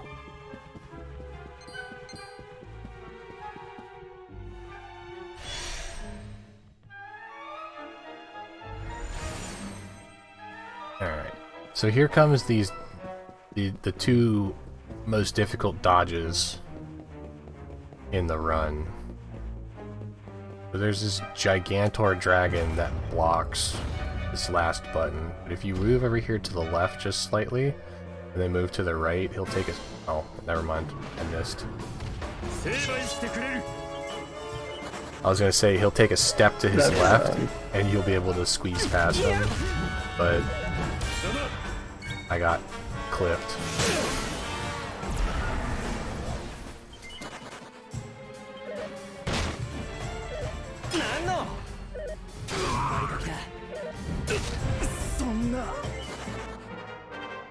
Well, I just gotta survive this last turn.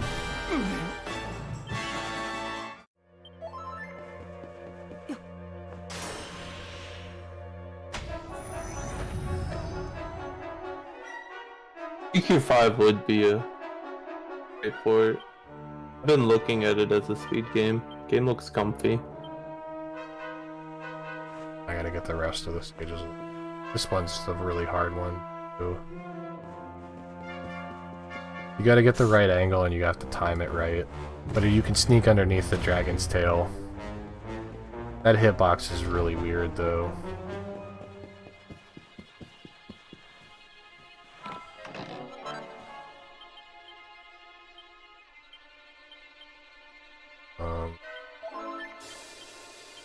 It.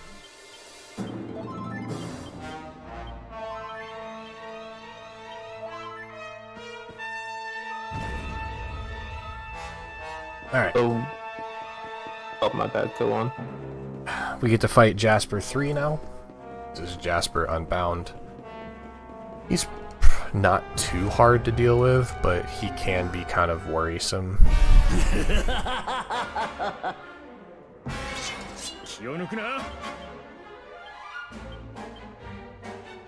That's what I want.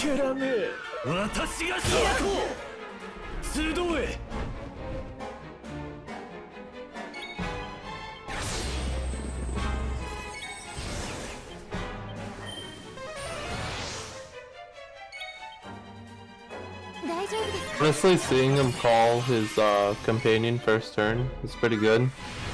Because his first turn is usually Lance of Pure Darkness or Silver Spark, or it can be both. Him summoning an ad here is just favorable. Nice Kaishin. That was a very nice Kaishin.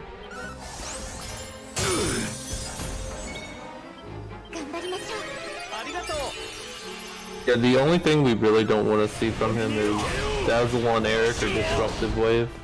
That's about it.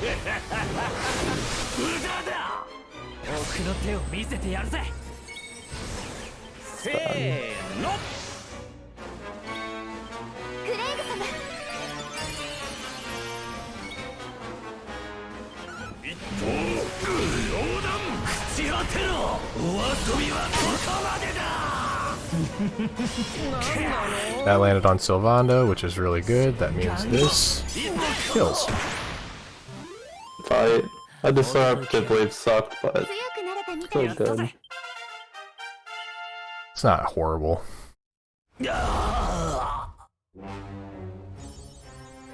Getting that dragon encounter really lost me some time.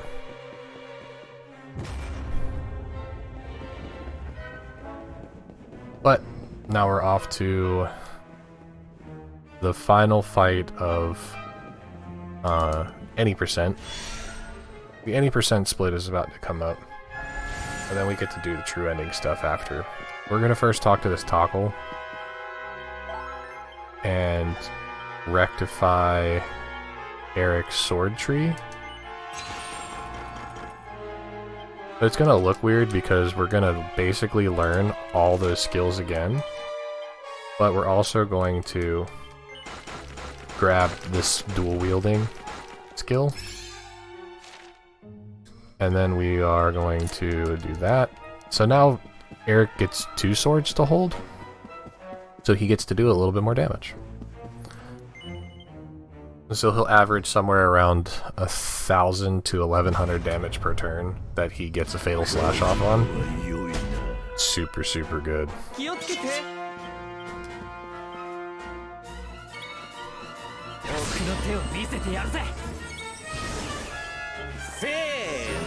If I'm not mistaken, Lord of Shadows is one of the most trivial fights in the game. I want to go for the blunt here. He has 6,000 HP. He does 2 actions on odd turns, 1 action on even turns. That's unfortunate. Oh, I got the parry though. That's good. Sylvando said, "No, you're not killing me today." Nice Kaishin. I guess we're just gonna go for sap now.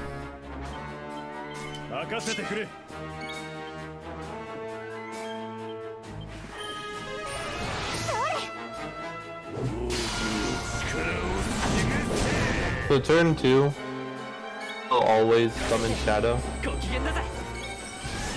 We want to take Shadow out as quickly as possible because having him up is just asking for you to die.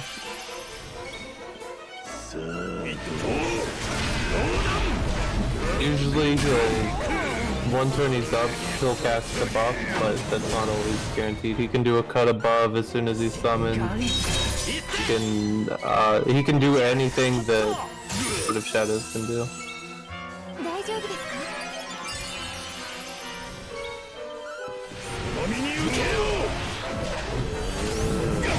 Perfect target. Wow. Did he just parry the other 2? No, he just parried the... I didn't divide. Because he was so close to dying, it was just a base Fatal Slash. This is what I want the fight party to be. So we're gonna divide. I don't want Rab to die here.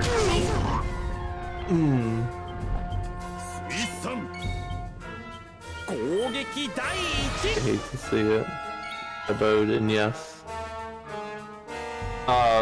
There's a mechanic in this first and second phase. You want to explain that? Because I gotta pay attention to what I'm doing. yeah, we'll explain it later then.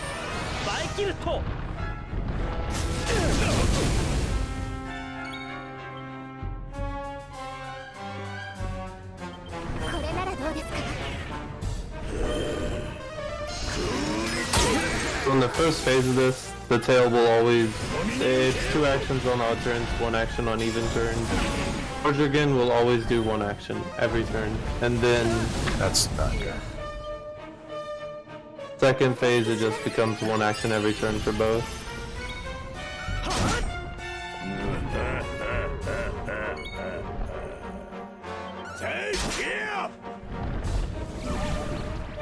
I need to get Sylvando back up before I push phase. Oh.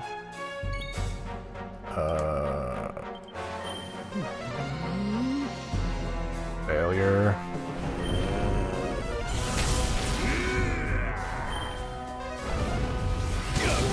Oh, this is really not good.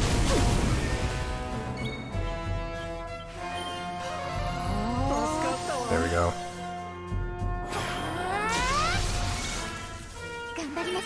I need to get Hendrik back up now. This is very scary.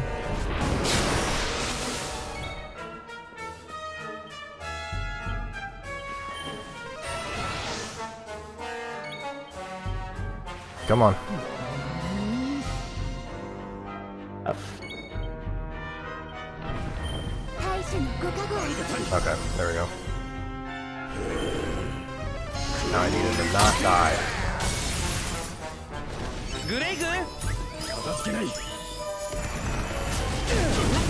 Where am I at in damage? Dude, can we stop? Can we stop right now? Alright, whatever. I'm just gonna do it like this.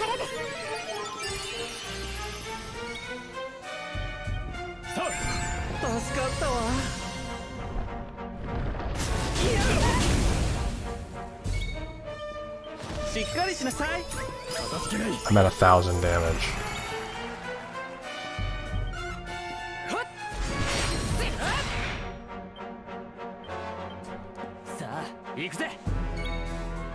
Okay, so normally you'd want to get as close as you can to 1500 because after you output 1500 damage, you'll go into the next phase. However, if we use Eric here to divide and fatal slash, that damage will carry over for phase 3. So ideally it happens to both phases. I also I didn't have my doppelgangers up, which is weird.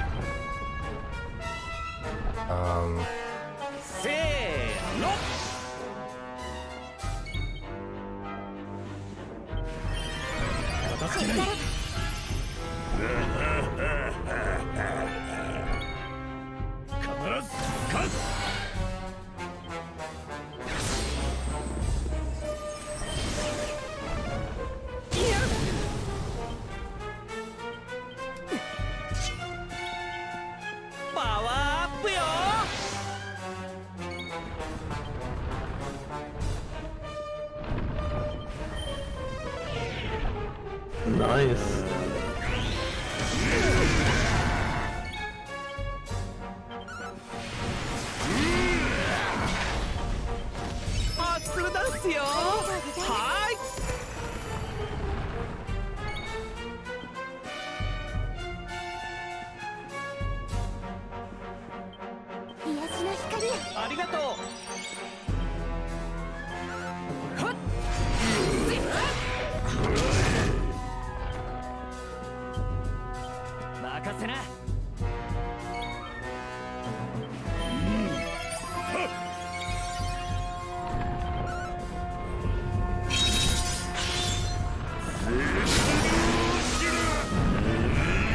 Alright, so now we push him into his final phase. He ate Hendrik, which is good.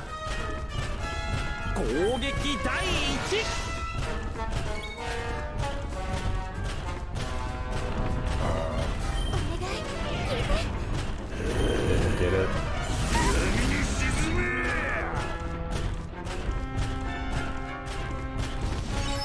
Just go ahead and top everybody else off.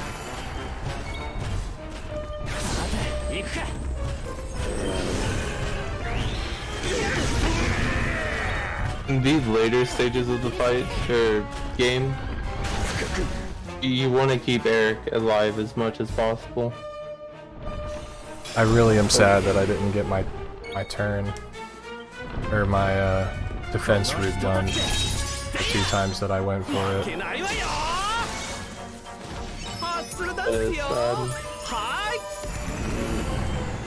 Because now they're gonna start doing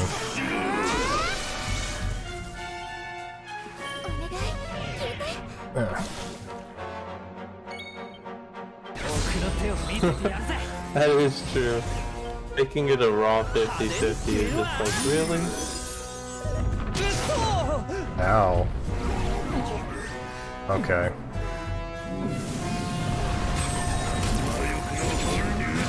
Well, this is really, really bad.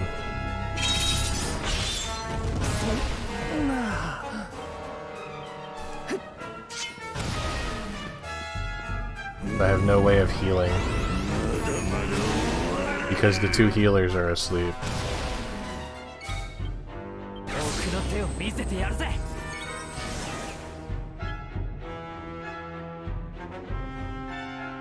I think I need to prioritize Eric here. Oh, now that Serena's awake.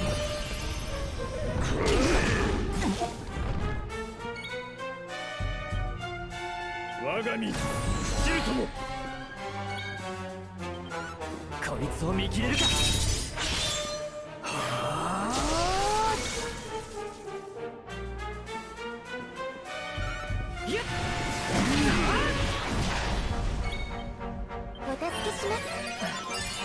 we're fine.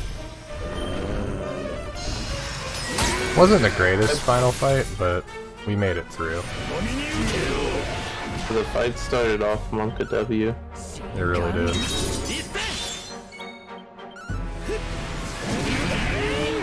And that's GG for any percent.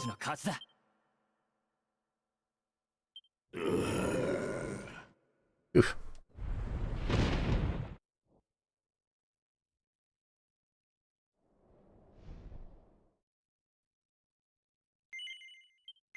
Sub 430 RTA too. Very nice. Mm-hmm.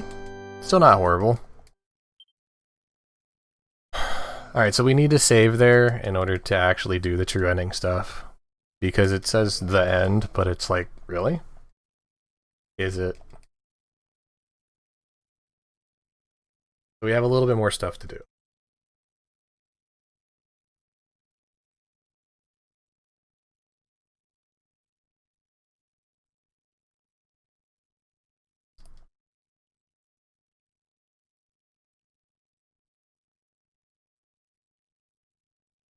Alright.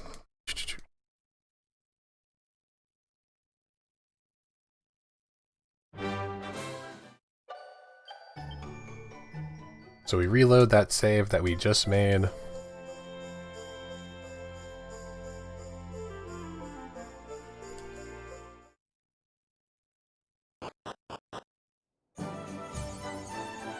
So this is going to be a little funny. So we're going to run up here to this one house in the top right corner of the game. Or this area rather. And we're going to grab an item out of this chest over here called the Elven Elixir.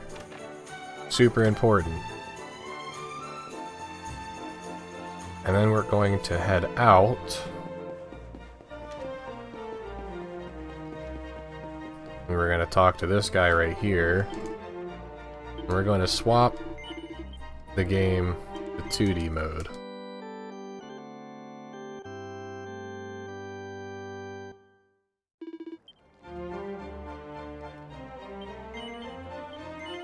This is a very tactical 2D mode swap. Because this 2D mode swap does three things.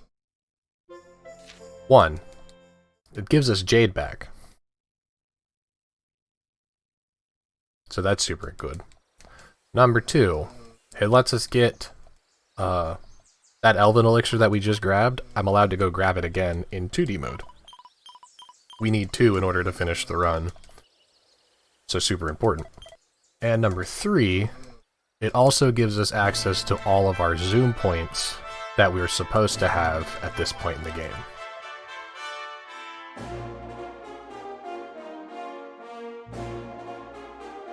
The game wasn't programmed super well in terms of swapping between 2D and 3D mode. Whenever you swap from 3D to 2D and then back to 3D, the game's like, well, you're at this point in the game, So that means you have to have all of this stuff, right? And even if you don't have all of that stuff, the game's like, well, you know what? Here, have this stuff that you didn't have, but now you do. And that is characters, zoom points, things of that nature. Key items, certain key items, things like that.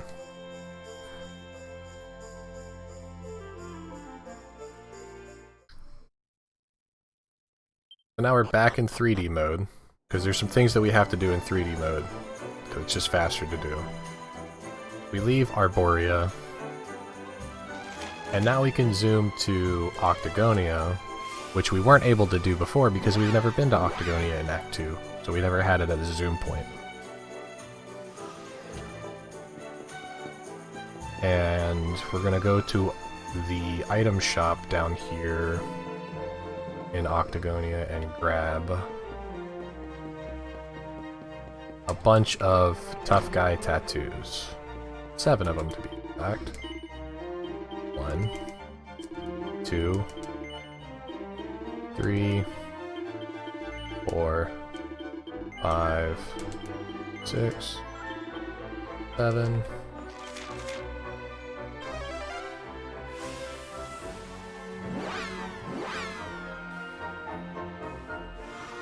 And after that, we're gonna leave Octagonia.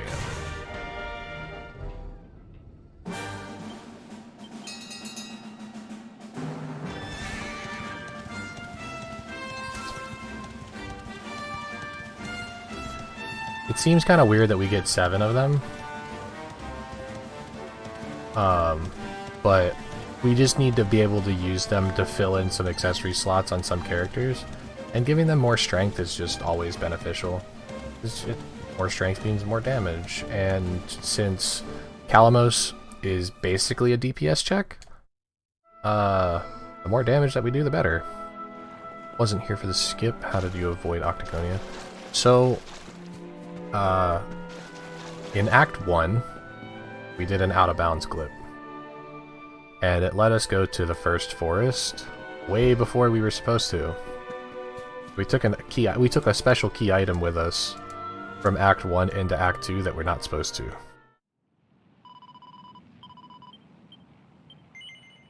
And that is the main thing that gives us the ability to skip Octagonia and Jade in Act 2. So now that we picked up the Cog of Time, we're going to go to the Tower of Time, which is right over here, conveniently.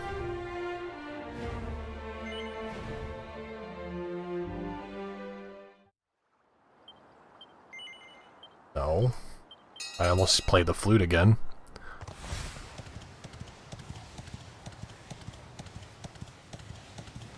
Nope.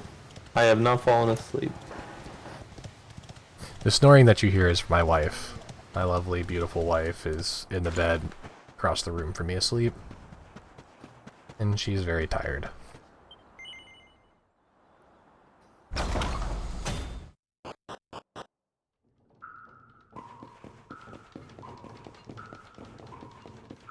So now we're in the Tower of Lost Time. Another one of those just climb the tower as quick as possible type things till you get to the top.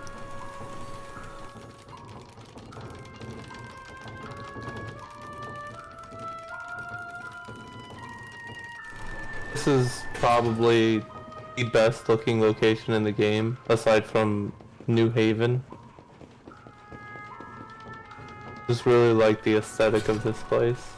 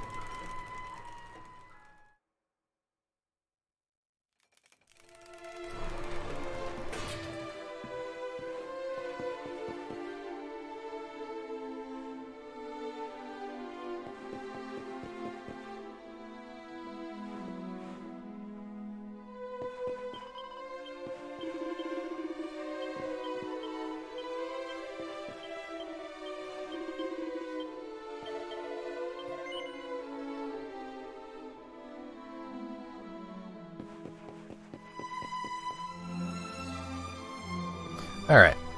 So, basically, that was just my friends pleading with me to not go back in time, because if I go back in time, in this universe, I disappear. But I go to an alternate universe, so who cares? And now I have this really big, ugly sword. So there's one other bad side effect of doing the out-of-bounds skip to get to the first forest early. The way that the game tells us what level to revert all of our party back to at this point in the game is when you turn in all of the orbs to the priest, the game takes a picture of your party. And then whenever you enter the Act 3, the game uses that picture to revert your party. But because we skipped giving the orbs, the game never took a picture, so the game defaults all of your characters to level 1.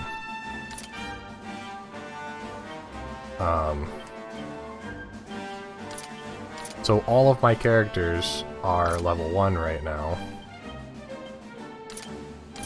And,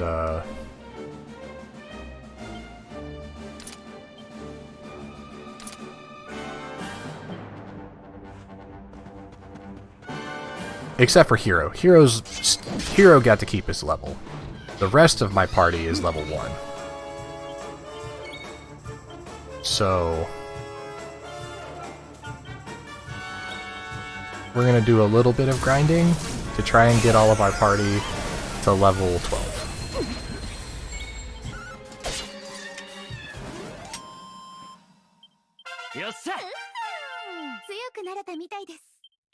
So everybody went from level 1 to level 9 on that one encounter.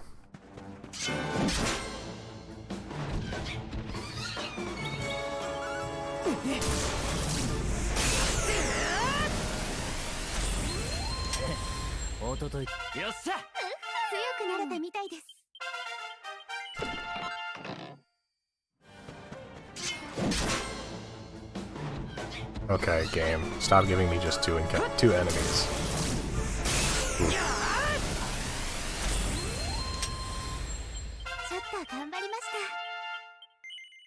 We need one more. To not be... There we go. A little better. Okay.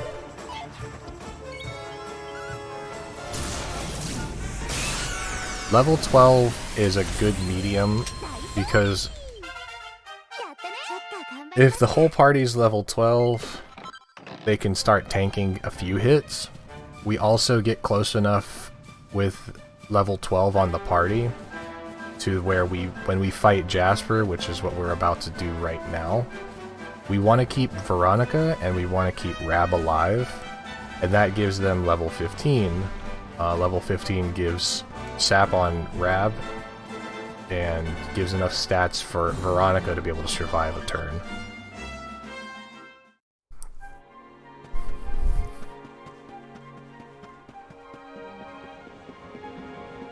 Basically, nobody is useful except for Hero.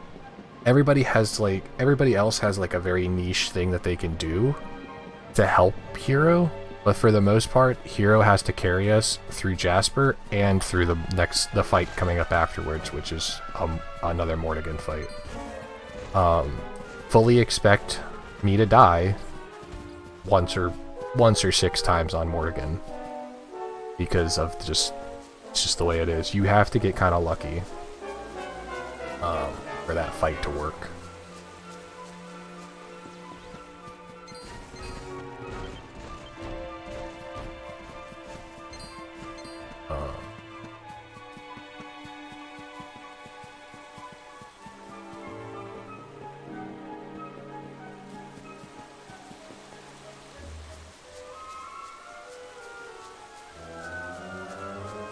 Oh, I gotta do an equipment swap. I just remembered.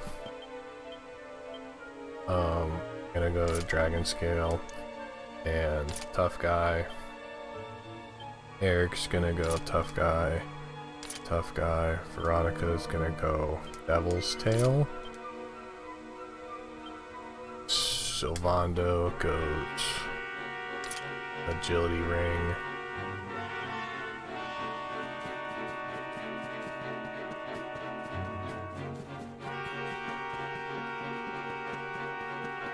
So what are the stats given from Tough Guy Tattoo? Tough Guy Tattoo gives strength, 8 strength points. So it's a better version of Strength Ring.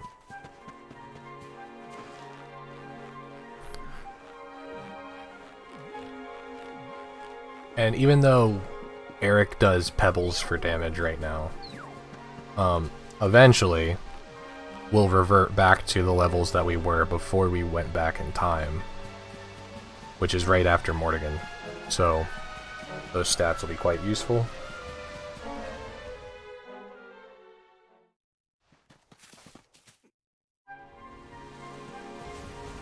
No, we do get our Act 2 stuff back, but it's after the Mortigan fight.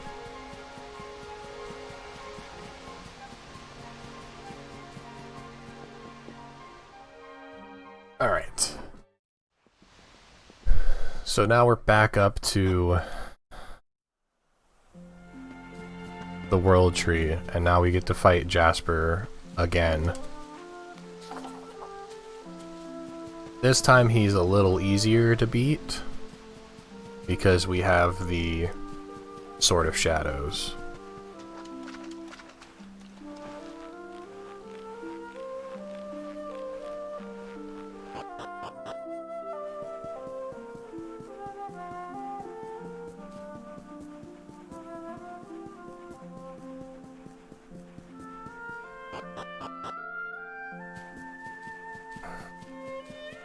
This fight can go bad, depending on Jasper's targeting. But we're gonna try really hard to keep everybody alive. So we want to put this, this, and that.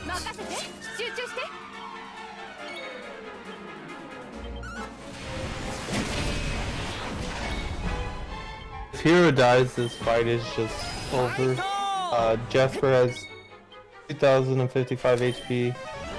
Actions every turn. We're going to buff Hero to help keep him alive, Room Hero to give him damage, and Unbridled for damage. Muriel if necessary. But it can either just go really bad or really good. I don't think I've seen an in-between of this, but I could be wrong. Okay, that's bad.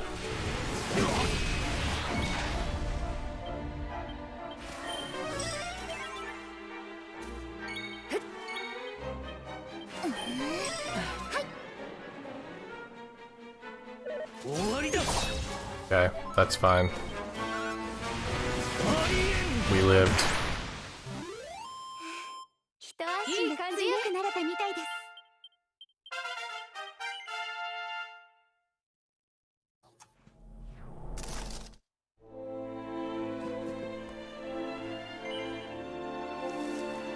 Alright, so now we have the Super Sword of Light.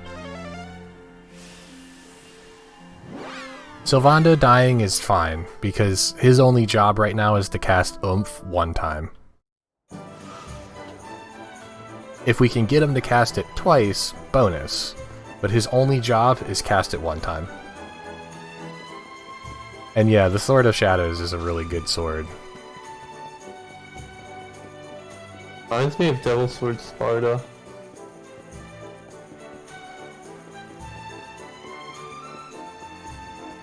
So coming up now is the Mortigan fight. And, this fight is really hard.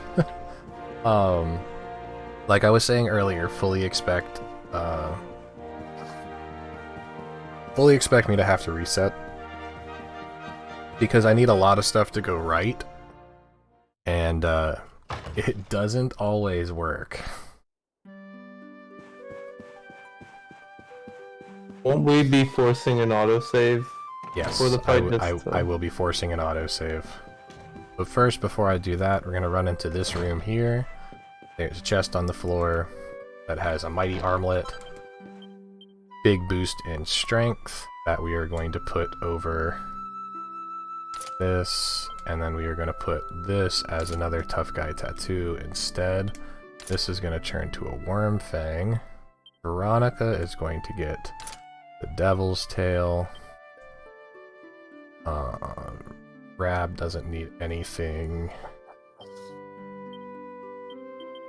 Yeah, we're good.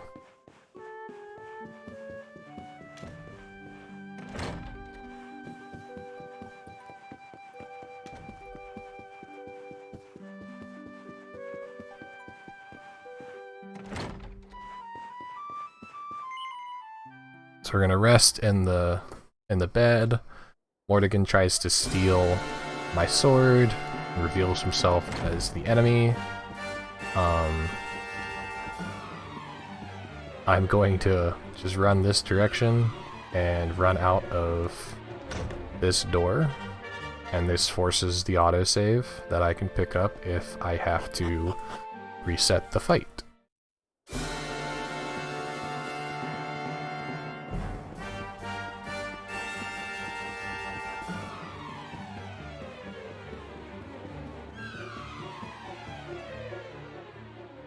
Alright, here we go.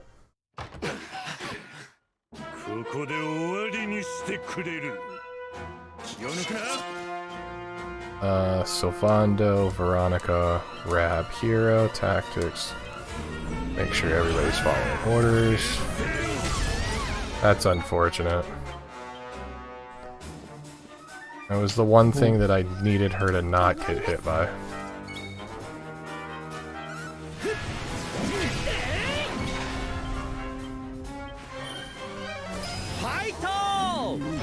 Kabuff is good.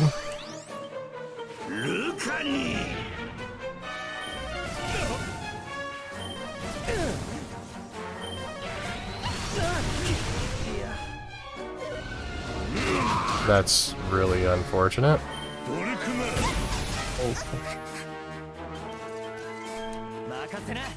think this is probably going to be a reset unless Hendrik starts throwing out massive kabuffs. Not kabuffs, but forbearances here.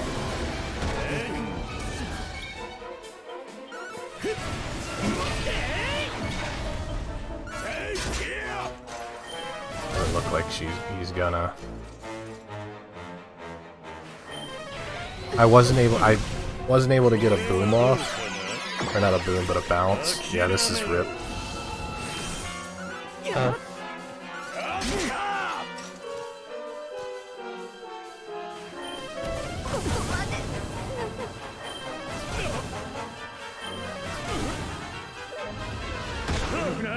Oh, maybe? No. Unfortunate.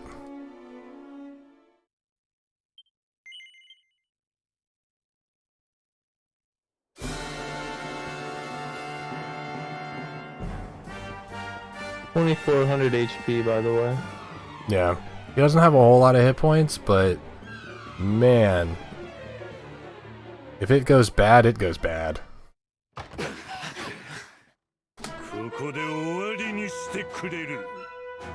But we try again.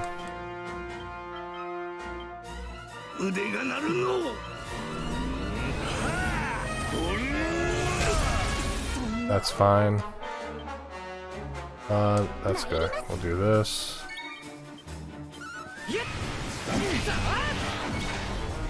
We're gonna go for the bounce. And then sap.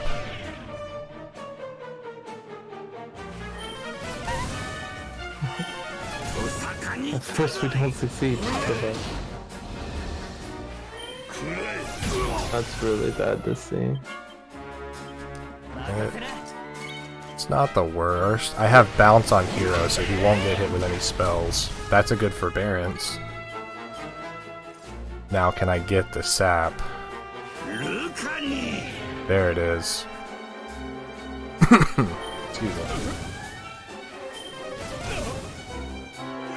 Hendrik is just gonna tank all of the damage now.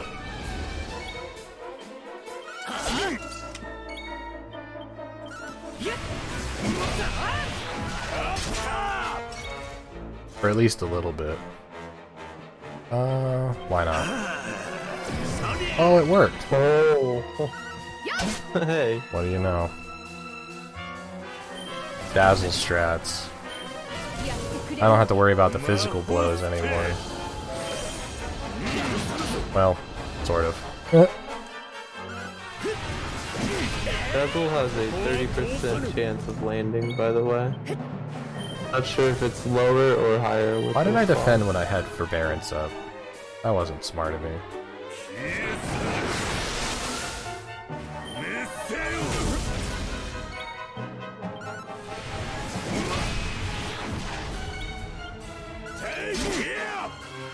I think I need one more Unbridled Blade.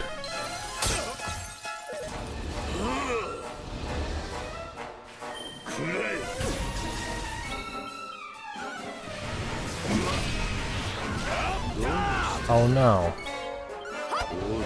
Okay.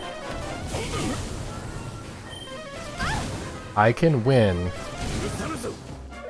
if I get a turn. Oh. Okay. We got him. That was just a little bit manga-ass. All that matters is getting past that fight. Yeah. Little sketchy, but we did it.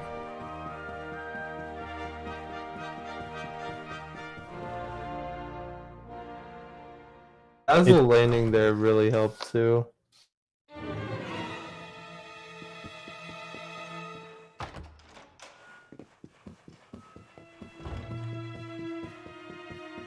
Earth try. Well, here's the funny thing, right? That was second try, Morrigan. Don't be surprised, because I have to, when I fight Calamos, which is coming up right after this last grind section that I'm about to do, the fight against Calamos is scripted, and I'm air quoting scripted, in terms of what I do is scripted. I need, if I can get through the first 3 turns, that's the goal of the Morrigan, of the Calamos fight. I have to get through the first 3 turns. If I can get through the first 3 turns, I win. Otherwise, it's a reset. If I can't make it past the first 3 turns.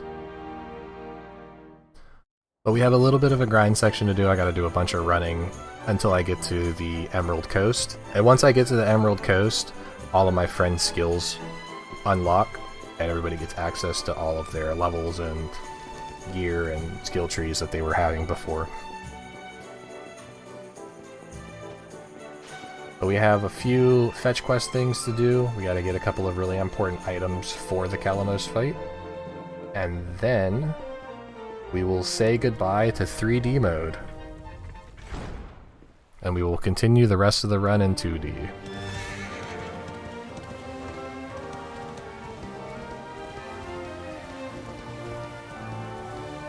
Yeah, she doesn't get Veronica's magic, but she does get all of the all of those skill points back. She gets her whatever level she was at before.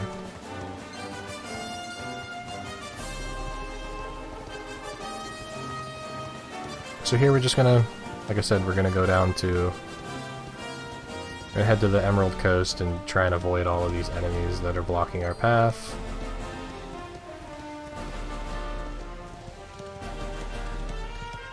So, some neat little lore with this speedrun is, the only 2 people to have a sub 4, both sub 4s, no time remover achieved during true ending runs, followed by a sub 5 in true ending. I don't know, just something pretty cool to think about. To be fair, there's really only 2 runners of this game. True. Well, 3 that are consistently doing runs of the game. And Anem hasn't done true ending stuff yet. He's still learning any percent. But be that as it may, we're in Heavens Above again. Heavens Above looks a little bit different because it's not all broken down. You got that really cool Buddha statue or whatever chilling up there.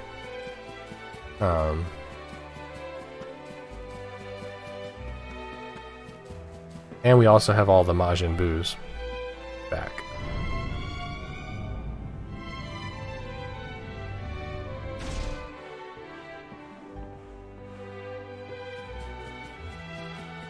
We're gonna run up here to the western platform, and we're going to talk to the Ultimate Boo, the Grand Master Boo.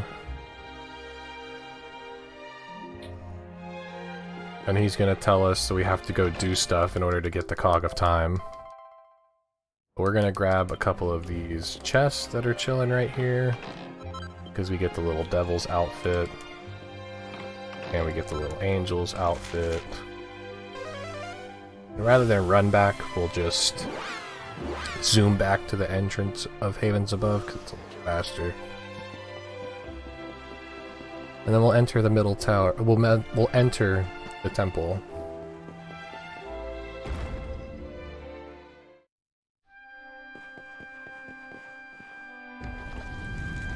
Where we can get the... Oh, I gotta talk to this guy. We get the flame again. Oh, where am I going?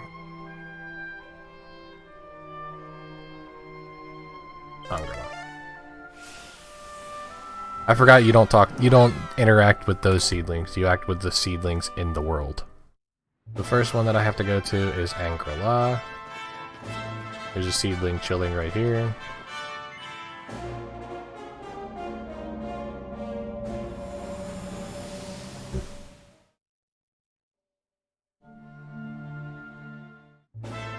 And then from here, we hop on our big whale. And we head in the direction of battlefields. And there's another seedling over there.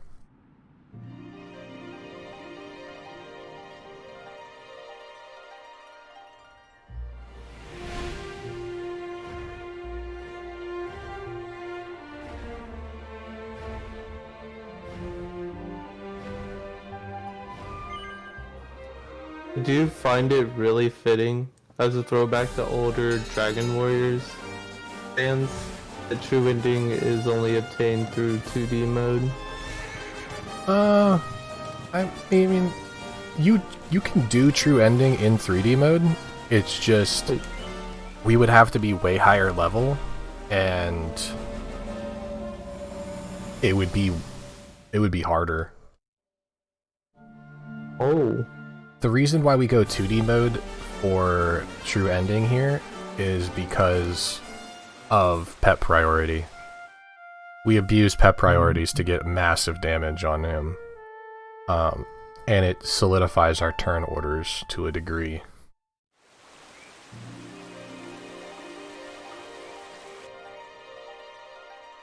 Because now that we have Veronica back, Veronica is actually the biggest source of damage that we can get. Because if she and Serena are pepped at the same time, she gets access to Mighty Magic Burst, which expends all of the MP for both Veronica and Serena, but depending on how much MP they use, or they have at the time, it scales via damage, and you can do upwards of 2,500 damage per turn with that one skill.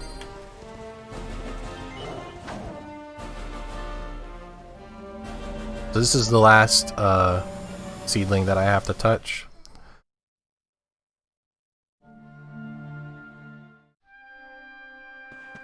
And then I gotta touch this fake tree a few times.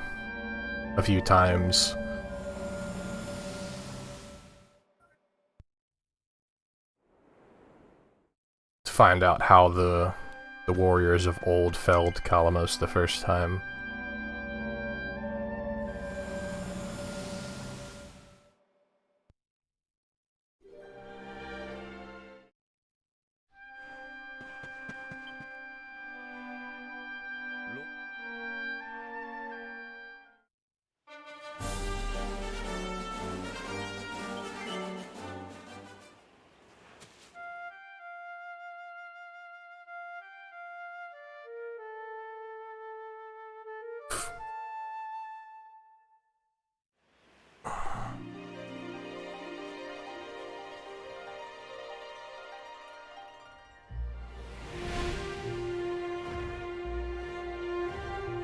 I don't know why I did it this way. I should have just zoomed to Havens above. But, whatever. Whale's better than DQ8 bird. Changed my mind. Agreed.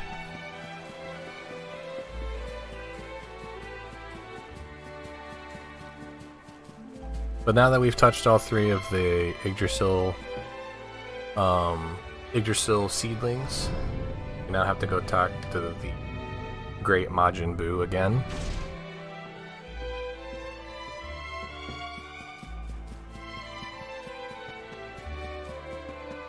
And after we talk to the Great Majin Buu, we now know how to unlock Super Cetacea. And by doing so, we can fight Calamos.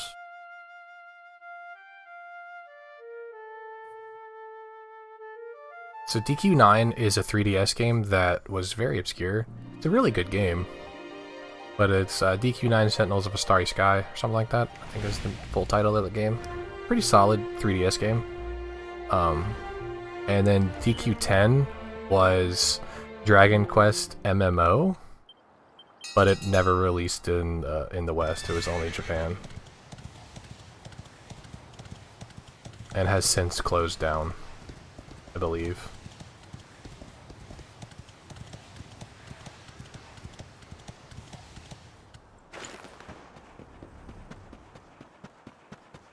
Japan only. Sag. Pepe hands. I would have loved to have seen how it played. I mean, I can still find out, but I'd love to play it myself too.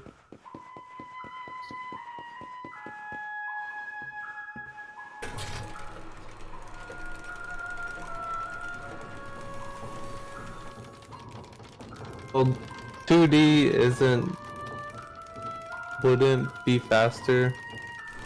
It's only faster in certain situations. Yeah. It's only faster in certain situations because in 3D mode you can skip every random encounter, whereas in 2D mode it's all random encounters. So just that alone is not worth it.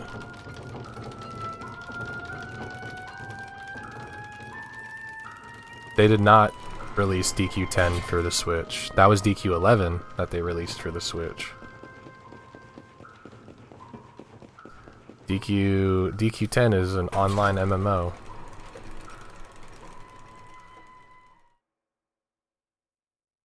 Has a cloud version?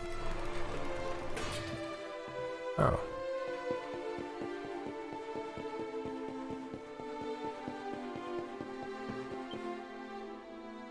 We talked to the blob. We learned that the blob is Serenica, and now we have Super Cetacea. So from here we go to Heliodor downtown. We have a few more fetch quest things to do before we can progress.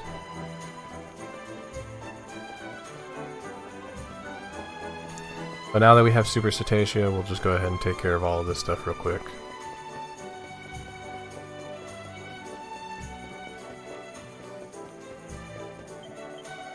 So we talked to Mistress Bev.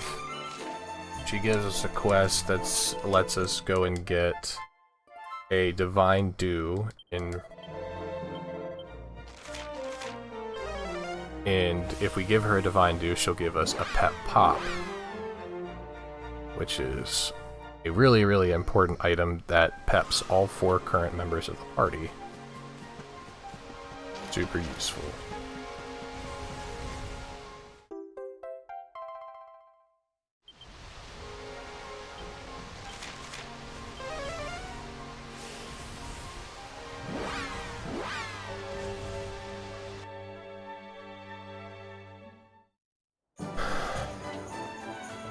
So, we grab the Divine Dew, we head back to downtown Heliodor.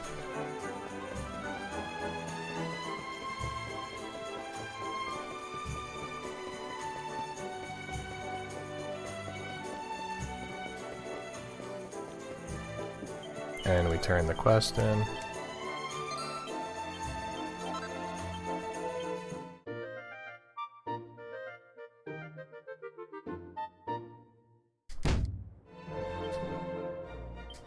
Alright, and then we do Cruiserang on you. Super Sword of Light on you. Heliodor Shield.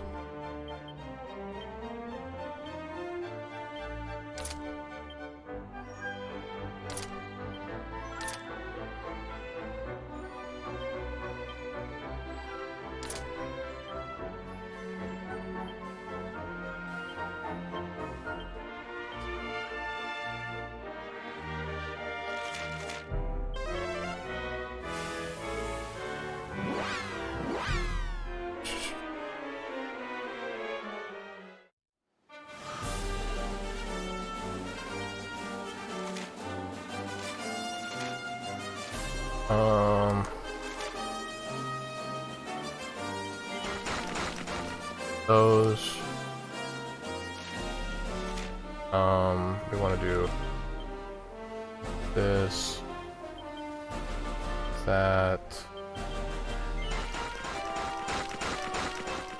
So when, well, I mean, you gotta focus for this, but after, when did the game realize that we were supposed to have our original stats back? After the Morrigan fight, we went to the Emerald Coast. And after we went to the Emerald Coast, that's when it gave it back to us. Let's see. Here we want...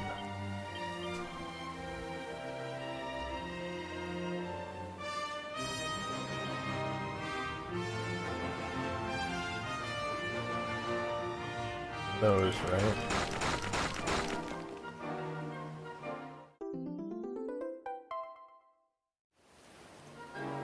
This is a really big menu. Everybody learns a lot here. Most of it's old skills that we just have to reapply.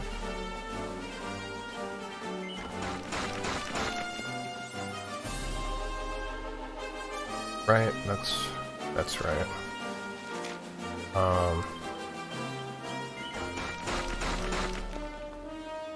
That.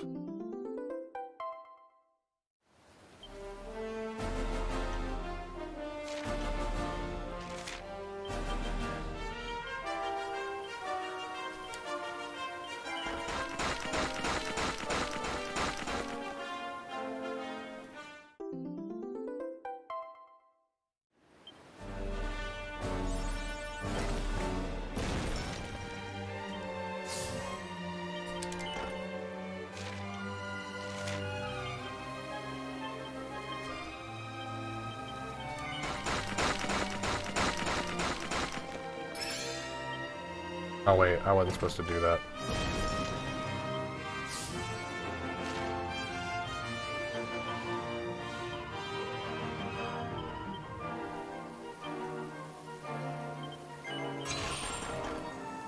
Derp.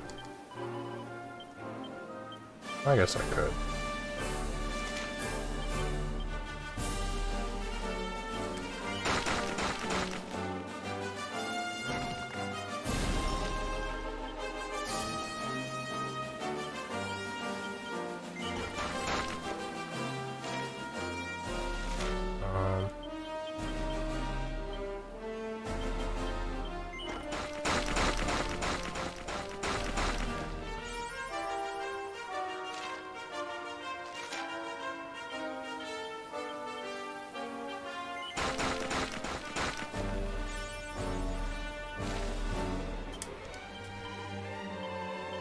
It's technically faster to do this in 2D mode, but I'm more comfortable with doing it 3D. So again, it's kind of just whatever your comfort level is.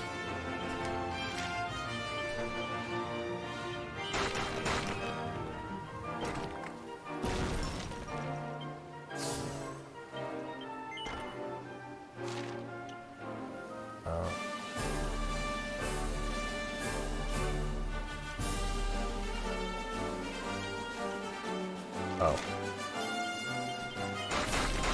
Forgot those. Alright, say goodbye to 3D mode. Yeah, I mean, boo.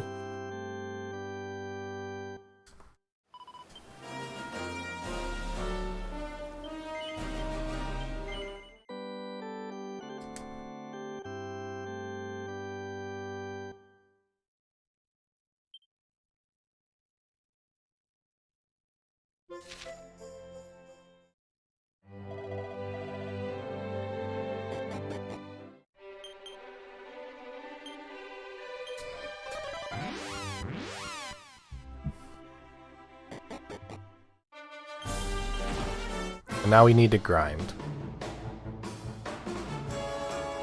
Line of More group. defending, So more on- stacking top.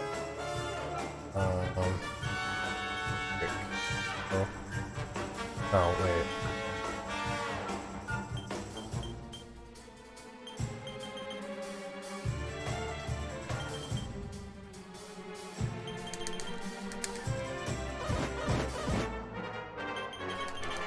Oops.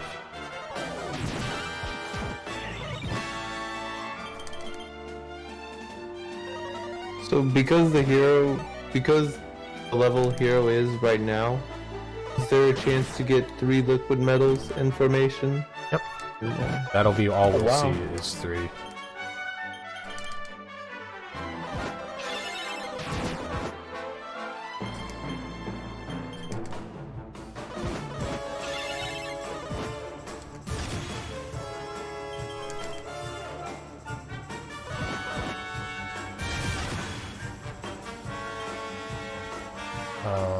Rab, Arena, Hero, Silvando.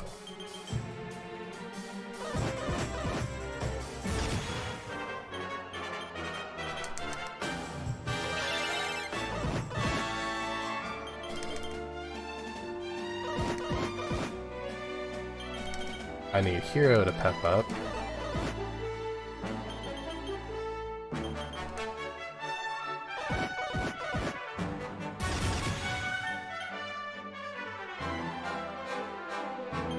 It's Ascension.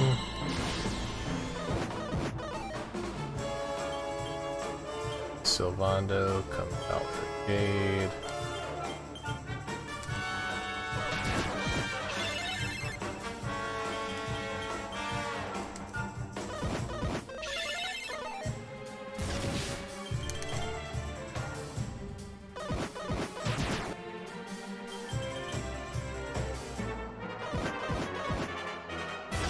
I assume we can still see Hunter Max, or is it just Yeah, no, LMS we now? can definitely see their Mac. Oh, Sag.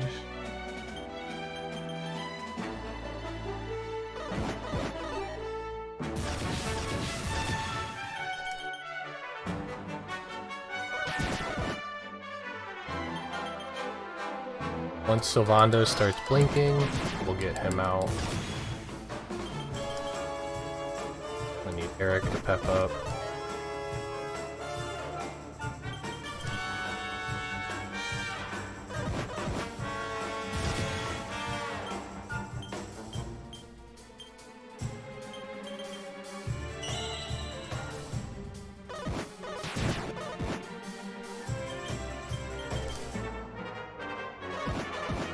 Oh no.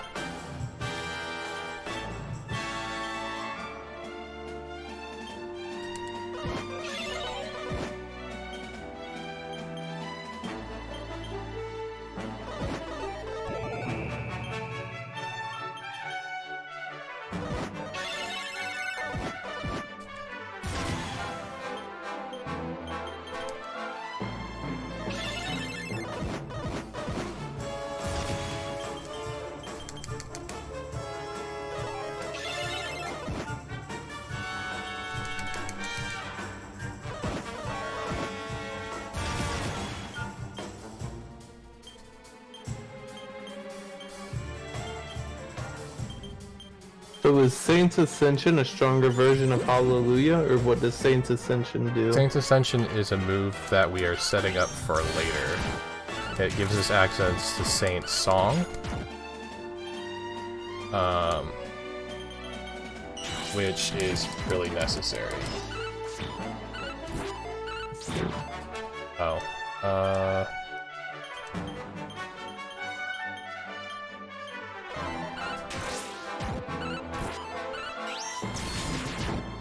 Okay, we got all 3. Very nice.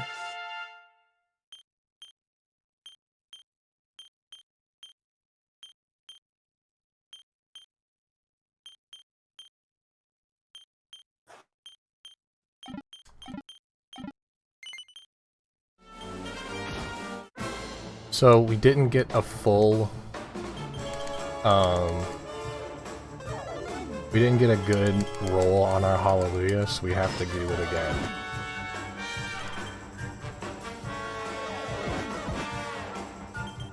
That was only like a 2.2 that we rolled. But Saint's Song is basically a multi-heal that also removes status afflictions, and we need that for Kalamos.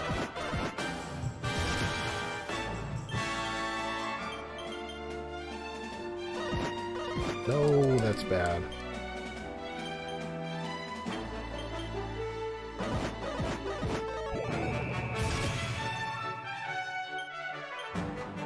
Have you missed a single zing yet? I mean, I've only tried twice. I mean, throughout the course of the entire run. Oh yeah, I've missed a whole bunch. Sure, I feel like you've landed at least 80% of them.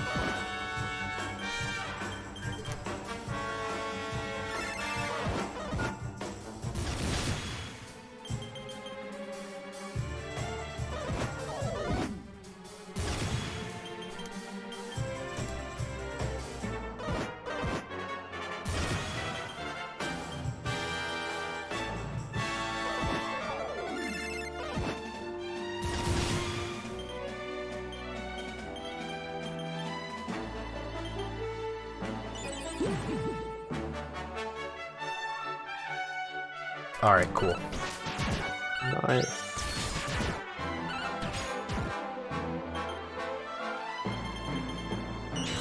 Got all three as well.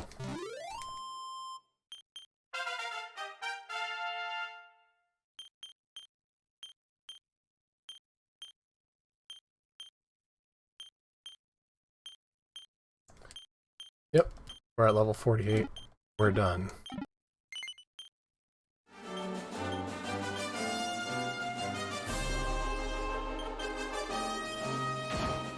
We just have to do one last thing. Oh, and it's perfect. We only got one enemy. We have to finish farming Pep on all of the characters one last time. Because we need everybody, all 8 of our characters, to be full Pep for Kalamos.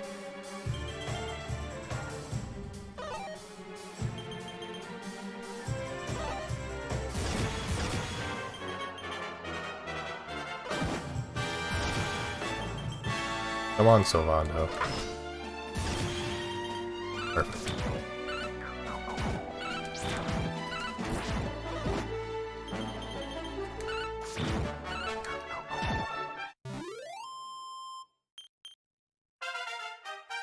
Yeah.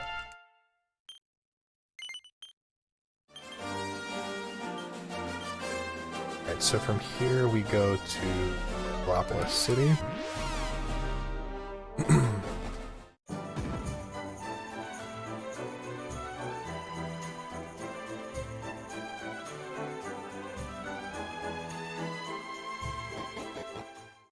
Here in Galapagos, we go talk to Prince Ferris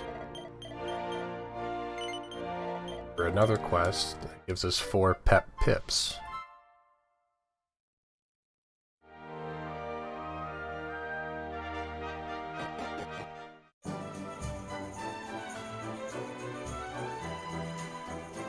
Also gonna head down in this direction. King's Coat.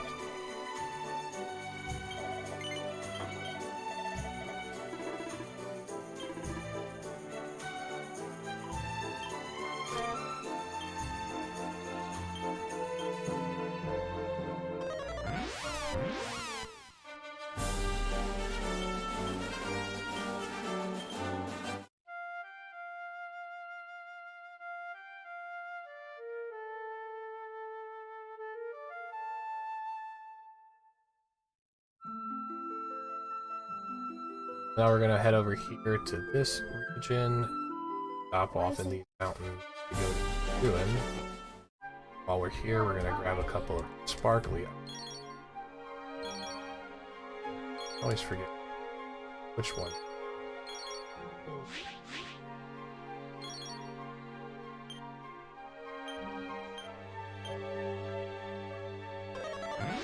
So we got the pepper branch, the pepper tree branch. We go turn this in.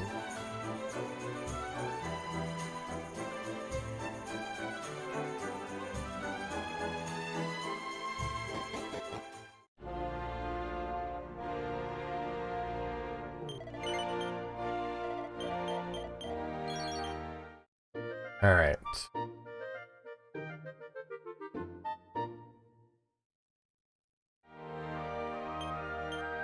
So Sylvando.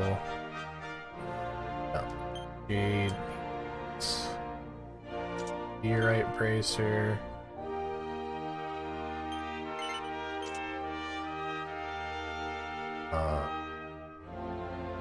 Eric.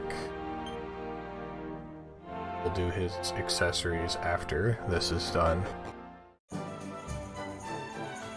We're coming up on the final fight here.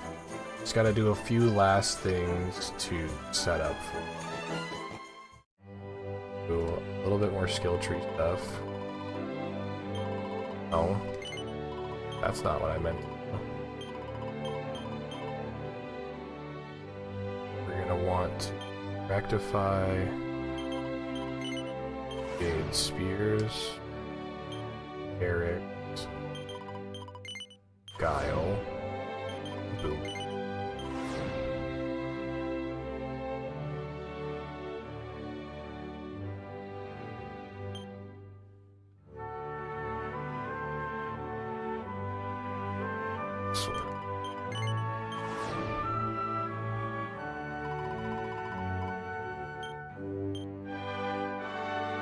Character. Sylvando's good.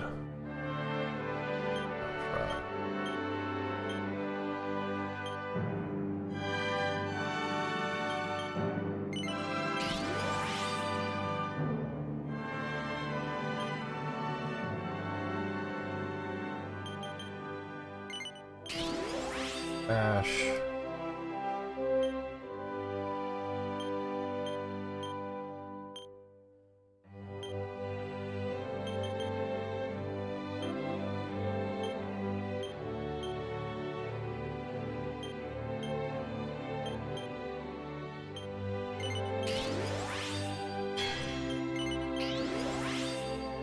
That.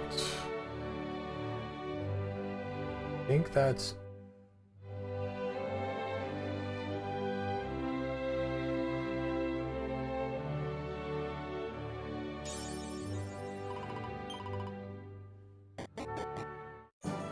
Last thing that we need to do is, oh, equipment. Jade's good. Eric gets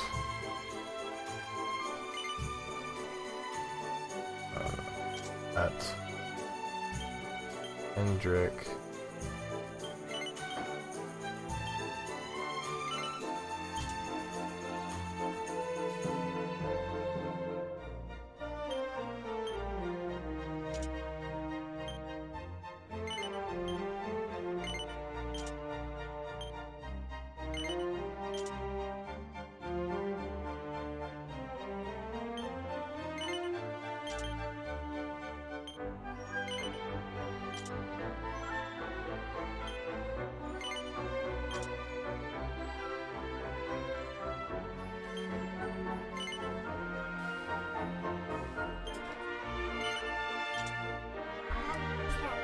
Okay. Next thing we do, Yggdrasil do Ghost Jade. Elven Elixir goes to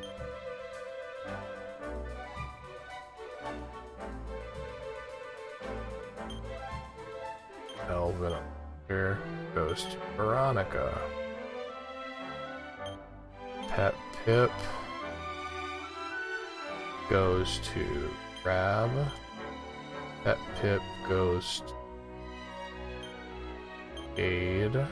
Pet Pip goes to Hero. Pet Pip is on Sylvando. Pet Pop goes to Hendrick.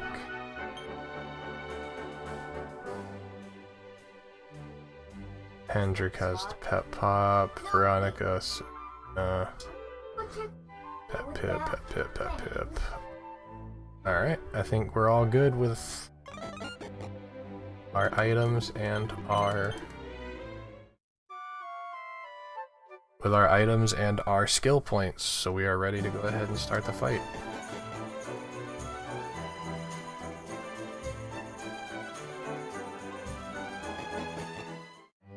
What am I doing? Let me double check to make sure that everybody has... Yep, everybody's got it. So our turn order is Sylvando, Jade, Eric, Hero.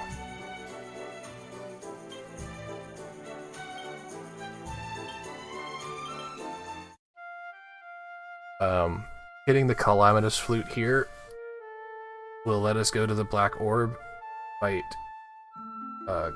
Calamos, but it also sets an autosave. So if this fight goes bad, then we can just reset it and try again.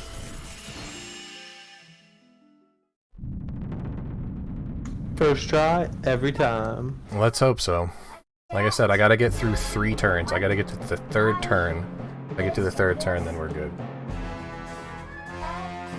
Timing is when Calamos is defeated. Displays on screen. So I'll call time when it happens.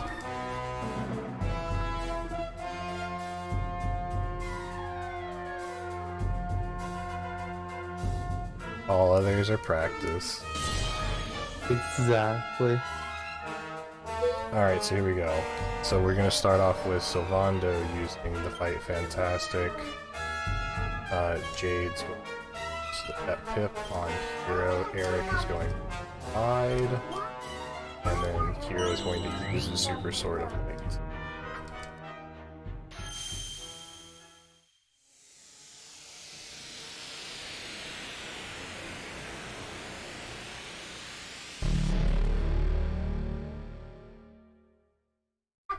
Alright, here we go.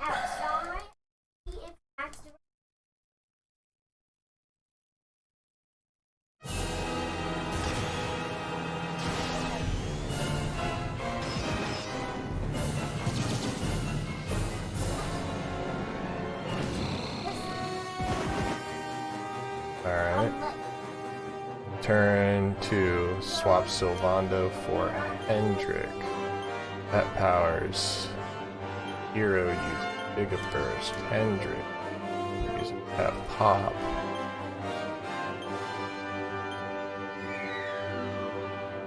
Jade uses Badoo.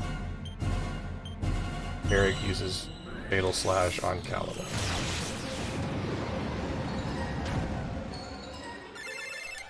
Cool.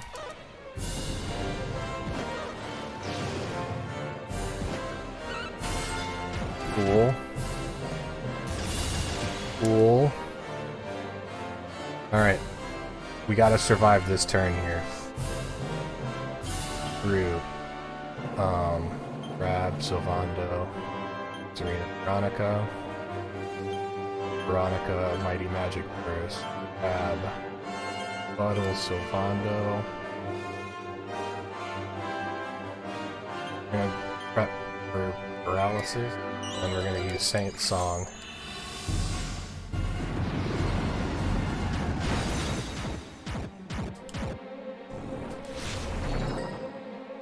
Didn't affected.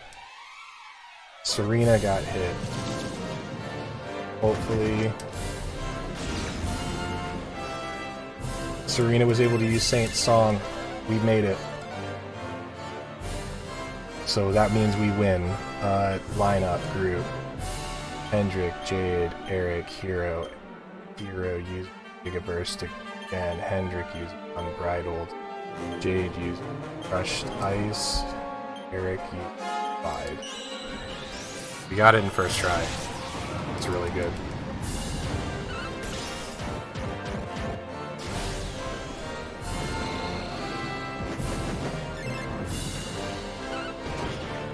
That is really good.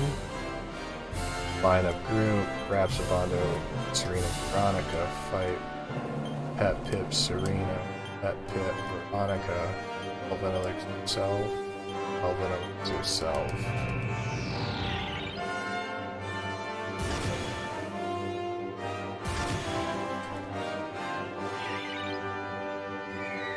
Lineup group.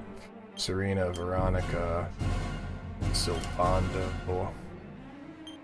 That powers Veronica and Sylvando. Gold Rush, Eric, Fatal slash Calamus, and hope that we do enough damage.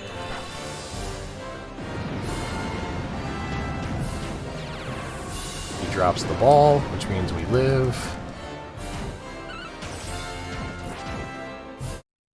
Time. GG.